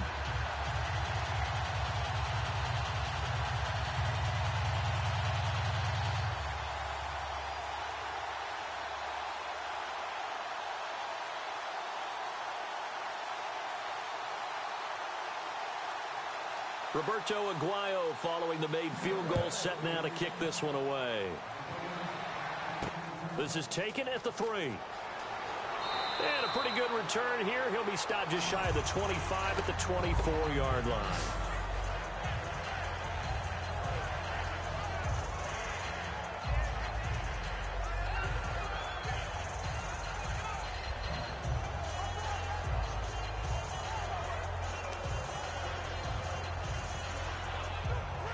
Now the Chargers offensive unit ready to see what they can do here. And last time they coughed it up, led to a field goal. They're fortunate that it only led to a field goal, but still, they're not happy about it. Could you sense the relief, though, when they only gave up the field goal? And they were able to trot back out on the field and start this drive. A little more pep in their step because they didn't cost their team a touchdown. But they know they've got to do it a lot better than they did on the last possession. The coach will just be relieved, though, if they recoup with a score here, right? I think the coach will be ecstatic to see them pick themselves back up and now take it downfield, punch in the end zone without turning it over.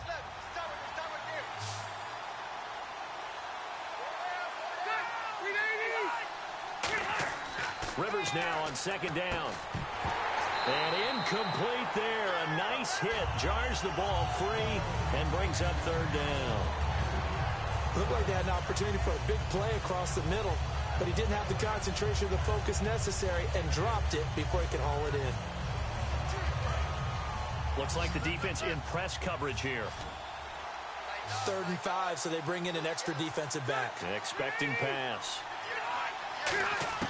From the shotgun, it's Rivers.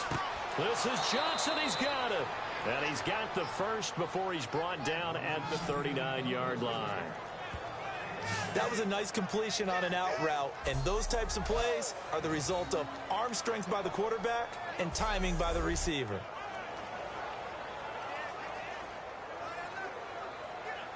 Try to get one more in here before the quarter breaks.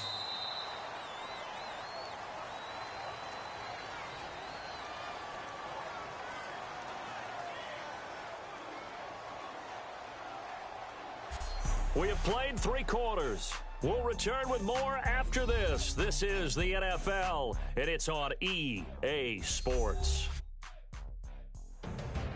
Back now in Tampa. It's been a good one so far. Just a 2-point game here as we get set for quarter number 4.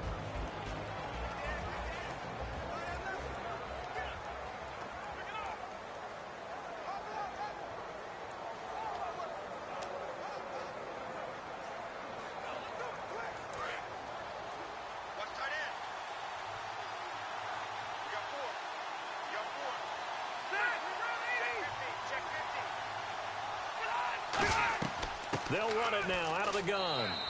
5 yards is the tally on first down. That brings up 2nd and 5.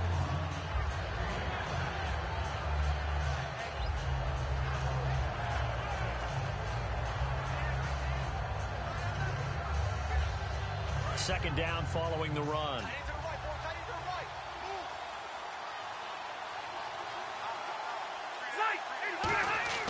Now Rivers. Caught by Gates, left side. We'll give him 10 yards on that one, and that'll earn him a fresh set of downs. Whether it's Antonio Gates or not, Phillip Rivers loves the tight end position. He loves those throws. How about that route he just hit there? Yeah, he's so good in this offense at weaving the tight end in, and sometimes the tight end helping him out too. Yeah, without a doubt. But how about how much he loves to play the game of football? Isn't it fun to watch him jawing back and forth with the opponents? Absolutely. I think that when he takes a big hit, it actually helps his game, gets him right into it. Rivers. A hit as he throws there, incomplete.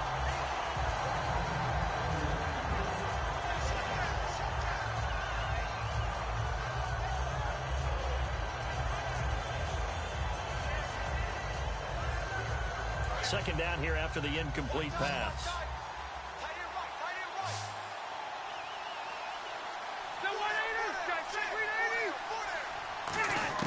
From From the gun, Rivers. Over the middle, he's got Tyrell Williams.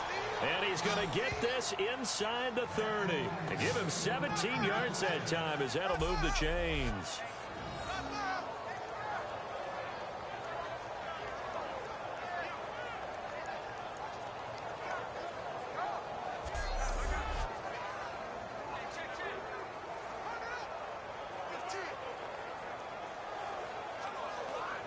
Offense walks to the line for play number 7 of the drive.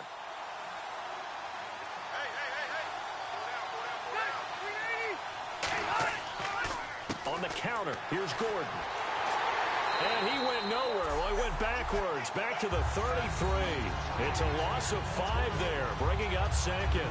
They tried to run the counter, just that the defense wasn't fooled. And when they're not fooled, you see the end result. Because what you're doing there, you mentioned the counter.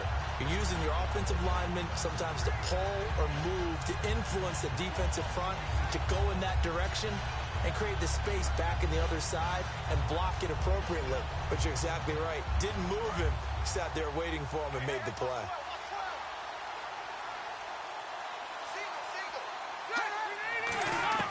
Now a second down throw for Rivers.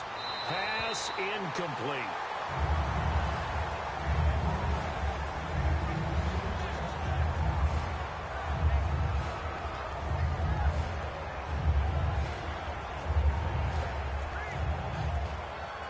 Let's see, the defense might bring some added pressure as the offense is dealing with a 3rd and long.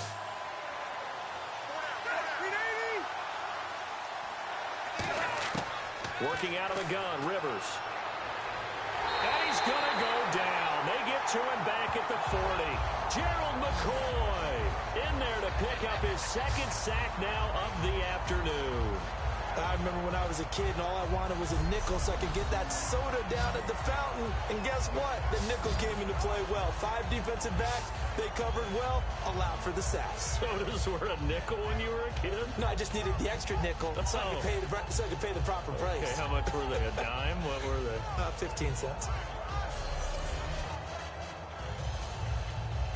Here's Drew Kaiser now as they're forced to kick for the 6th time today.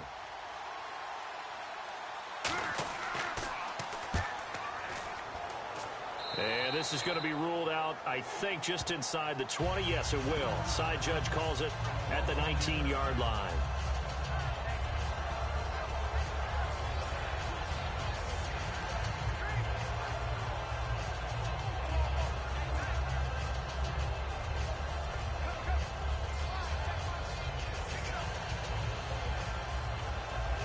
And Tampa Bay trots out there now. And after the field goal last time, we'll see what they can get here. And at least they got points out of the last drive, Charles.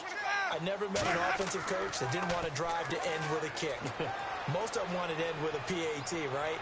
In this case, a field goal, they'll take it way better than the alternative, which is a punt. Yeah, but you met fan bases that wanted that.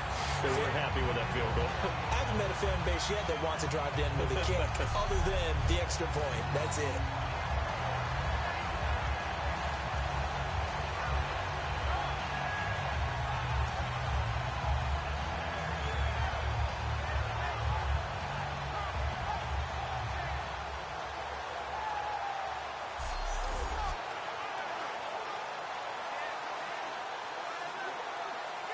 So here we go, 1st and 10 now.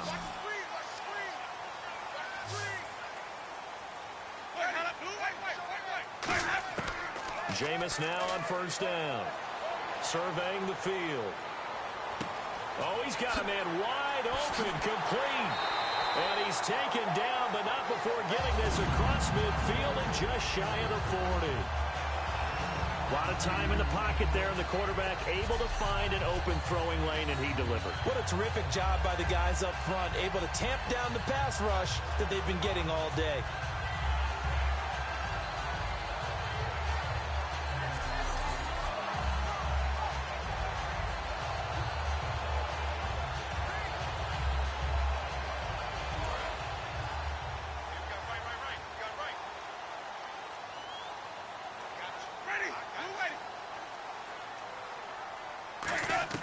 The 1st down throw for Winston.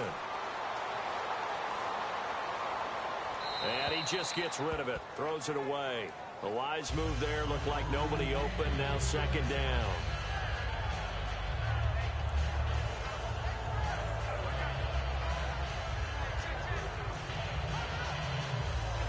So incomplete on first. Let's see what second down has in store.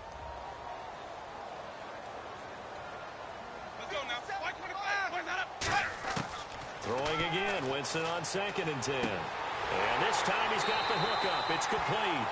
And he's going to get this inside the 30. A really nice pickup of 14 yards, and it moves the sticks.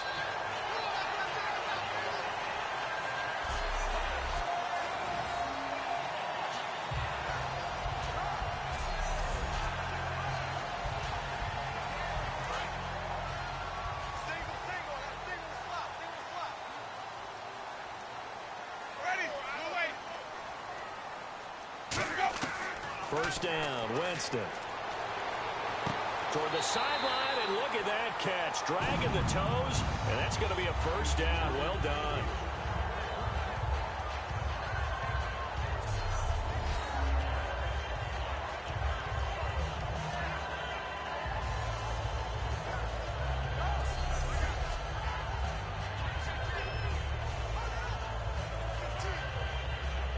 In the red zone this time.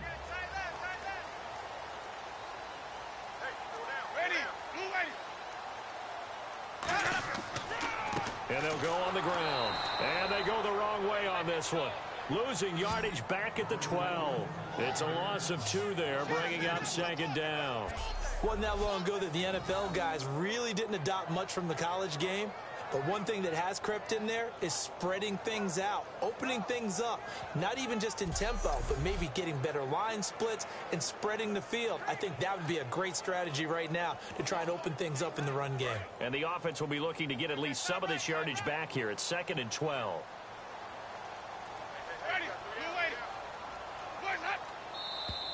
Now whistles here before the snap.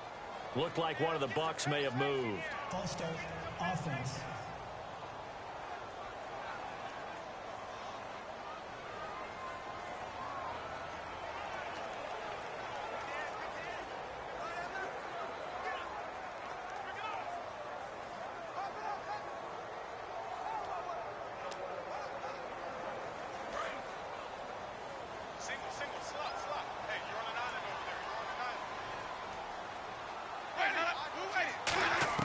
Now Jameis on second down. His throw caught at about the 5. They get 11 back on that one. It leads to third down.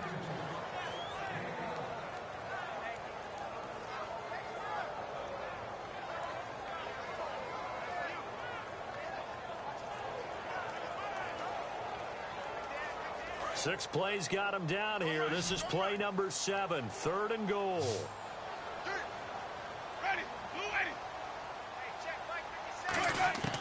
Third and goal. Winston. That's caught at the 3. Just a 5-yard pickup, and it leads to 4th down. All right, field goal gets you the lead here. I mean, but I might want to just go ahead and go for something big. Oh, come on, you got to kick it. I mean, you got to be glad I'm not the head coach here, right? The whole team would want to revolt at this point. So here we go. Maybe the biggest kick of the game forthcoming. This for a 4th quarter lead. And Aguayo's kick is good. And with that, they have taken the lead by a point here in the 4th. So the drive here ends with a field goal, and that does give them the lead, but this one is still a long ways from over. And you love to be able to look up at the scoreboard and see that you're out in front. But then you take one look across the field and see that offense is raring to come back out, and you think, I don't know that field goals are going to be enough to get us home.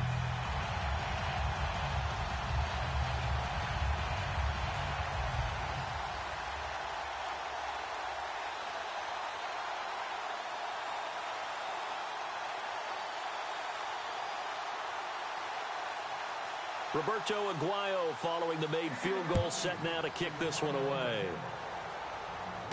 Fielded about a yard deep.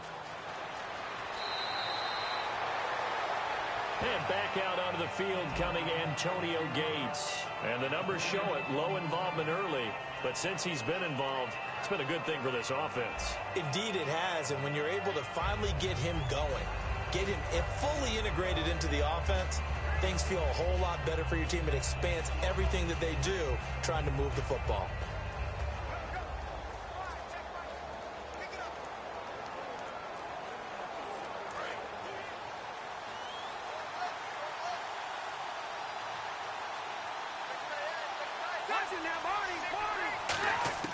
A first down throw here for Rivers.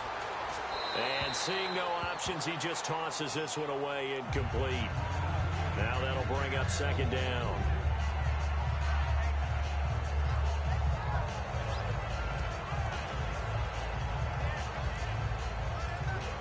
Second down following the incompletion.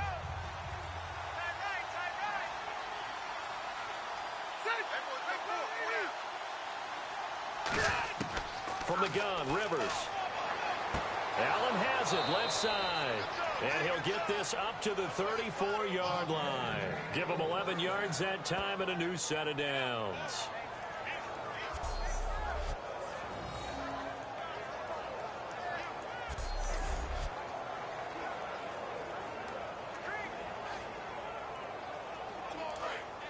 Looking to jam the receivers at the line here. Press coverage look defensively.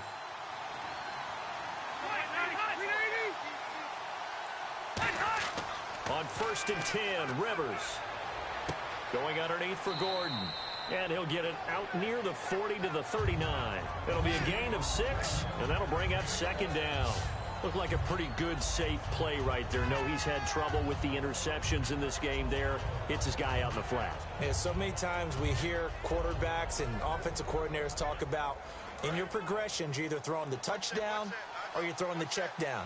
But earlier in the game, it was touchdown or interception. Now he got to the check down. A nice safe throw and a good one. Benjamin with it over the middle. And he'll be taken down across the 50 at the 45 in enemy territory.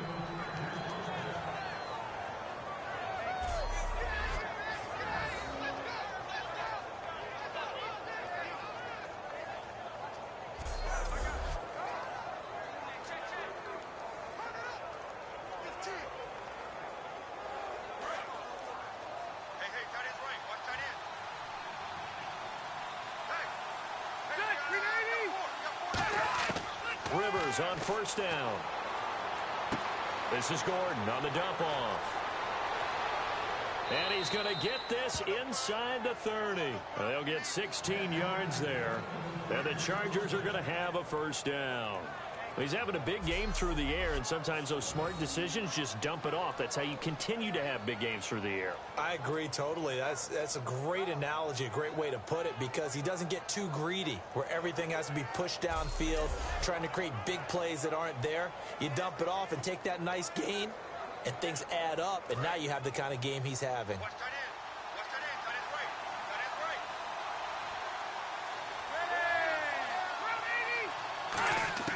Rivers now to throw on first down. And his pass incomplete. Danny Woodhead is intended target. And now it's second down.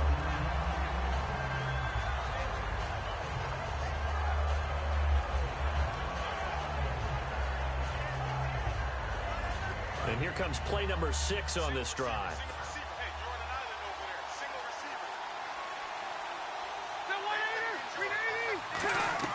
Throwing again, Rivers on 2nd and 10. He'll drop it underneath for Woodhead. And he'll be a couple yards shy of the red zone here at the 22-yard line. It's a gain of 6 on the play, and they're going to have a third down.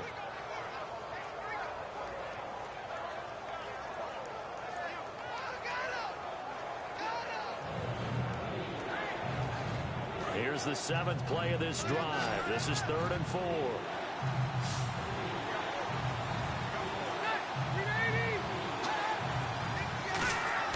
They'll throw again. Rivers dumps it off to Woodhead. And he's got the first down as he gets it to the 8. It's a really nice 15-yard pickup, and now it's 1st and goal.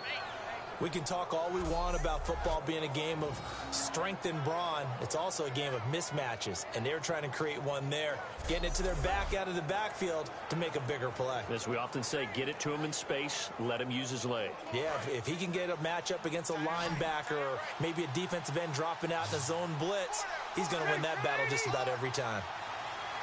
Again, it's Rivers. And he's going to be intercepted a third time. A great read, and it's picked off. There he goes, left side. The 40. Past the 20.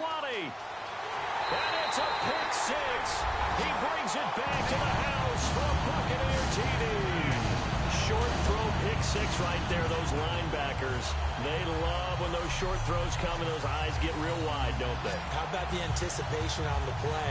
Reading, reacting, and then the ability to catch the football and take it in the opposite direction.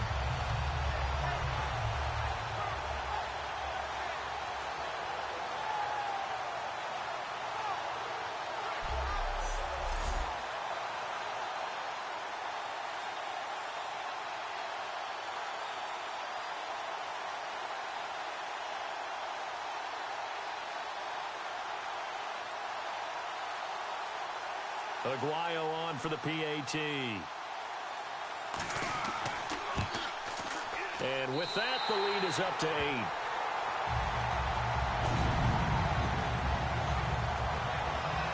A heck of a play there defensively, getting the interception, navigating his way into the end zone for the touchdown.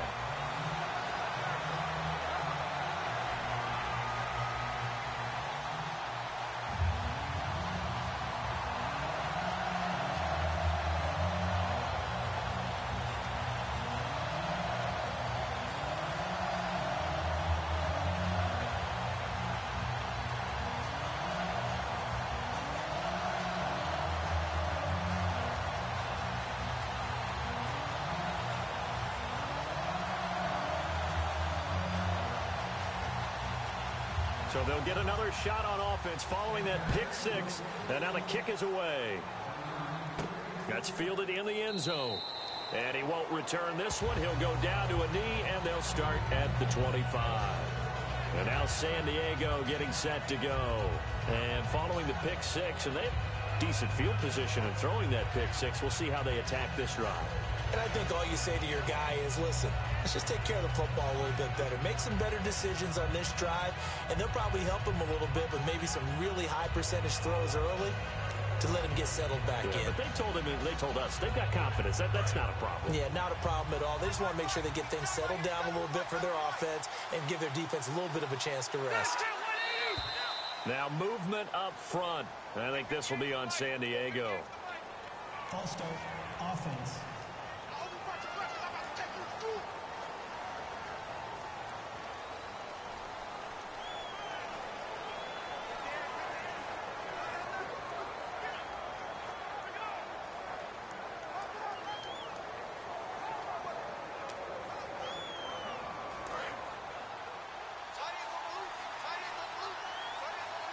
Another pistol look here.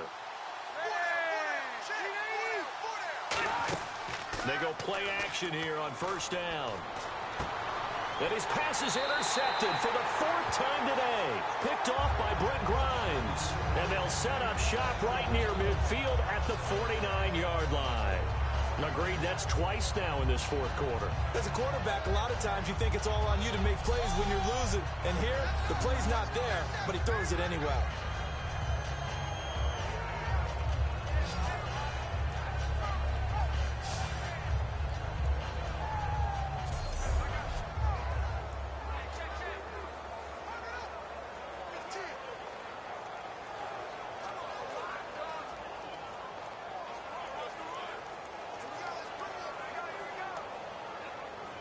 And Tampa Bay trots out there now. And last time they got 3 points, but it was a chip shot field goal. And when you go to the sideline after a chip shot field goal, maybe the offense not too happy. It's a balancing act, isn't it? Because you're exactly right. They're none too pleased that they didn't punch it in for 6 points. But they also have to remember they did put points on the board. 3 points is 3 points. And in this league, you take points when you can get them. Not easily done.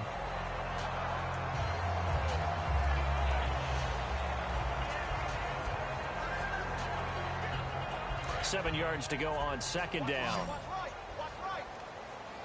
One receiver to the left is Evans.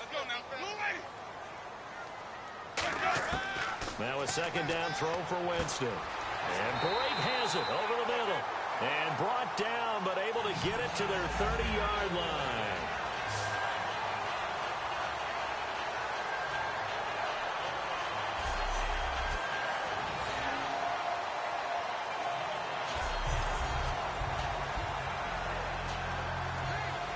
And the offense lining up 1st and 10.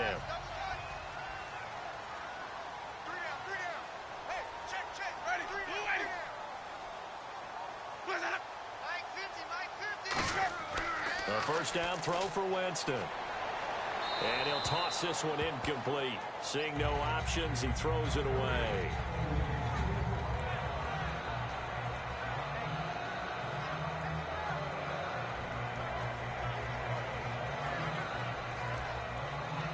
Second down now after the incompletion.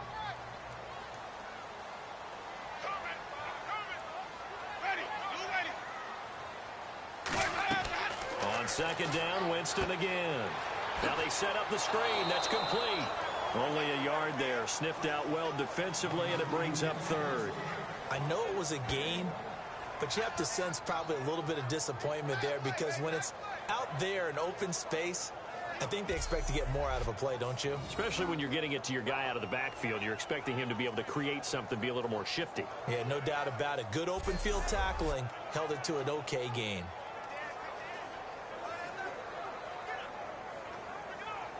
They got to get to the 20 to keep the drive alive on 3rd down. 3 receivers to the left, 1 to the right. On 3rd down, Winston. Jackson's got it over the middle. They stop him for only 3 that time, and that'll bring up 4th down.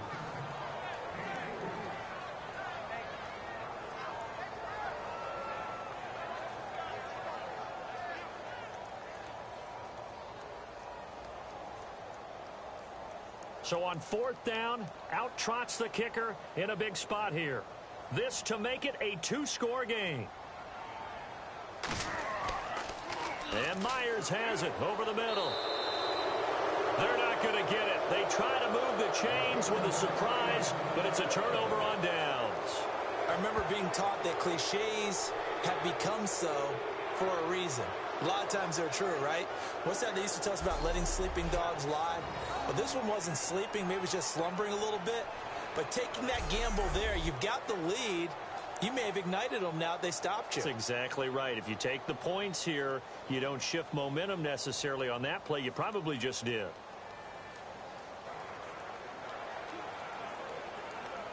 The Chargers offense gets set. They head back onto the field. And last time, 1 play interception. So this offense, they should be fresh. That's a good way of putting it. And I can't wait to see when they decide to do a play calling. Because a 1-play drive where you throw an interception, a lot of people think the very next time out, run the football, don't give them a chance. Maybe play action. I think maybe you go play action, show your quarterback, you get a little confidence in him, and let him fling another one. Partner, he got the DB on his horse on that play. He certainly sold like it was going to be a deep route before breaking it back on the comeback towards the sideline. And on the outside, they're playing press coverage.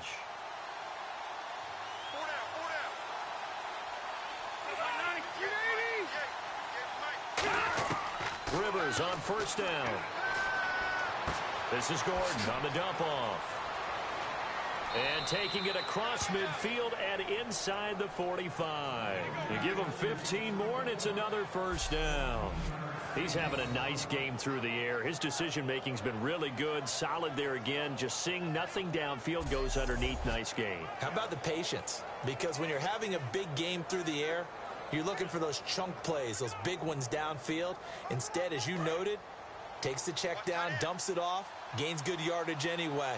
Really well executed. Now a play fake here on 1st down. It's caught on the right side, Williams. And he gets this one all the way down inside the 15.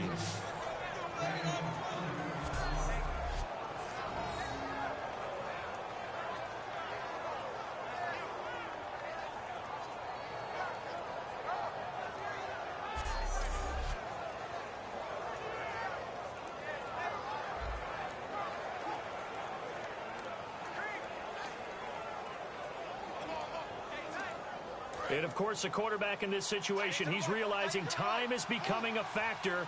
Let's see if they can get some points on the board here late. From the red zone now, Rivers. Looking for someone to throw to. And he just throws this one away. Smart decision here this close to the end zone, and it brings up second down.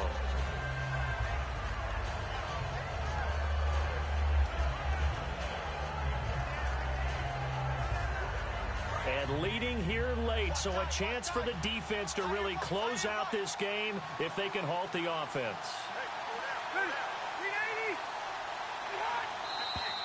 Now movement up front. I think this will be on San Diego. False start, offense.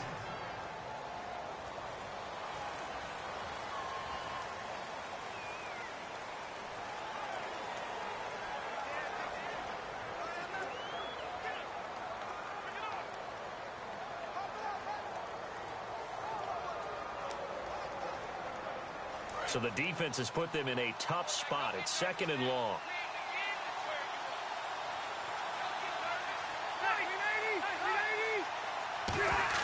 Rivers again. His throw caught right around the 6. It's a pickup of 12, and that'll set up a third down.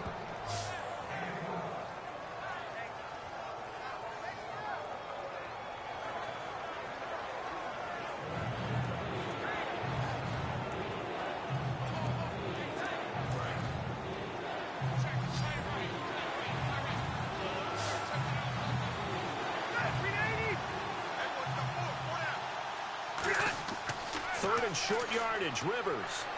His pass caught at the 4. And he takes it in for a Charger touchdown. Antonio Gates, a beast in the red zone with his second touchdown of the game. And the Chargers are within a 2-point conversion of tying this game. So on third and medium, they dial up the pass, and it works to hit the end zone. And it's really not a surprise to me. That's a throwing down in the NFL because of how tough it is to run the football. But what offenses like to do is still show run formations to make them respect it and throw out of those. In this case, they took a nice shot at the end zone and made it pay off. And this one incomplete. So they went for the 2. They don't get it. And the failure to convert and tie the game. Now the pressure shifts back to the defense. But I think it was the right play. I think it was the right call to try and tie the game there. Kick an extra point, you're still down 1. What's the sense? I like what they did.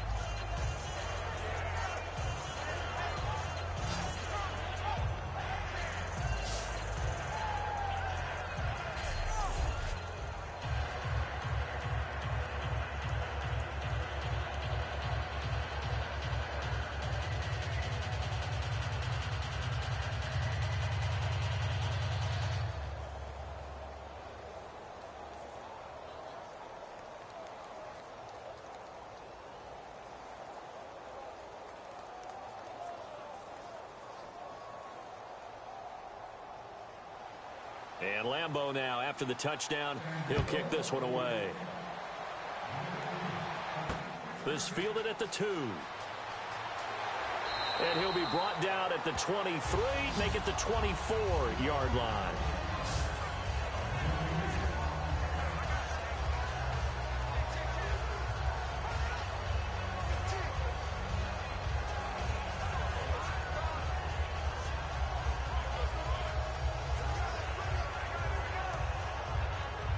And Tampa Bay trots out there now. And last time this unit was out here, costly turnover, and then that turned into 6 points. They've got to make amends. And how many times have we sat in meetings with coaches and they use the term complimentary football? Chargers able to get the pressure and bring him down. Time for a break. We'll come back for the electrifying conclusion after this.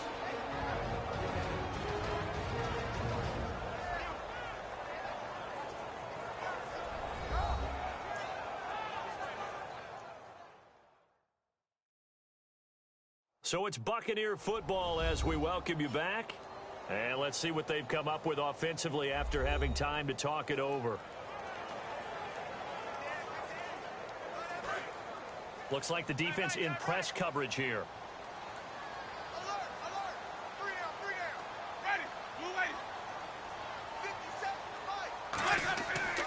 They'll give it to him right up the gut. And they'll bring him down. Now the Chargers are going to look up here and signal for a timeout. It's just their first. They've got 2 more to use here in the final stages.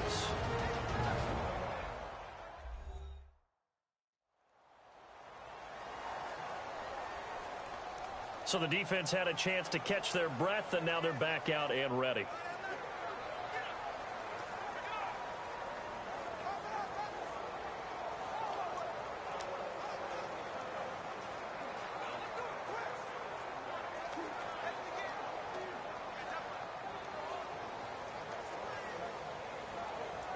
And the defense searches for one more stop here after the run on second down.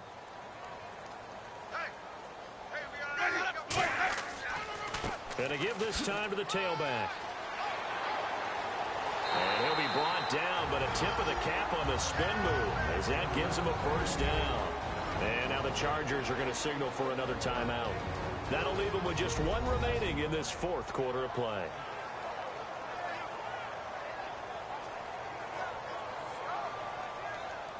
All right, so the timeout over and all 11 men back out onto the field for the defense.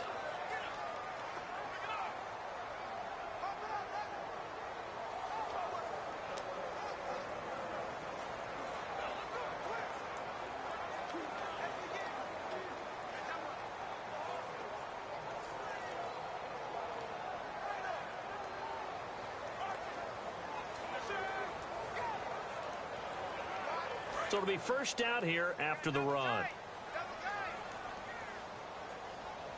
We got 3. We got 3, fellas. We got 3. Mike's 50. Mike's 50. And they'll go ground game here with a tailback. And he takes it past the 45 and down at the 46. And play is stopped here. Timeout. It's the defense calling the timeout here. It'll be their 3rd and final timeout, so as they talk things over, we'll step aside. And now following that timeout, the defense back out onto the field.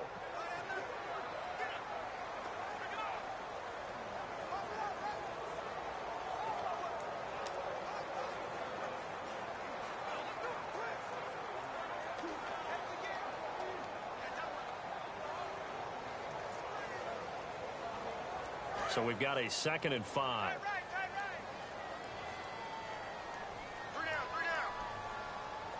They come out here in the eye. They'll give it to him right up the gut. And he'll fight his way forward to about the 48-yard line. It'll be a pickup of a couple, and it leaves him with a 3rd and 3.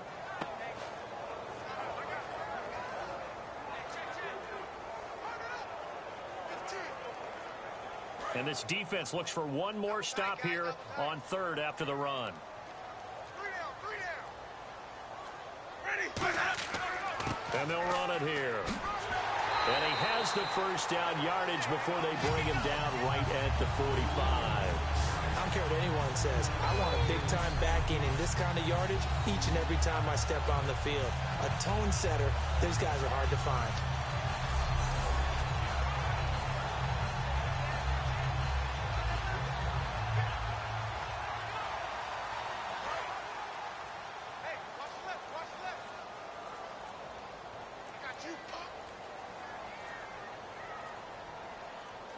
Winston will kneel down, and that should be your ball game.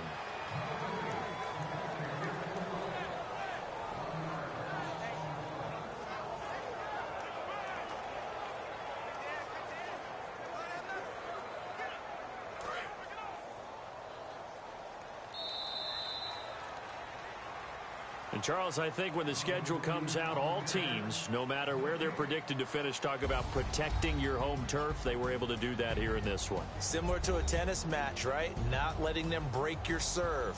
That way you hold on to it. They got it done, and they feel very good about that victory.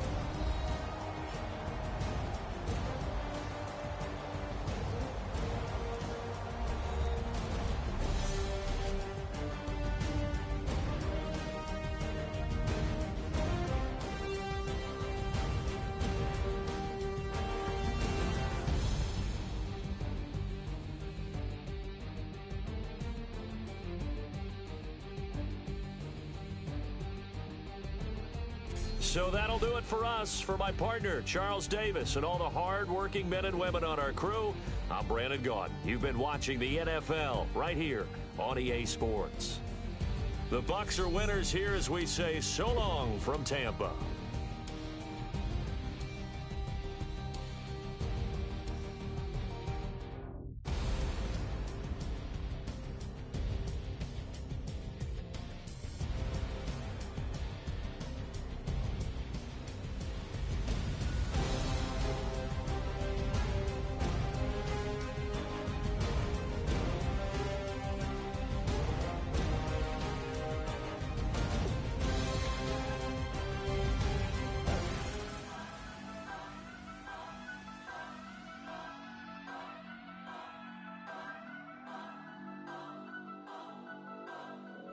Turn up.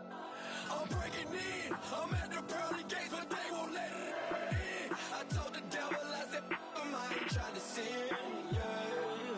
No, I ain't trying to sin, yeah. Pray to the Lord, Daddy, let me in.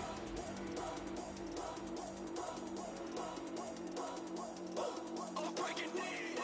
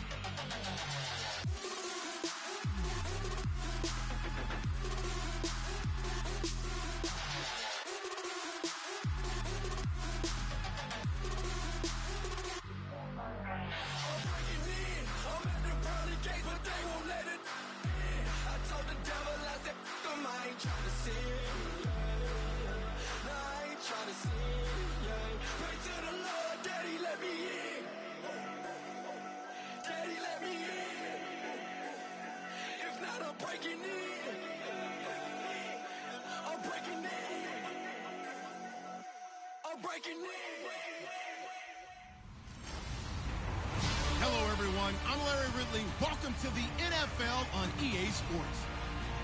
We've got a good one on tap today, and there's going to be two quarterbacks ready to get it done on the gridiron.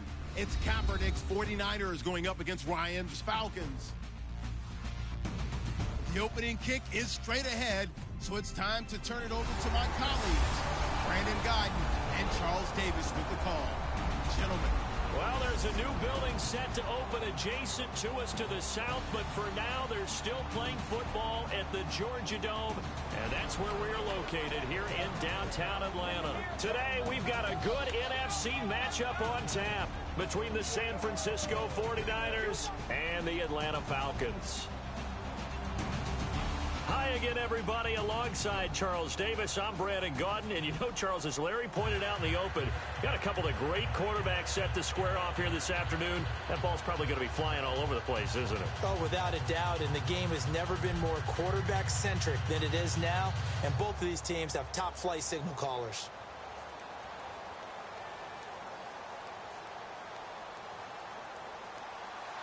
Here's Bosher to kick it away. This fielded at the 2. They'll bring it back to just about the 25. Call it the 24-yard line. So here's the first drive now for the 49ers. They're led onto the field by their big mobile quarterback. He can throw it, he can run it, Colin Kaepernick. I think years from now, when we talk about the zone read in the NFL, we may attach Colin Kaepernick's name to it first because he really made it popular and allowed a lot of other NFL teams to decide to put it into their own playbooks.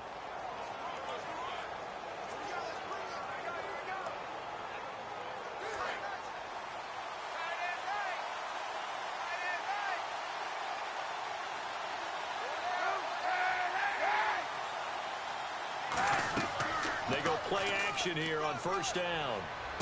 It's hauled in by Torrey Smith.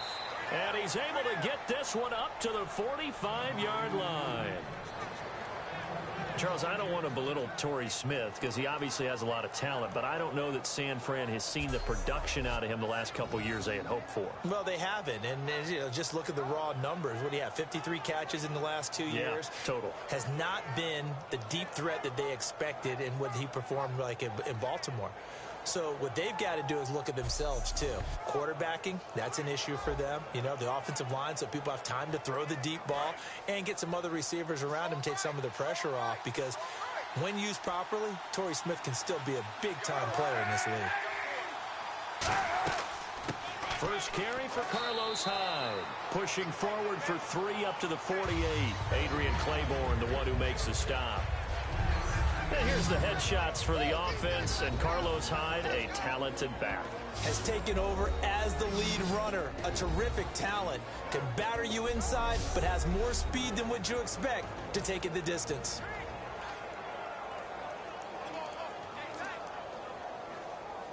Decent chunk of yardage still left here. 2nd and 7.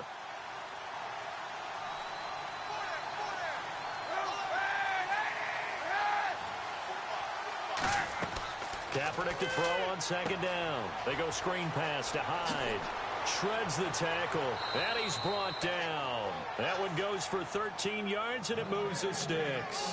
When you run a screen pass really well, you got to like the look of it because so many parts come together to make it work well. The offensive linemen, where they're faking people out, the back slipping out there, catching the football, then all of them going together as one unit downfield. A really nice pickup.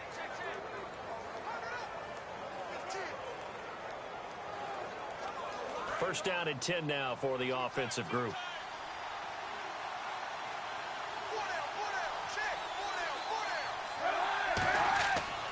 Cap gives to the tailback Hyde. And nothing doing. He's immediately taken down at the line of scrimmage. It's a loss of a yard there, and now 2nd down.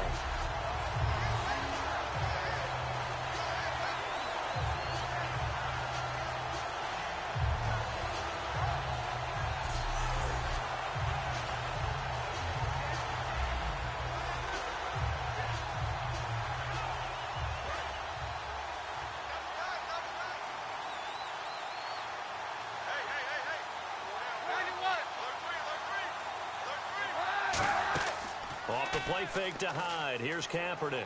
He's got time in the pocket. He's going to loft one deep left side here. And he can't hang on. That's definitely going to be one he wishes he had back. Incomplete in the end zone. And here we go. We get to see the Falcons again on offense. A crew that last year scored 540 points, tied for 8th most all time. But my question is this. Such a crushing Super Bowl loss in the offseason. Does that set you back big time, or does that fuel and feed you momentum-wise going forward? It should fuel and feed you momentum-wise going forward, partner. That's exactly how it's supposed to react. And that's what you'll see in the Falcons locker room in the entire offseason. They'll talk about finishing, unfinished business, things of that nature. But we have seen where teams have not recovered from it. Remember the Rams? They got to a Super Bowl, got beat by the Patriots, didn't get back there again. The Broncos in 2013, #1 offense, #1 scoring offense. They didn't get back in 2014, but they did in 2015. So you can recover from it. A lot of time there, partner, in the protected pocket, and he was able to deliver. The guys protecting the passer have allowed him plenty of time to go through his progressions and find open receivers. So the offense has it 1st and 10.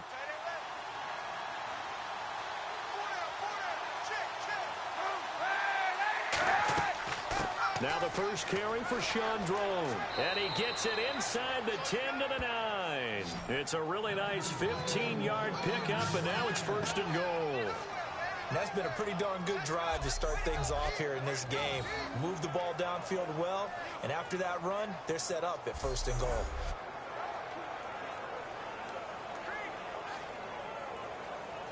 Offense walks to the line for play number 7 of the drive.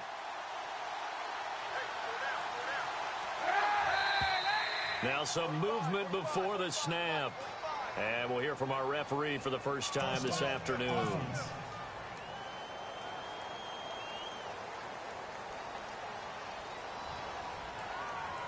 Still 1st down.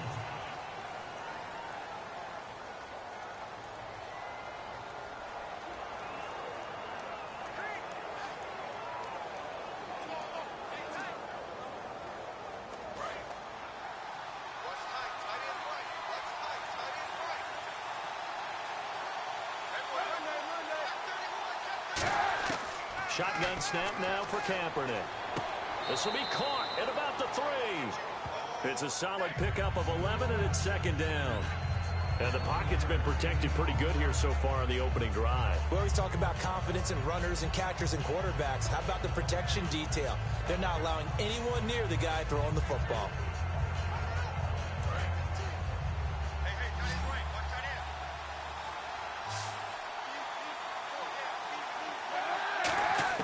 Now Kaepernick throwing on 2nd down. And that's complete. It's Allington.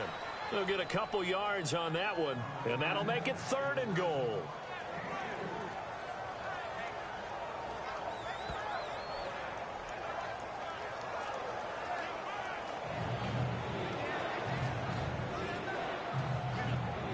Ninth play now, this long opening drive. Can they cash it in on 3rd and goal?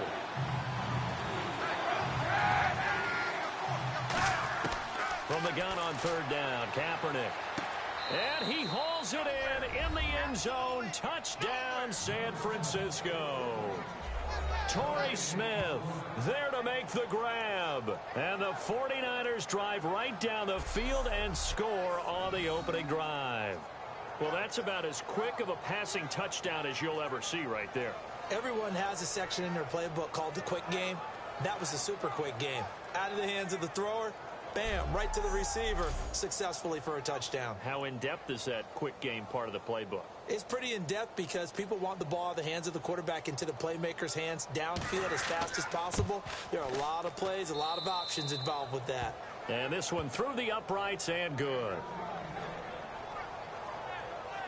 A 10-play drive that time, and it's polished off by a touchdown for San Francisco.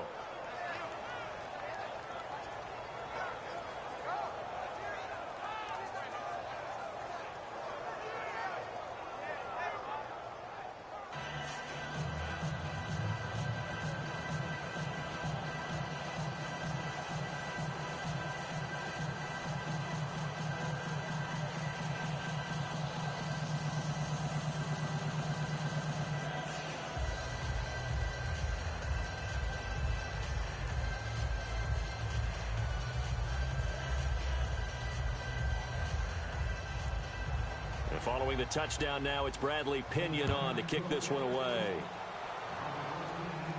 That'll be taken in the end zone. And no run back here. This will be a touchback, and it comes out to the 25-yard line. And time to see what the Atlanta Falcons can do on offense. There's Matt Ryan, starting quarterback, just shy of 5,000 yards in that incredible season in 2016 for Matt Ryan. You look forward, he's going to be working with a new offensive coordinator, Charles. One of the things I've always admired about Matt Ryan is his ability to embrace change, because he had the same type of a system, changed some coordinators early in his career, but the system was essentially the same for most of his career. And then he had a coordinator change in 2015 and had to adapt to a new style. And he did it so well that by 2016, he was the NFL MVP. So a new offensive coordinator is not going to change much for him. He's going to try to adapt one more time to a new style, new ways of doing things, and I think he'll do it very successfully. On the tackle there, Glenn Dorsey. All right, let's look at the offense. Devontae Freeman, this is a guy that you wanted to talk about, so take it away. Brandon, have you seen a running back play with such joy as well as such fury? I love the way he runs the football and attacks defenses.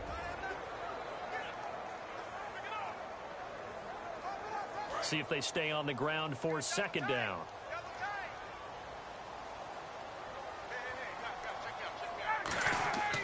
On second down, here's Ryan. And his throw's going to be incomplete. He was looking for Mohamed Sanu there. And that'll make it third down. Starters defensively for the 49ers. New coach, new GM, but a couple nice pieces to build around up front. Eric Armstead, DeForest Buckner. And that continues for them because, remember, they were the same duo in college at the University of Oregon. Now they're teammates with the San Francisco 49ers. And I think both have played well in their short time in the league. But they also get help because they have an experienced veteran on the back end of the defense, Antoine Bethea. And I think you can build around him as well. Get some younger, quicker guys to go. But Antoine Bethea, he'll lead them with confidence.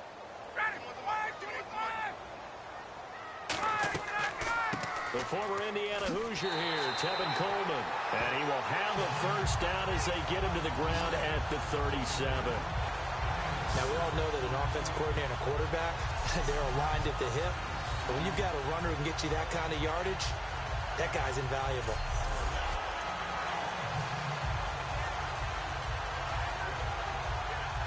So the run gets them the first, and now they operate with a fresh set of downs.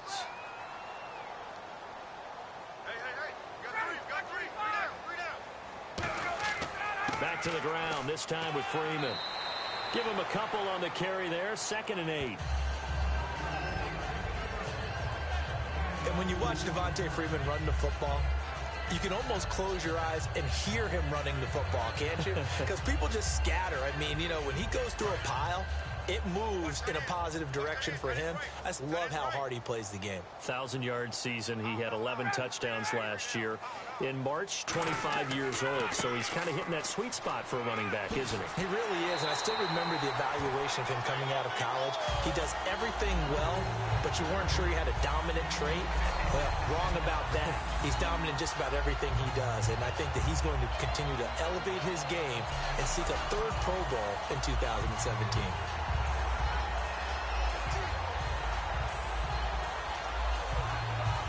And a new set of downs here after picking up the first on the ground.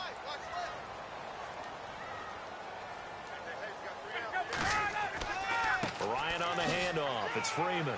And he's going to be stopped up at about the 47-yard line. 2 yards on the carry there. It'll be 2nd down.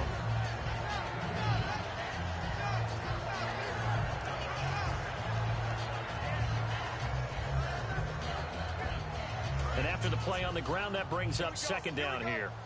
Here we go. Now they'll throw it with Ryan. He completes it to Julio Jones.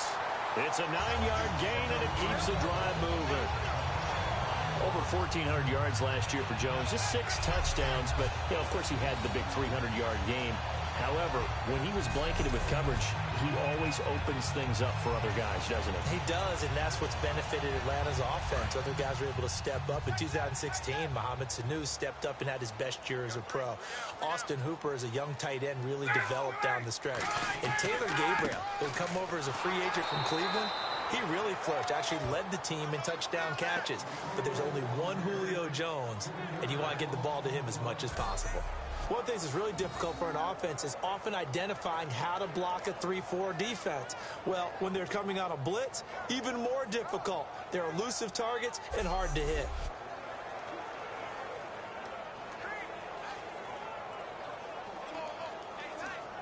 Counting down toward the midway point in quarter one.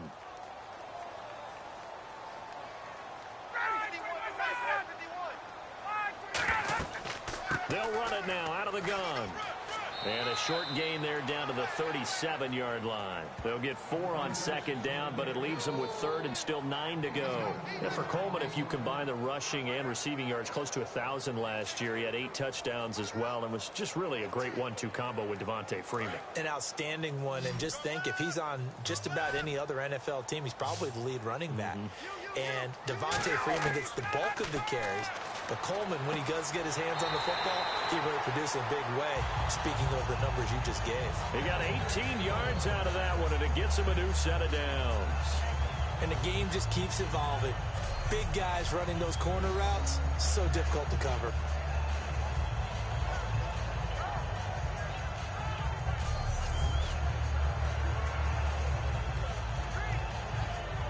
And the offense readies for play number 10 of this series.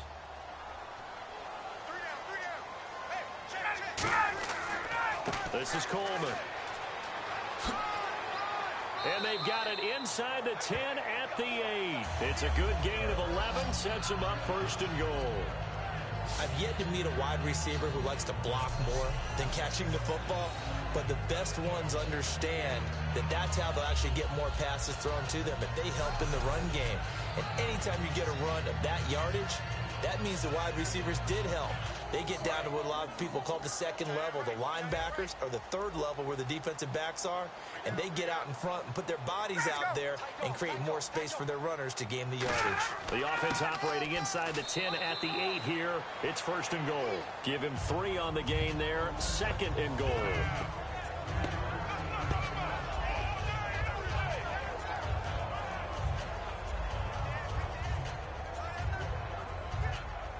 Just play after play after play on this long drive for the offense.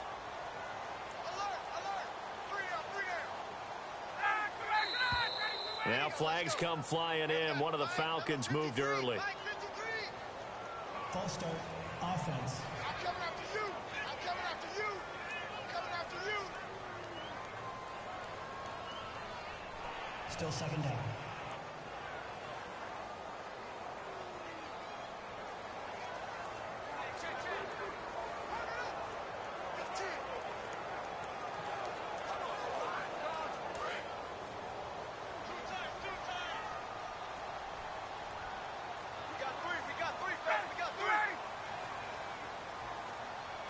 Second and goal as the offense looks to try to punch it in. And running room hard to come by here. He gets it down to the 8. Only a couple yards there, and that's going to set up a long third and goal.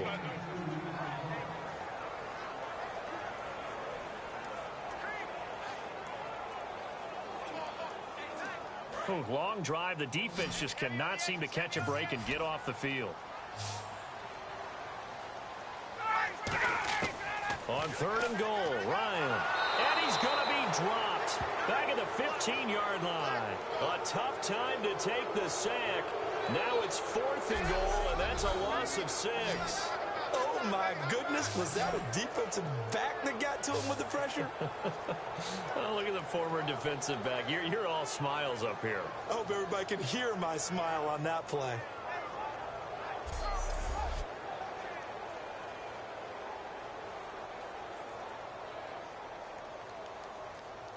So on fourth down, off goes Matt Ryan, and on is another Matt Bryant.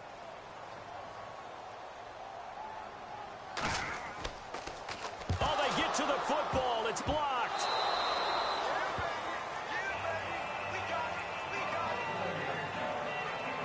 The Falcons defense gearing up as they take the field. And despite being down on the scoreboard, this unit, they've had some big-time hits. Sort of like us at practice the other day. I saw you take a running start at that blocking sled. You took it down. Bounced off like a rubber band. No, not at all, but you're exactly right. They are doing their job, but they want to add takeaways to it. You need to have more of those to go along with the big hits we're seeing. By the way, when I tried that and I bounced back, I noticed that you laughed with everyone else. You didn't try to get in my corner. No. Someone had just told me a joke on the other side. Right, I missed that. Totally missed it.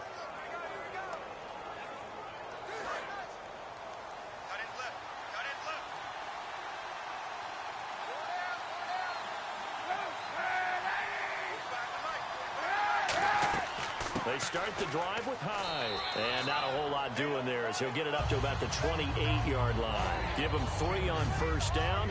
It'll set up a 2nd and 7. Partner, I like Carlos Hyde coming out of Ohio State because I like the way that he would run inside and bodies would just scatter when he got through there. A very strong, aggressive runner inside. Finished just shy of 1,000 with 988. If you're a back, how much does that hurt? It hurts a lot, and then you want to talk to the official scorer at home and say, you couldn't find 12 more yards for me somewhere? He's going to flip that out to the flat. It's complete. Just a 1-yard pickup on the play, and it'll be third down.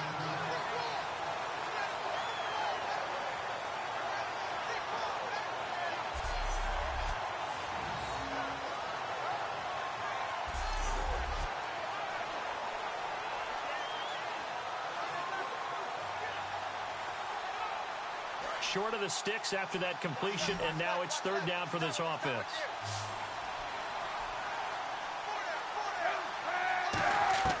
On third and long, it's Kaepernick. This one complete, right side to McDonald. Good defense holds him to only a yard, and it'll be fourth down.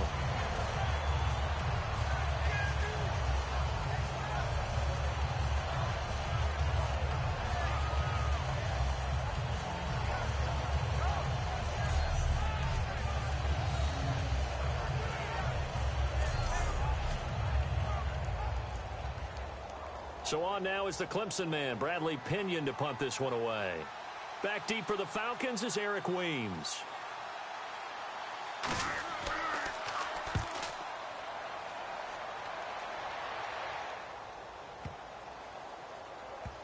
And well done here. That one will kick out of bounds at about the 8-yard line.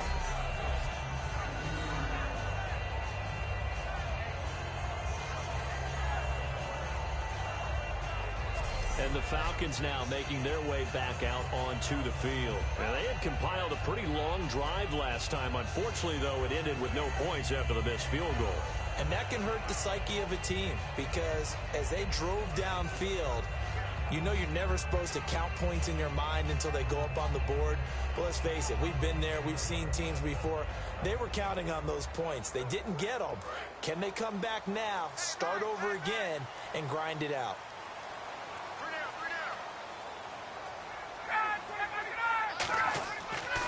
The drive will start with a carry by Devontae Freeman. And he'll lose yardage and be down at the 7-yard line. That's going to go as a loss of 2, and it'll be second down. One of the beauties of a 3-4 defense is that you have flexibility with your linebackers, and you can put them in different spots. But one of the downsides is an offensive team that's committed to running the football, you can get your big offensive linemen up on linebackers quicker, and that usually gives you an advantage in running it. It's already second and 12. The defense hoping to push them back more.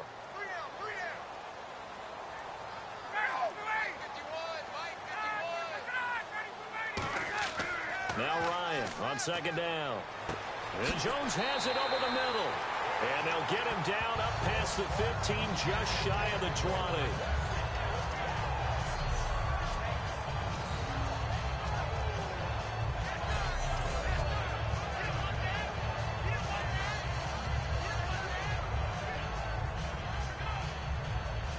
Offense comes to the line now, first and 10.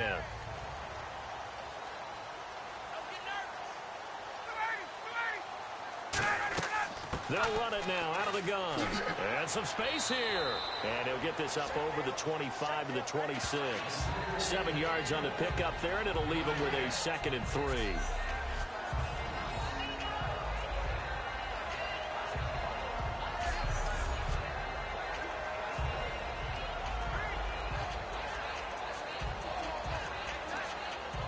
Second down following the run.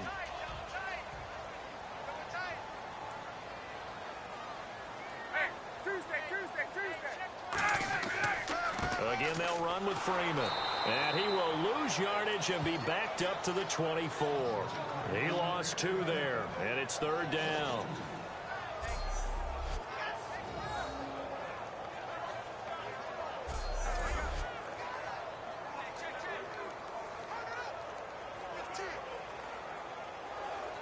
And now it's a 3rd and 4 situation for the offense.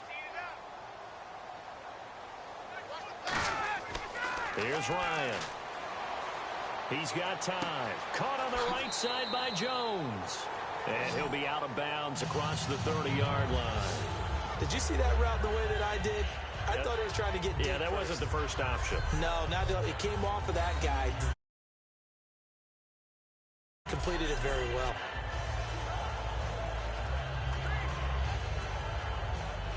Fresh set of downs here.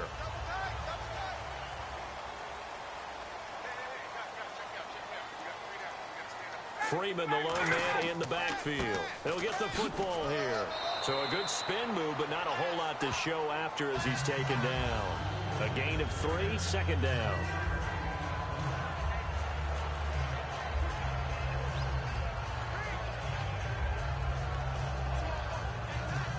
Now it's 2nd and 7.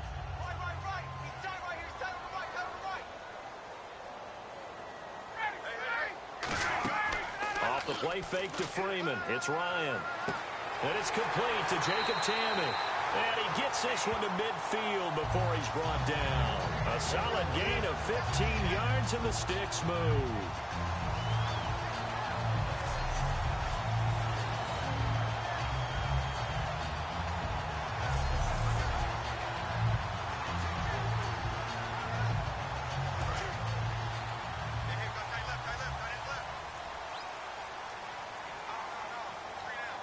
They come out here in the eye. This is Freeman on 1st and 10. And it'll be a minimum pickup here as it will take us to the end of the first quarter.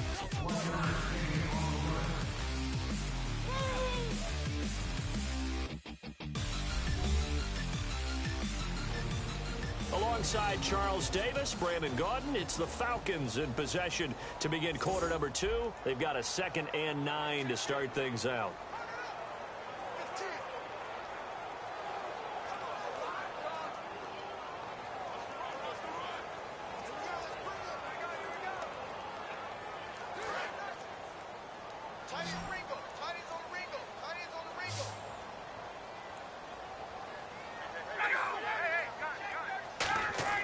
On 2nd down, Ryan.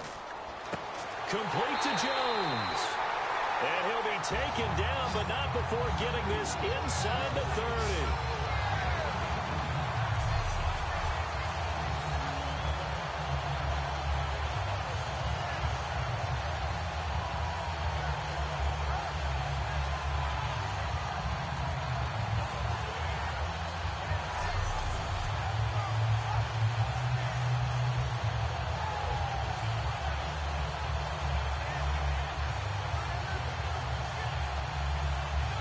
So after that big play, let's see if they can catch their defense maybe on their heels.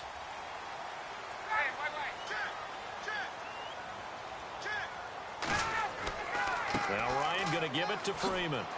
What a spin. And he's going to fight his way forward here for a modest gain. It's a 6-yard pickup, and it gets him to 2nd and 4.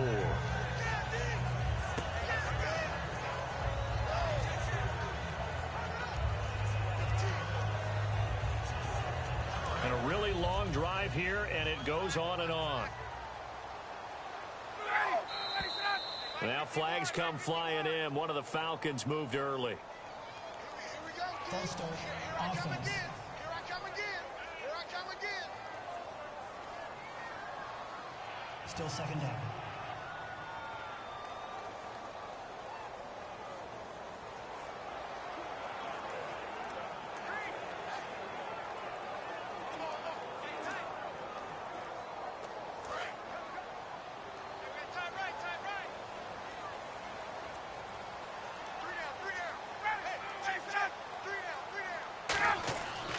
After the penalty, here's Freeman.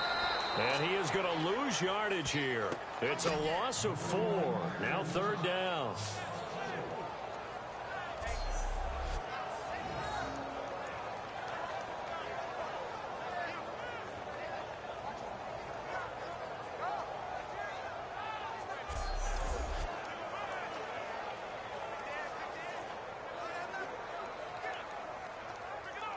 And this seemingly endless drive continues. An extra DB for the 49ers now on 3rd.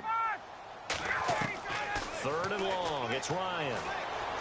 And this is going to be incomplete. He was hoping to get that one to Tevin Coleman in space. And now it's 4th down.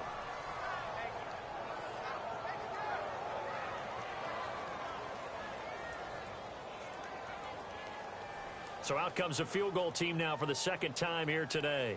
He had his lone attempt blocked earlier.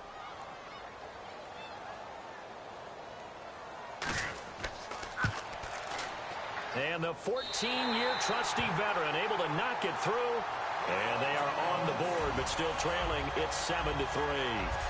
So a good kick that time, and that might help to get the negative thoughts out of the mind from that earlier block. Especially since this was not a chippy, so he had to get that one out kind of low. But his line does a nice job of protecting, and he's able to convert for 3.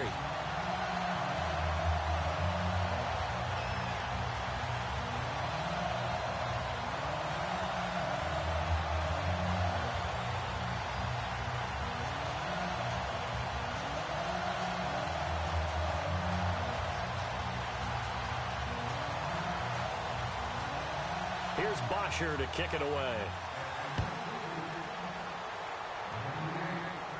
This is fielded at the goal line. And he's up past the 20 to the 22-yard line.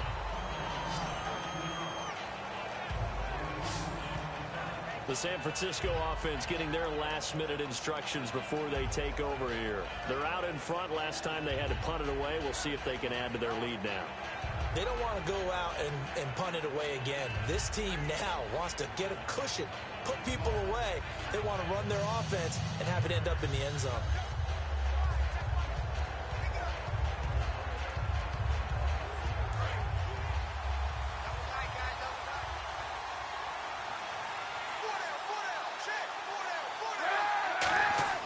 Kaepernick now on first down. Curley's got it, complete. 5 yards on the catch there, brings up second down. What terrifies defenses when they see slant routes thrown is that the receiver is on the move, and oftentimes he catches it and gets upfield. That's a really nice job rallying to him and stopping him for a minimal gain. So they complete the pass, and now they face a second down.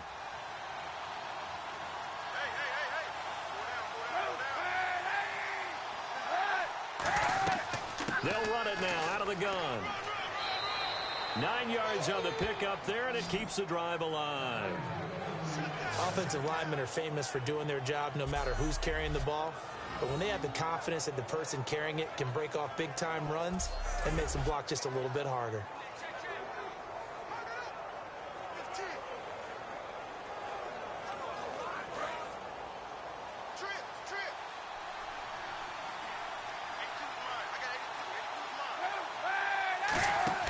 They go play action here on first down. And the Falcons get there. The Falcons get the sack. Down he goes. Tyson Jackson in there to sack him for a loss of 6. You know, on these types of plays, we're always looking to assess blame. Okay, where did it break down? Sometimes it's just a great play.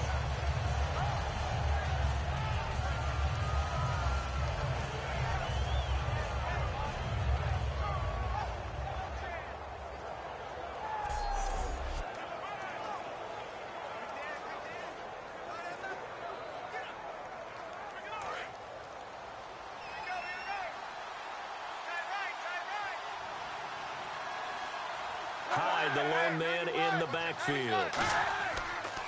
And he'll get it up the middle. And an alley to run. And he'll bring it up here to right at the 40-yard line. That one good for 10 yards. And all of a sudden here, it's third down.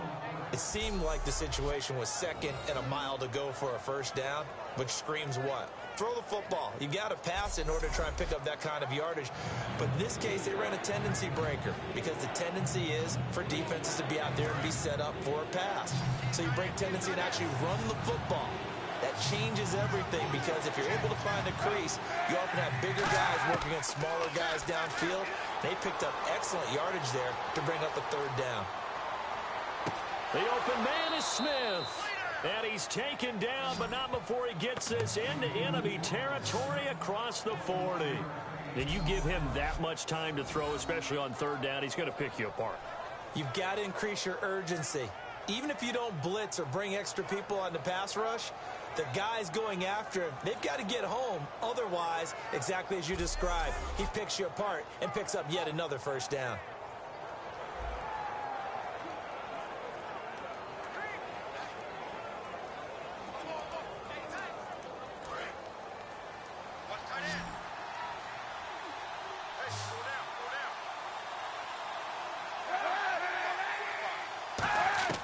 On first and 10, here's Kaepernick. He finds his receiver left side. This is Patton. And he's going to get this inside the 30. 11 yards for number 11.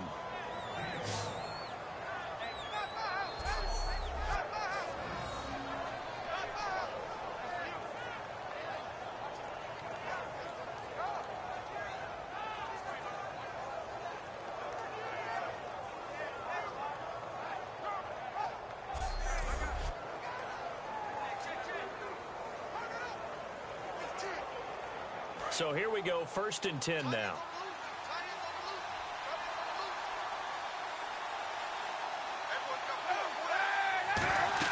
And back to the ground. Hyde much of a hole there as he gets it down to about the 24-yard line. 3 yards on the pickup there, and it'll be second down.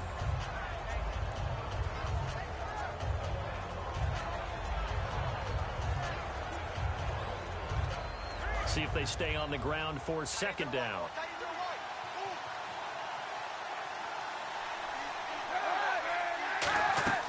They'll run it now out of the gun. And able to push his way forward here for a good little gain. Give him 4 on the carry, and it'll make this a 3rd and about 2.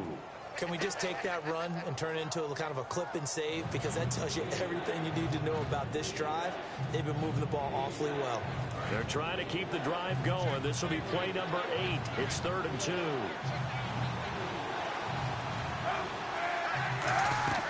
They'll try to run for it with Drone. And he'll take this inside the 20 and down to the 18. It'll be called a gain of 2, and that'll leave them with some options here on 4th and inches.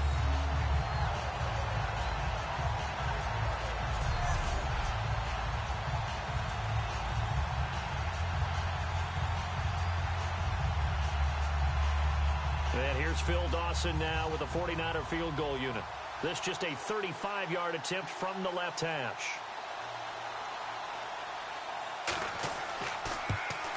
And the kick for the 41-year-old is up and good.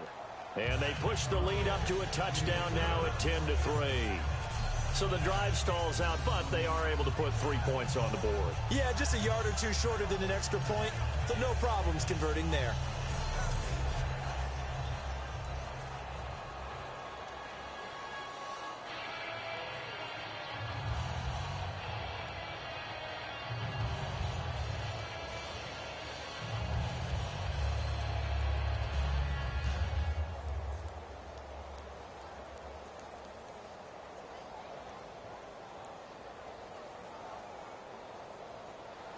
The punter Pinion now to kick this one away.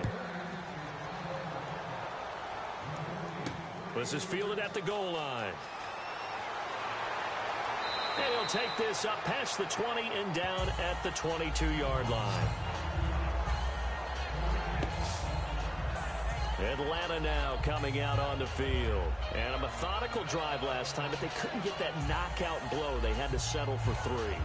But you got to like what they've been doing along the way, right? It's almost like the body blows, the setup punch. As you said, they didn't get the knockout blow here, but that doesn't mean it can't come later in the game on another possession. And the defense on the other side, maybe a little gassed, yeah, right? A little tired. And if nothing else, they just feel relieved getting upfield, only giving up 3. They don't exactly feel like they've handled the offense. Freeman, the lone man in the backfield. Now Ryan on first down. Sanu with a grab over the middle. A gain of 6 there on first. And Brandon, I think Mohamed Sanu had a nice career while he was in Cincinnati, but he really elevated in 2016 in Atlanta. The most catches for himself in a single season. 59 of them, 4 touchdowns. Really a nice compliment to Julio Jones, and he was a nice compliment in Cincinnati. I don't want to say he's not a number 1 receiver, but he plays that number 2 slot well, doesn't he? He does, and I think it's because of his versatility. He can play in the slot. He can play out wide. They can use him as a wildcat quarterback. He has thrown passes in the NFL. In fact, going back to his days at Rutgers, I think he threw 18 passes while he was at Rutgers, so you never know what you're going to get when Mohamed Sanu has his hands on the football.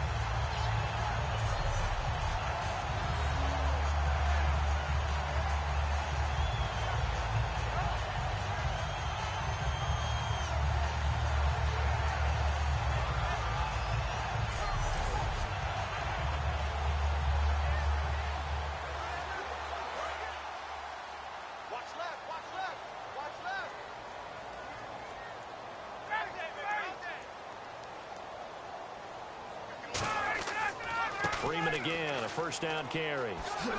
And he gets this up across the 35 before he's out of bounds. 5 yards on the carry. Good pickup on first down. Brandon, that's a body blow type of a run. The type of run that if you keep getting them and accumulating them throughout the game, that'll really wear a defense down as we get to the 4th quarter.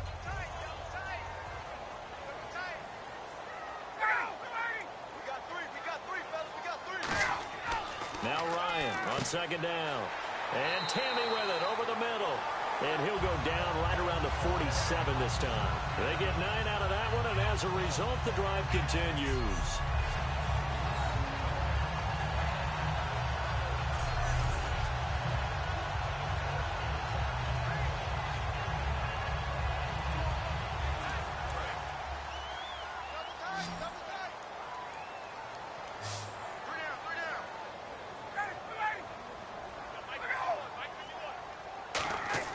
Now a play fake here on first down. And he just gets rid of it. Throws it away. A wise move there. Looked like nobody open. Now second down. Not too many things get to a quarterback of this magnitude, but I think it's safe to say that pressure can get to any quarterback. Now, he's obviously a great franchise quarterback, but felt the pressure, threw it incomplete.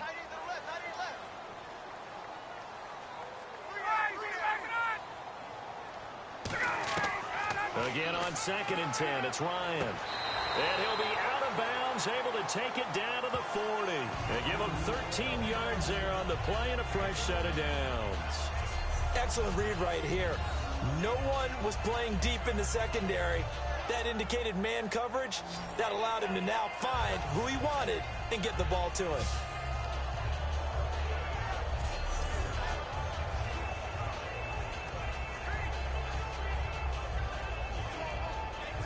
And here comes play number 6 on this drive. Bring it. Bring it. Get up. He's coming. Coleman. And he'll be stopped up quickly here at the 38. 2 yards on the pickup there. It'll be second and 8.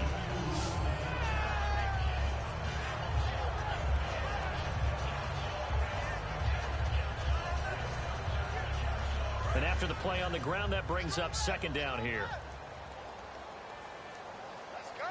59, ready. Twist. On second down, Ryan to the sideline, and oh, a nice catch there. Made sure the feet were inbounds, and they were. Was that a receiver? Yeah, actually it was. It was a running back who was a receiver on the play. Ike's been spending time in the receiver drills getting his feet down. Well, those guys out of the backfield, they got to be good, agile with their feet. He showed the agility there with a toe tap. No doubt about it. It's like he'd went to ballet school. Got the toes down and stayed in bounds. Ryan. Nowhere to escape, and he goes down. DeForest Buckner in there to drop him for a loss of 10. And it'll be 4th and long. Boy, he came in off the edge so quickly there. Look out, because that's exactly what it was being shouted by the offensive lineman to his quarterback, because he had no chance to block him.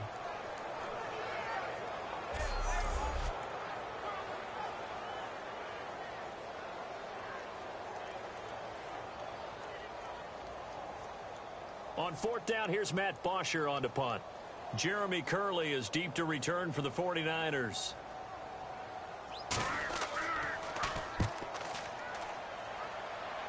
And this will carry out of bounds. Where are they going to spot it now? At about the 18-yard line, it looks like. Now Colin Kaepernick and the offense heading back out onto the field. He's played a pretty clean first half, a touchdown, no interceptions.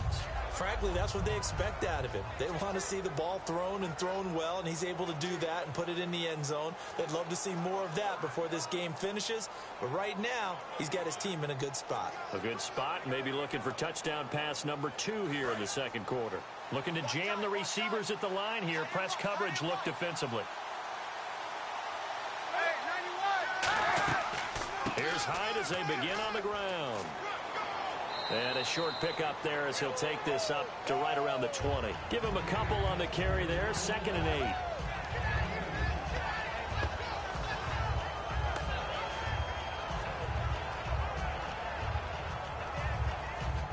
Second down following the run.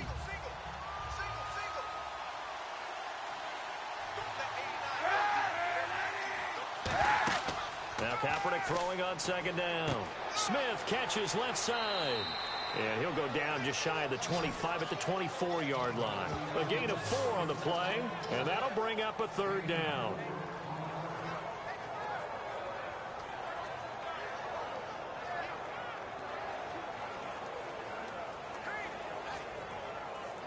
Well, they get the completed pass, but still have more to go here on third down.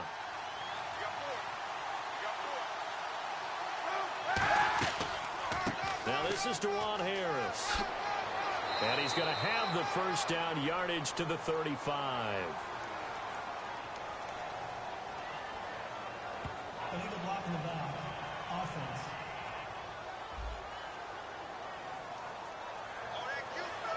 Still third down.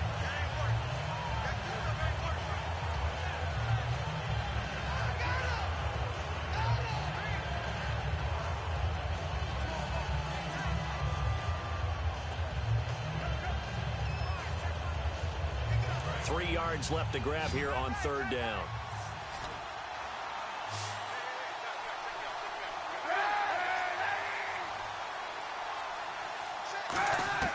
Throwing is Kaepernick on third down. It's caught. Patton. And he'll be taken down, but not before he gets into enemy territory.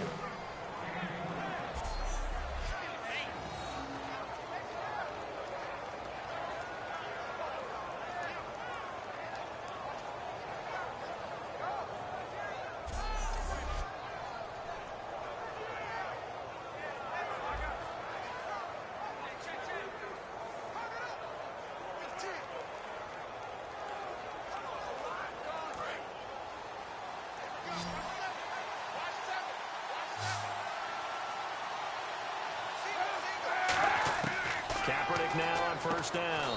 Out to the flat. That's complete to his running back. Nothing on that one. It'll be second down. Pass complete, but no gain. No yards. Yeah. So you file that as unsuccessful. Yeah, you do, don't you? Except on the stats, throwing the ball, Get a completion. you get a catch, Yeah. but still, No yardage. Okay.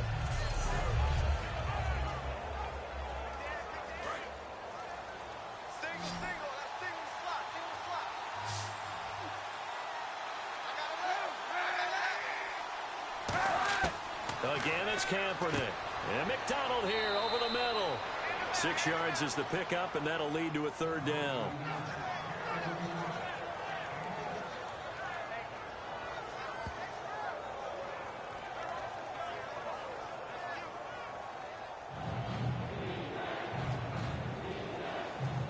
So completion on second down, that brings up third.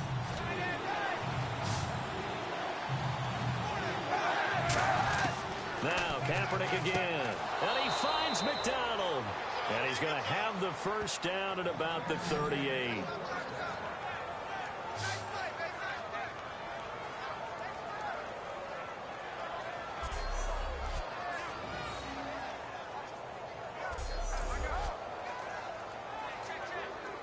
And the offense lining up first and 10.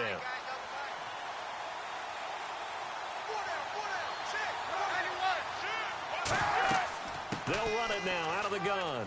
And a solid run down inside the 30. 9 yards is the pickup there, and they'll have a second and 1.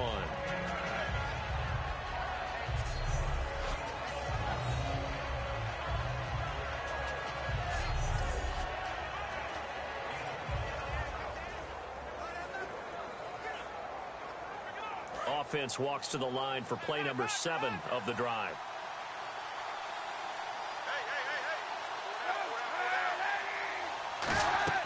On second down, Hyde. And this time not as successful as he'll get back to the line of scrimmage and no more. Not enough there for a first. No gain, as a matter of fact. And it leaves them at 3rd and 1. 2 minutes to go here in the first half. We're back to Atlanta right after this timeout.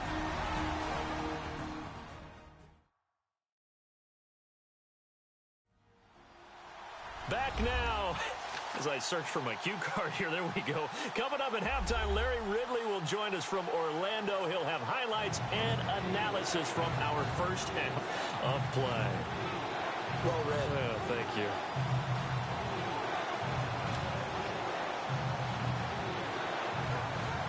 This will be play number 8 here on the drive. It's 3rd and a yard.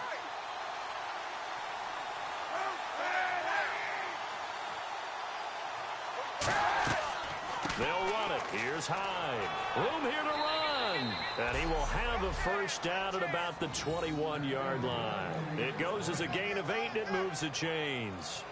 I know at times today's NFL sure feels like everything's about the guy throwing the football. But when you've got a guy who can run it and move it and gain this type of yardage, you'll take him each and every time. First down and 10 now for the offensive group.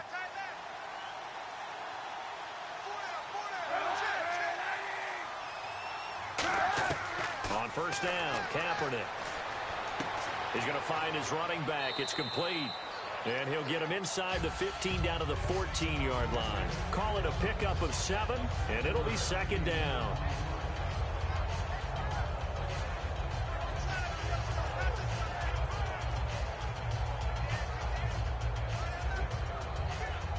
Well, just play after play after play on this long drive for the offense.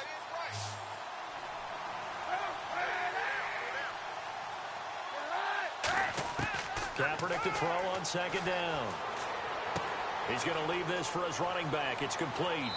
And he's brought down just outside of the 10 at the 11. Now hold everything here. We're going to get a timeout by the offense.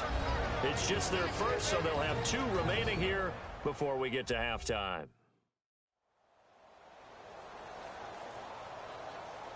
So the offense takes the timeout, and they are back out and ready to rock.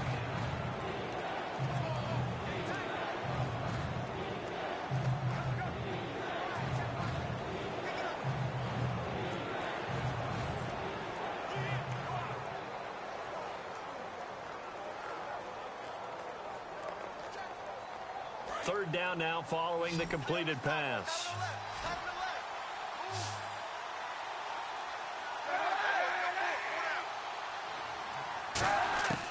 From the gun on third down, Kaepernick. This will be caught at about the 6. Now whistles come in. We're going to get a timeout here by the offense. So that means they're down to 1 remaining here as we head toward halftime. So we're back in the offense getting set following the call of that timeout.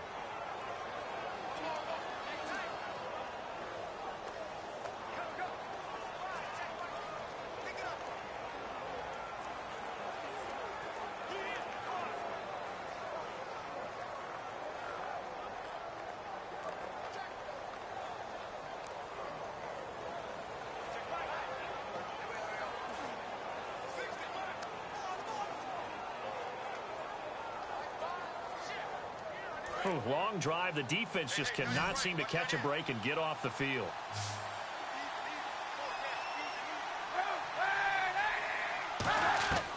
Again, they'll throw with Kaepernick. Finding time. And no escaping this time as he'll go down. They got him for a sack. Well, that was point counterpoint, wasn't it? They decided to throw for it on 1st and goal. Instead, the defense counters with pressure, and the defense wins, getting a big sack.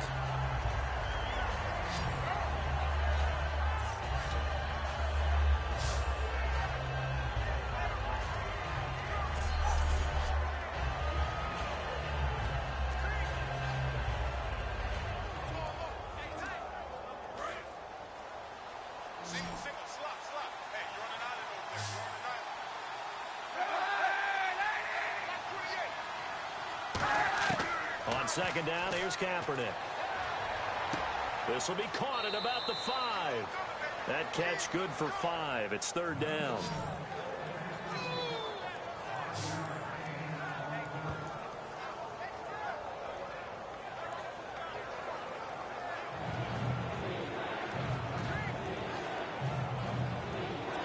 Offense has been out there a while. This is their 14th play in this series.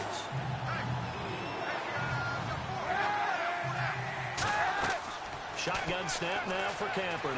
And he takes a shot on the release as this will be incomplete. He was looking for Quentin Patton that time. And it's 4th and 4. It's not just the offensive linemen and the guys charged with protecting him that take it personally. When the franchise quarterback gets dropped on the ground, it runs through the whole organization from the owner all the way down. It's like every single time he goes down, everyone holds their breath. Not only do they hold their breath, but they feel the hit as well. They're just trying to think of ways for it not to happen again. And Dawson's kick is good. And they will stretch their lead to 10 now at 13-3. So it was a drive that seemed to go on for an eternity, forever. Our sponsors were probably saying, hey, we need to get our products in here on these commercials. But after all of that, 3 points as a result. Yeah, it's hard to say who came out ahead there, isn't it? On one hand, you kept the defense out there a long time. But after controlling the ball for so long and just moving the ball incrementally down the field, a field goal seems like a bad result.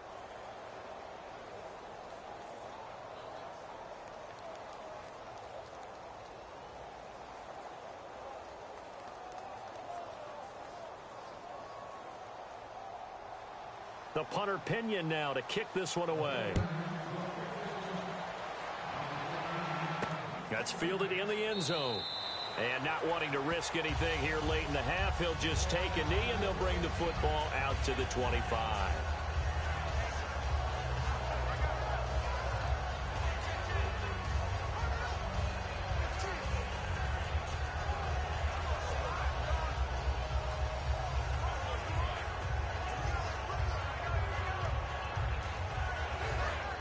And on the outside, they're playing press coverage.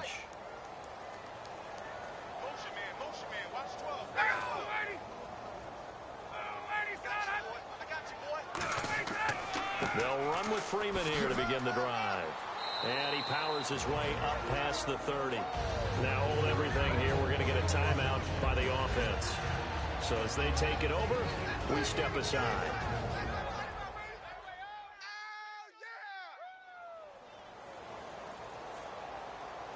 So the offensive unit called the TO, and now we are ready to resume play.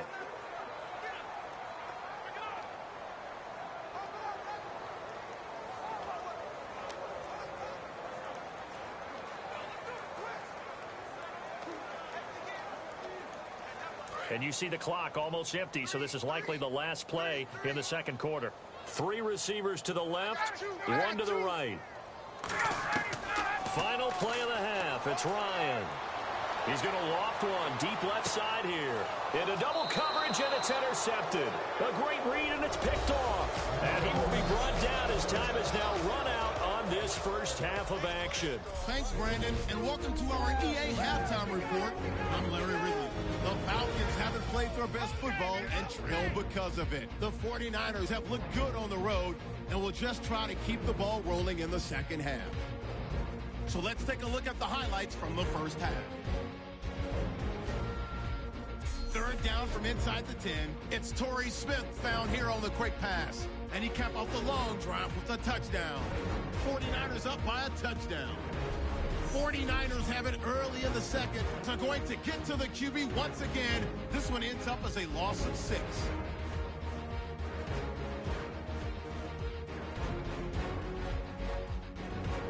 Third down from inside the 40. Defense will get to the quarterback here. This will go as a loss of 10.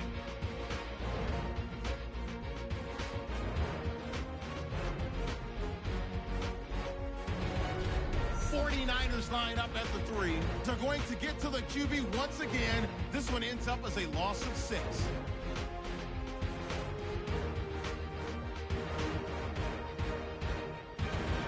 And with that, we'll head back to Atlanta where Brandon and Charles are on the call. Okay, Larry, thank you, and we welcome everyone back for quarter number 3.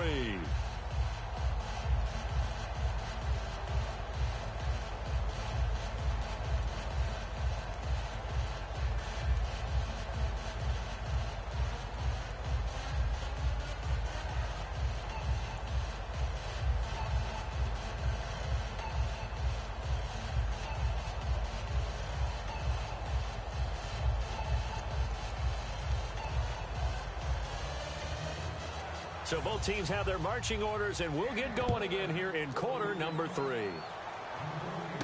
Fielded about a yard deep. And he'll get it up just past the 20, and his guys will go to work at the 21-yard line. And here now come the Falcons. And following the interception, just any interception, are you a little bit more cautious when you start that next drive, or no, you just throw that out the window? I think you are. I don't think that there's any way you can run back out there and go, totally didn't affect me. Let's just go ahead and be loose with the football again. You're going to take care of it, but you have to be careful about being too cautious because now you can't run any offense at all. Still want to attack. We'll see how they attack him here.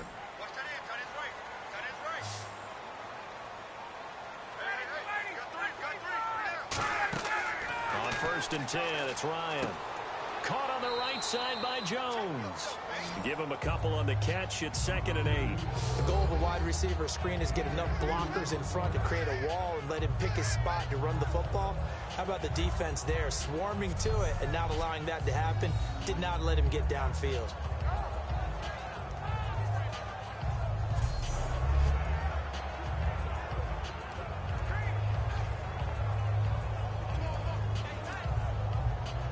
Let's see what the offense comes with here. 2nd and 8. They come out here in the eye. On 2nd down, Ryan surveying the field. And he'll go out of bounds across the 35-yard line. 15 yards through the air on a 1st down. That was a really nice job there, stretching zone coverage by running that route deep enough before breaking it back towards the sideline and being open. And a precise throw for the reception in the 1st.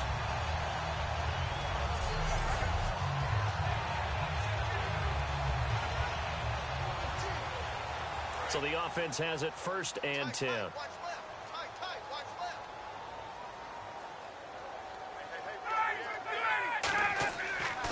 Now Freeman, he's been busy today.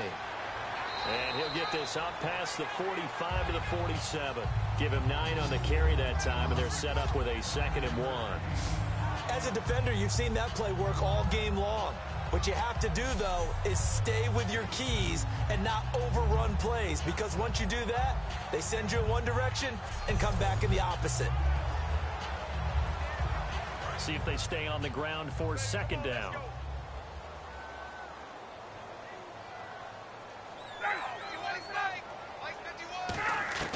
Now Ryan on 2nd down. Connects with Sanu right side. And he'll get it down here to the 43. It's a 9-yard gain, and it keeps the drive moving.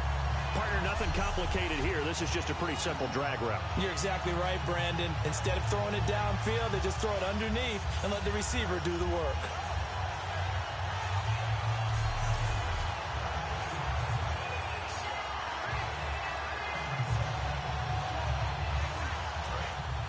Looks like the defense in press coverage here.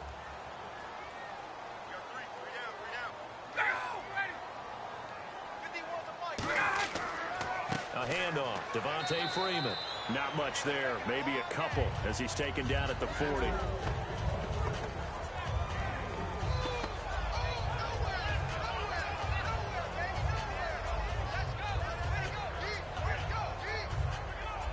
Here we go with 2nd and 7.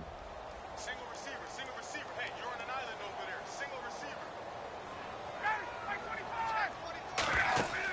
Off the play fake to Freeman. It's Ryan.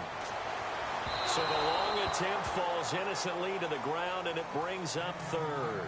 Tremendous field position there and a perfect time to do exactly what they did. Take a shot at the end zone. And they went for the big play, just unable to complete it. The line to gain is the 33 on 3rd down.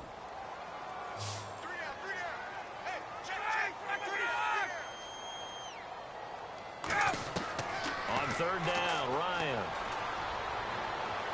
And he'll just toss it away. So he throws it away, and that brings up 4th down.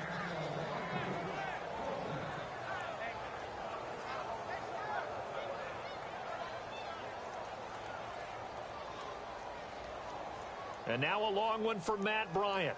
He's hit from 62 in his career, but that was all the way back in 2006. They'll spot it at the 47, so call it a 57-yard attempt. Online, but off the crossbar, no good. A long-range effort denied 3 points at the very end. All things considered, a pretty good kick, just cruel punishment there to be denied by the crossbar. If you're going to hit from that distance, sometimes you're going to need a little luck, and unfortunately for him, this time the break goes against him. A look at the offense now here, coming back out on the road for their first possession of the second half. They were able to get the ball back here, didn't surrender any points. Now they'll look to add to that lead. Now, how about the boost the defense gave them? Going right out on the field, shutting them down, not giving up any points, and turning the ball back over. They want to do their part now and show them a little respect and some gratitude by scoring some points. And to get a little more cushion.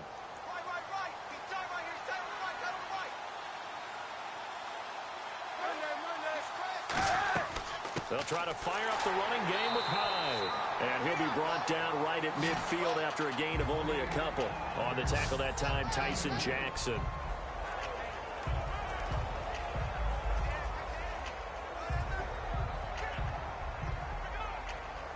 So the offense looking at a 2nd and 8.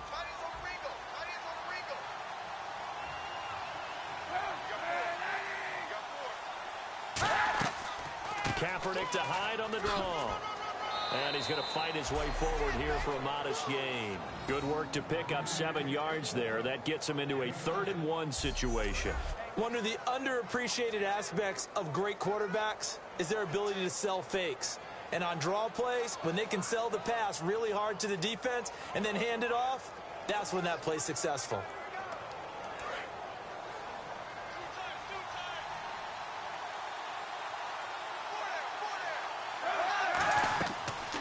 They'll run the option left. And he is going to lose yardage here. It's a loss of a full 3 yards, and it brings up 4th down.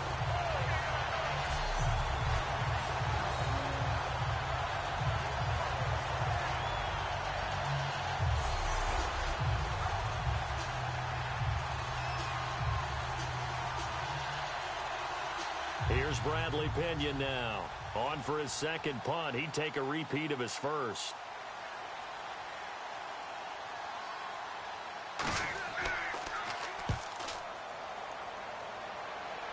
And this will be out of bounds at the what here? The 12-yard line. Heading back onto the field, here's a look at Devontae Freeman now. And these numbers showing up on the screen, that's why he's their star. They kept him down for a little bit, couldn't keep him down for a full 4 quarters. But what they were hoping for was a half of a game.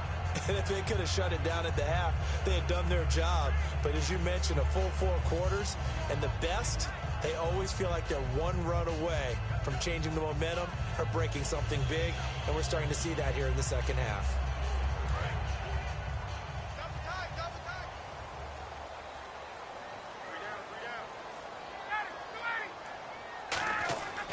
They run, Devontae Freeman.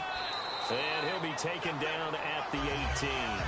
It's a 6-yard gain on the ground, and that'll make it 2nd and 4.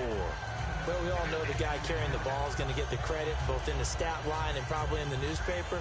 But guess what? Those guys creating holes, they couldn't feel better about themselves right now. Offensive line, tight end, probably even the wide receivers are involved. They're moving the ball well.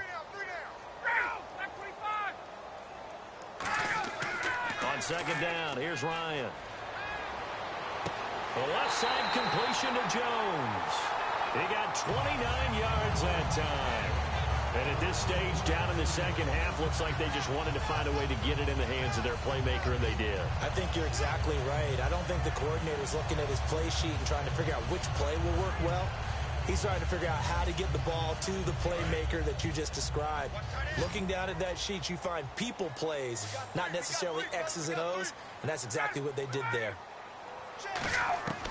On 1st down, Ryan hits his target. It's Taylor Gabriel. And a nice gain of 21 yards.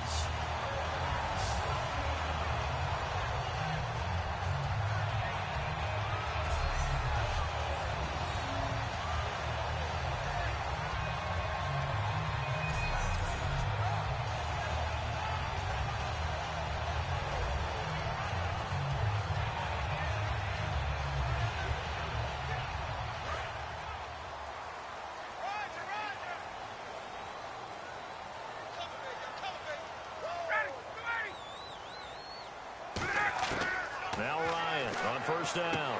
It's caught left side. Tammy. Give him 9 there on the 1st down completion.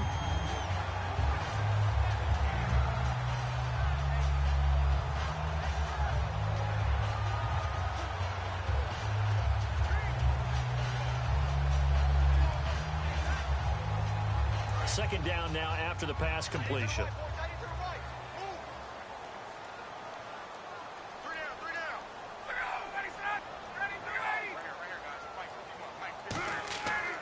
A 20th carry now for Freeman. And all the way down inside the 5 to the 4.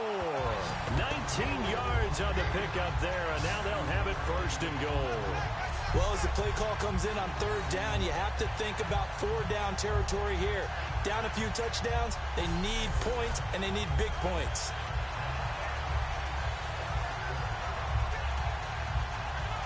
And now inside the red zone, the offense will operate.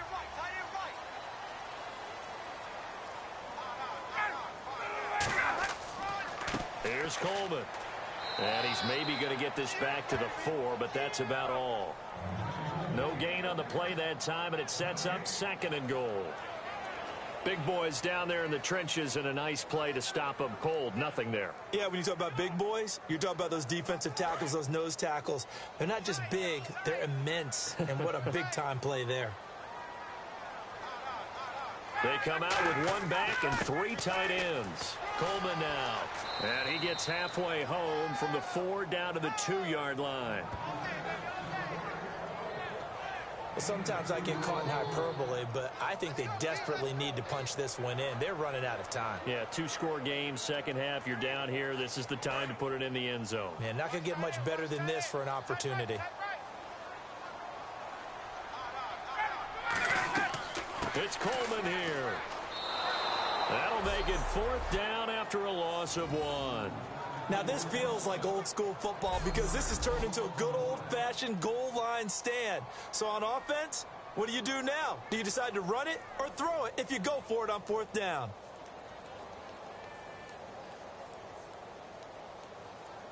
So on 4th down, off goes Matt Ryan, and on is another Matt Bryant. And remember, he had one blocked earlier. Oh, they get to the football. It's blocked. Now it's scooped up. And now off to the races down the right side. He's at the 50, the 30, the 20, 10. And they will score. It's a 49er touchdown. And a touchdown there to help them expand the lead. All you're looking for is as much separation between you and the other team as possible. They've got to feel good about what that touchdown gives them.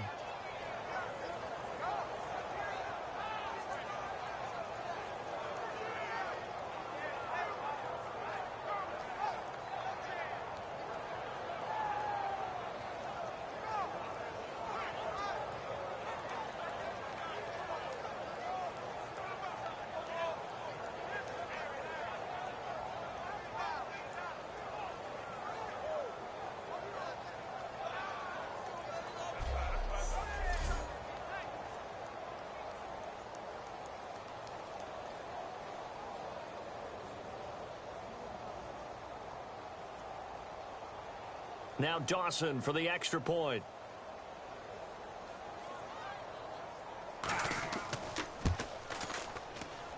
And that'll make this a 3-score game as the lead moves to 17.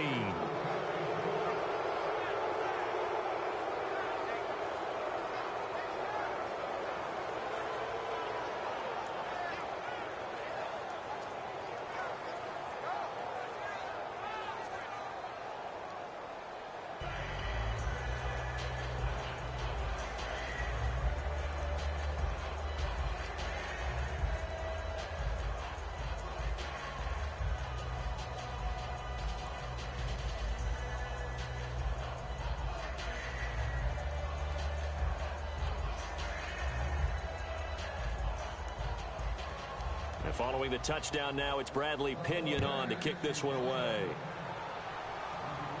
This is fielded at the goal line. Oh, a little 360. And he'll bring it a few past the 20 to the 23-yard line. Atlanta now coming out on the field. And they have to feel like they missed on an opportunity for points last time when they couldn't connect on that short field goal try.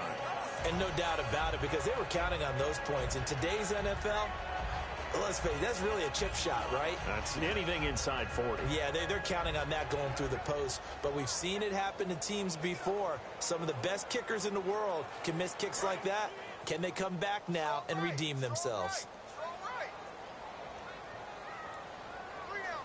Offensive line wasn't set. There's the flag, and 5 yards back they go. Quarterback has to look around and make sure that his team is ready to go. Sometimes the quarterbacks go faster than is necessary. Still first down.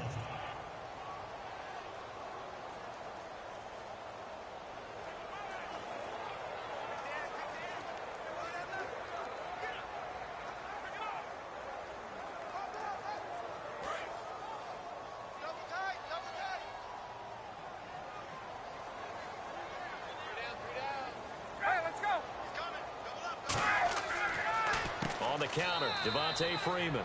And they'll blow that one up back at the 16-yard line. It's a loss of 2 there, bringing up second down. And that's why you see so many teams play a 3-4 defense, because that set gives you a lot of flexibility about where to bring pressure from, and it's hard for an offense to pick it up. Left side, right side, up the middle, especially with some really flexible linebackers.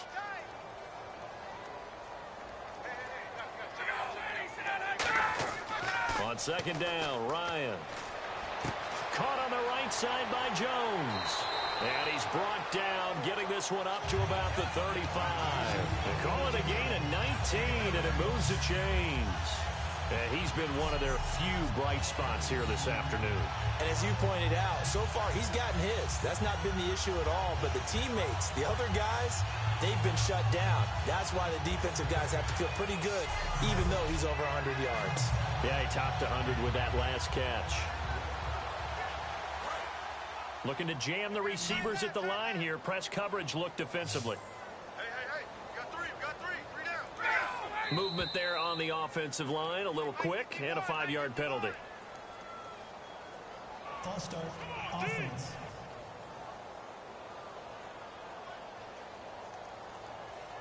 Still first down.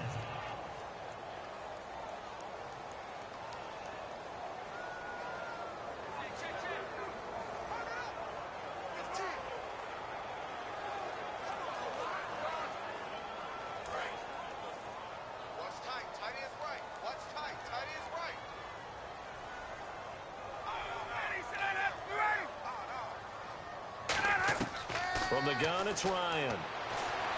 He completes it to Jones. And able to get this one across the 45 before he's brought down.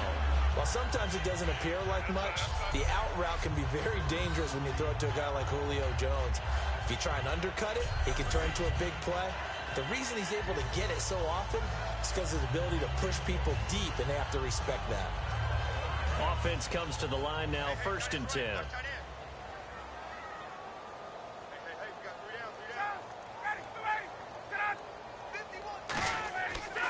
Now a handoff. It's Freeman. And he stopped immediately there. Just a yard on the pickup there, and it'll bring up a 2nd and 9.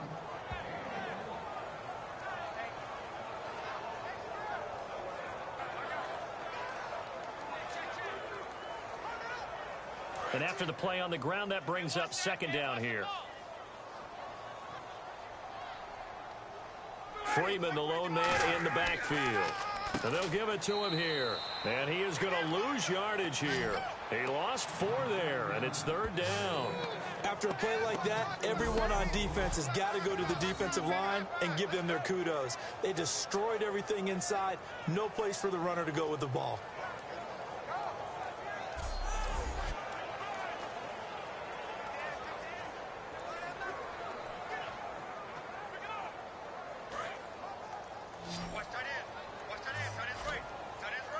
And they've got an extra defensive back out there now on 3rd and 13. 3rd and long. It's Ryan. Got a man, and he hits him in stride. And he's going to get this all the way down inside the 35. The 21 yards there as they convert on 3rd.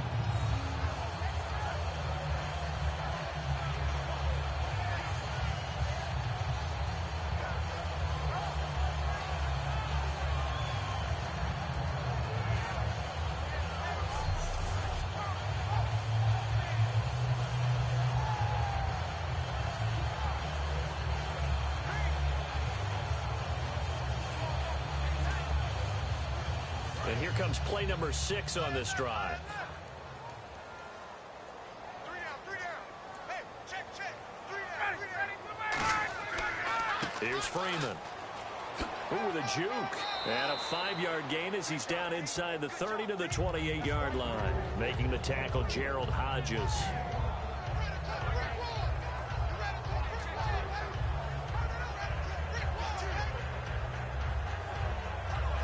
So second and medium, 2nd and 5 now.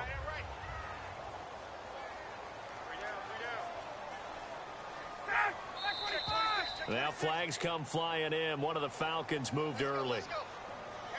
False start. Offense.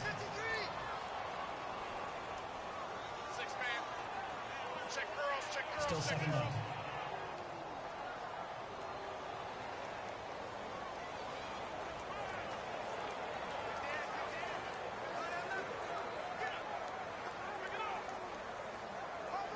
So 2nd and 10 here.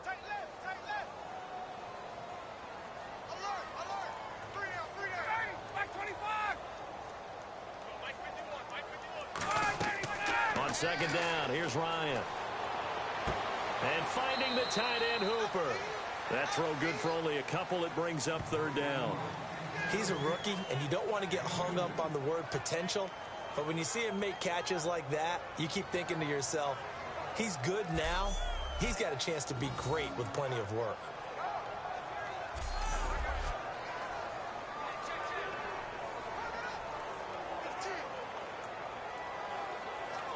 Eighth play of the drive forthcoming, and they need 8 yards on 3rd down. We got three, fellas. We got 3. On 3rd down, Ryan. And it's complete. Hooper. And he'll go out of bounds down inside the 15-yard line.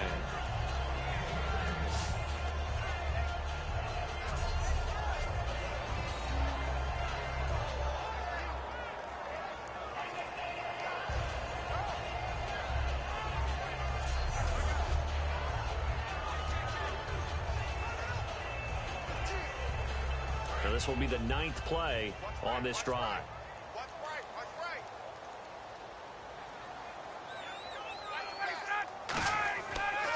They'll give it to him right up the gut. And power running here down to the 6-yard line.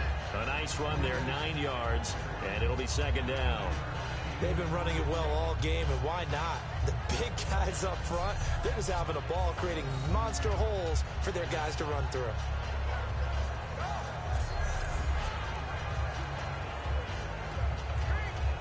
And a really long drive here, and it goes on and on. They come up in an offset eye. Now flags come flying in. One of the Falcons moved early. False start. Offense.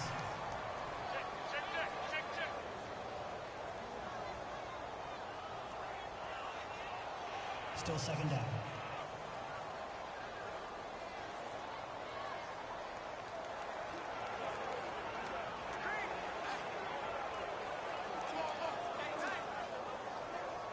Second down to the offense in search of 6 yards.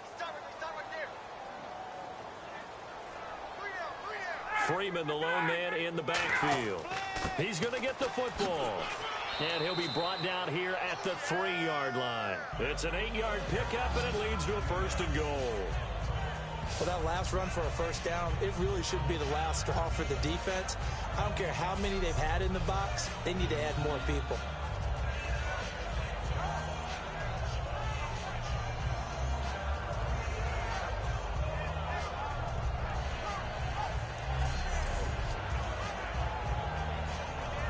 And the seemingly endless drive continues.